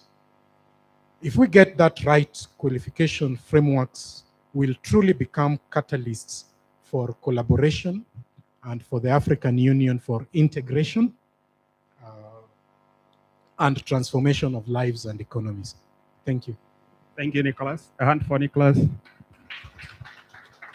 So from the global collaboration perspective, and what the Kenyans in diaspora ask us when we visit them, we do diaspora engagements, especially in high-income countries, and what we can call oil-rich countries. They usually ask us, what are you doing so that our papers are recognized here? So you have a teacher maybe, for example, in Qatar, who is doing a manual job because his or her B.Ed is not accepted. So from an African perspective, I think Dr. Njogu, Professor Bonyo, and Nicholas, you have explained we have done a lot. But maybe some advice for me as I go back to inform my boss that I was with the experts. What will I tell them when I go engaging them next time I'm in Munich or in DC? Okay, but before you answer that, let me take it to the floor. We'll have 5 questions to the panelists. Any person with a question, or they can take mine? Okay, maybe you can take mine, because that is my assignment here. I was told you go ask them, because we are being roasted outside there. Every time you are in Sydney, they're like, our English language test is not accepted. They got an A in KCSE, but I have to sit for an English language test here before. Yeah. Any comments to my boss? Thank you. Thank you. Well, I think there was that old time that you must be tested in the language. And somebody mentioned this used to be really colonial. And you can be tested maybe within here, internally within the country, especially for skills, even with different languages. That is for skill. However, internationally, then you have to have a common language where then you express your competencies. But I have one point here about trust. As much as we speak about trust, trust is earned. And trust must be earned through actions that you are undertaking. There must be deliberate effort in terms of interaction between the national qualification authorities and must go beyond to the countries where we export labor, because really this labor movement, much of it is known. Of course, that which is unknown is migration, sometimes not legal migration, and so on, where these who move illegally perhaps have to seek papers wherever they go. And of course, they won't carry the papers they have. I have heard about people who even tear their passports when they go to other countries, and they start afresh to be known who exactly they are, to make sure that they attain whatever residency in that country. But this that is really clearly open and intentional, and then there are those processes. I know recently in Kenya where the government undertook verification of qualifications, including my own, because I did my PhD at the University of Amsterdam. And as a CEO, I wrote to Director General here, and not only, I wrote also to the university. And they gave us time to write also to to write to the universities that different workers were, to verify and send back. And that happened to prove that we didn't have ghost worker. Because I might perhaps not also take an opportunity again to speak, allow me to also appreciate Alice Kande for organizing this. This is very important. And for those other countries participating in this, it's also an opportunity to benchmark, so that then we are able to make or integrate our qualifications so that these movements are easy. It becomes easy to work. I have seen university lecturers. In fact, I have been taught by university lecturers from Sierra Leone, from different countries, because maybe our academic, our university qualification for a professor or any lecturer, they fit very well. And you have this exchange program. They really enrich that interaction and making it easy for the labor movement and for academic movement, for joint research, among others. But we have to be very active. And I think Madam Kante and the other national qualification authorities, you need good funding to be able to be moving around, to attend this very, very important meeting where you exchange, where you agree, and where if you agree on ABCD, that then is implemented at national level. Thank you very much. Professor Bojo, what will I tell them next time? Thank you. Let me try and respond like this. I think it's Chinua Achebe in his book that wrote that when the sun rises, it reaches the ones who are standing first before the ones who are kneeling behind them. The fact that you've developed the qualification framework, I think it's like putting up your hand to be seen. He has said that there's an issue of trust. Kenya perspective, there is the need for deliberate intention to test the qualification framework so that it wins the trust of those who are trying to questioning these qualifications that are coming from Kenya. So you need to move a step further. I think beyond doing the instruments, then we need to test these instruments. KNQA needs to now offer a service. A service. I want to use an example. I have my office, we place students in South Korea. We are testing this belief. We place students in South Korea. I have 223 students from East Africa studying in Korea, bachelors, now masters as well. The other day, one of them said, well, I think I'm tired. I want to come back to Kenya. I want to come back to Tanzania to continue my studies. This is what testing a qualification framework is about. My office wrote to that university, say, okay, now student so-and-so has said he wants to come back, please put together all the papers, send it to us. We will engage our university. We asked the student, where do you want to study? He gave us two options, one in Kenya, one in Tanzania. We engage that universities with this set of qualifications so that we have a conversation. If we encounter a barrier, that's what we are supposed to do. Our job on a day-to-day basis is to identify barriers so that we communicate to the regulatory authorities. The excellencies will sit and say, remove this barrier. So we need to move a step forward, test this instrument. If you want to build a building, you know you cannot rise beyond the scaffold, right? If you want to build a staircase building, you have a scaffold, test the strength of your scaffold, then rise up to see whether can it take my weight, can it take the weight of the workers, can it handle the material? This is what I think we need to do, move and test this qualification framework. Thank you very much. Briefly, Nicholas. Thank you very much. Your question is at the heart of what we are discussing today. What is a qualification? I want to borrow from 3 points that Maria mentioned in the morning. When you are given a paper called a qualification, what does it mean? And I will extend that. What does it mean not only to you, but to everybody else who sees that paper? There has to be some common language on it. And what standards is it held against? A simple example would be, for instance, making a bed. We all make our beds in the morning, sometimes. So if making a bed is a part of a set of qualifications, so what standard is your making of the bed being weighed against? And just using that as an example, it could be even what Dibal Ainea was telling us in the morning through the proverb about a plumber. If you are a certified plumber moving to Qatar and you have a paper indicating your qualification, what standards were you measured against? And most importantly, what is it that you can do? And I believe these are the key issues that Qualifications Authority and qualifications frameworks assist us on. There have been nuances to this, including the provision of skills passports, among others, but the central tenet of everything is how is your qualification translated and what is it that you can do.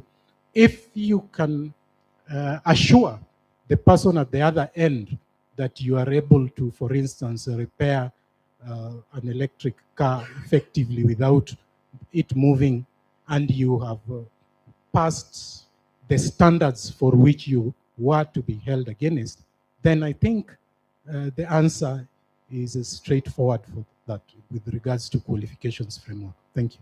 Thank you very much. Hand for the panel. I can say Ina is there. We are behind time. I will hand it back to Ina. Thank you so much. A round of applause for our panelists. I really do appreciate, and I know, given also where we are at right now, many people also, they had questions and they are fearing now to raise their hands because of time. Yes, but tomorrow we are here. I think the same questions can be expressed, and we want to thank you so much also, our panelists, for being amazingly patient. We really do appreciate, and a huge, rich stream of information that you've given us this evening. Much appreciation. A round of applause again to them, please. Thank you. And kindly, before you take your seats, we'll appreciate if you may just be upstanding. We take a photo, right? And there's some tokens for our panelists as well.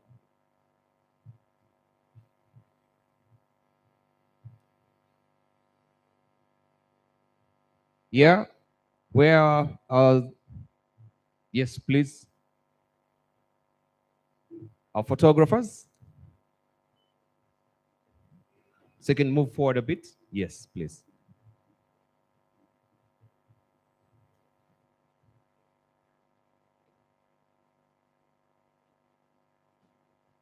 Yes, and just appreciate our panelists and our able moderator for the good job that he did.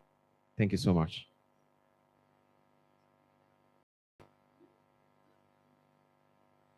You can try and smile, please. I know you're serious men, yeah, but you can crack a smile too. So we have different poses for the smiles and serious one. Yeah, thank you so much. We really do appreciate.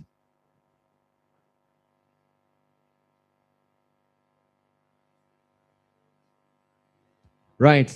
I'll begin with the moderator who's closer now to Prof. And thank you so much, Dr. David Katiambo, for leading us on this session. Director there at the State Department of Diaspora Affairs. Thank you so much for the good work you've done. Sorry. Mr. Yes, Professor Masamba Diop is up next. Thank you so much for the presentation, for the engagement. We appreciate.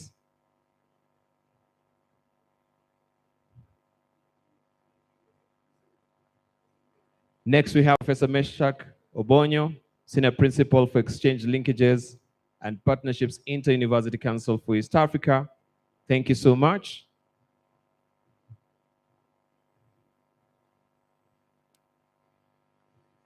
Dr. James Njogu, Acting CEO, Kenya National Mission for UNESCO.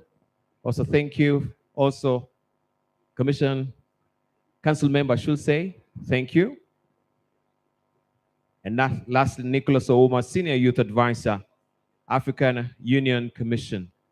Thank you for coming through.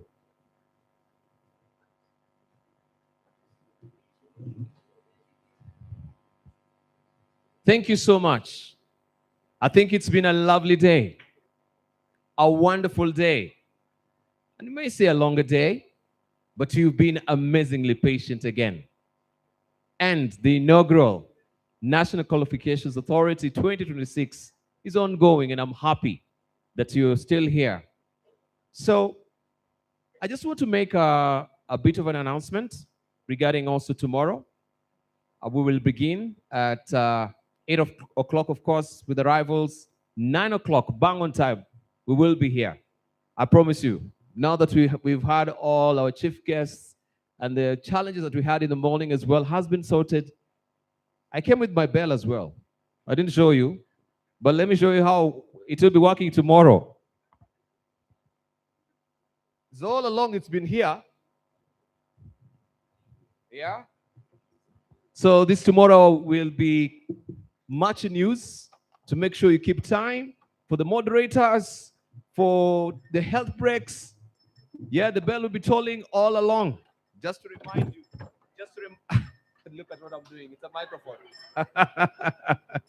Just to remind you, yes, that we should be keeping time. But nonetheless, I want to thank you so very much. Tomorrow we'll have the summation, the crescendo, right? The apex and the zenith and the acme, whatever adjective you want to use, in the evening, where we'll be having a dinner, right? And it's going to be an African thing. So come out all decked out in your African regalia. The Maasai, the Shaka Zulu, right from South Africa, from Zimbabwe. What do we have? We want to see tomorrow, right? And the diverse cultures that we have also in our country as well. Tomorrow is the opportunity for you to come and showcase that. Let's come and celebrate together the spirit of Africanhood, and of course, wrap it up and see how the day began, of course, today, and how we are wrapping it up tomorrow in a special way in the evening, which promises to be a very great evening tomorrow. So I want to say thank you so much. And Edwin Buck will say, when, how does that particular quote, it's eluding me, right? When boundaries are broken, new worlds are discovered, right? May we break the boundaries that we've also just learned today on how we can interconnect together, right?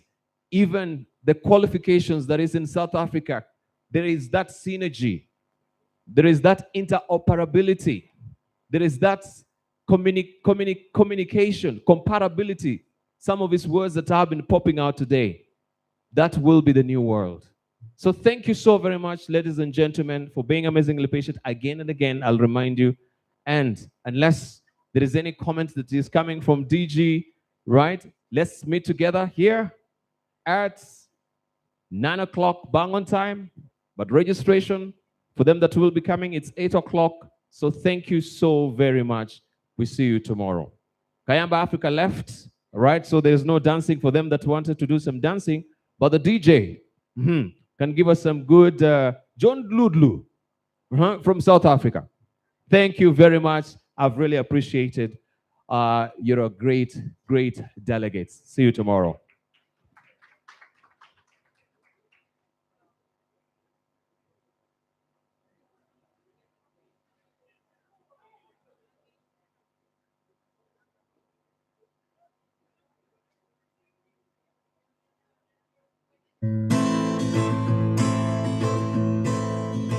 My name is Alice Kande, CEO of the Kenya National Qualifications Authority. I want to take this early opportunity to invite you all to the inaugural National Qualifications Conference.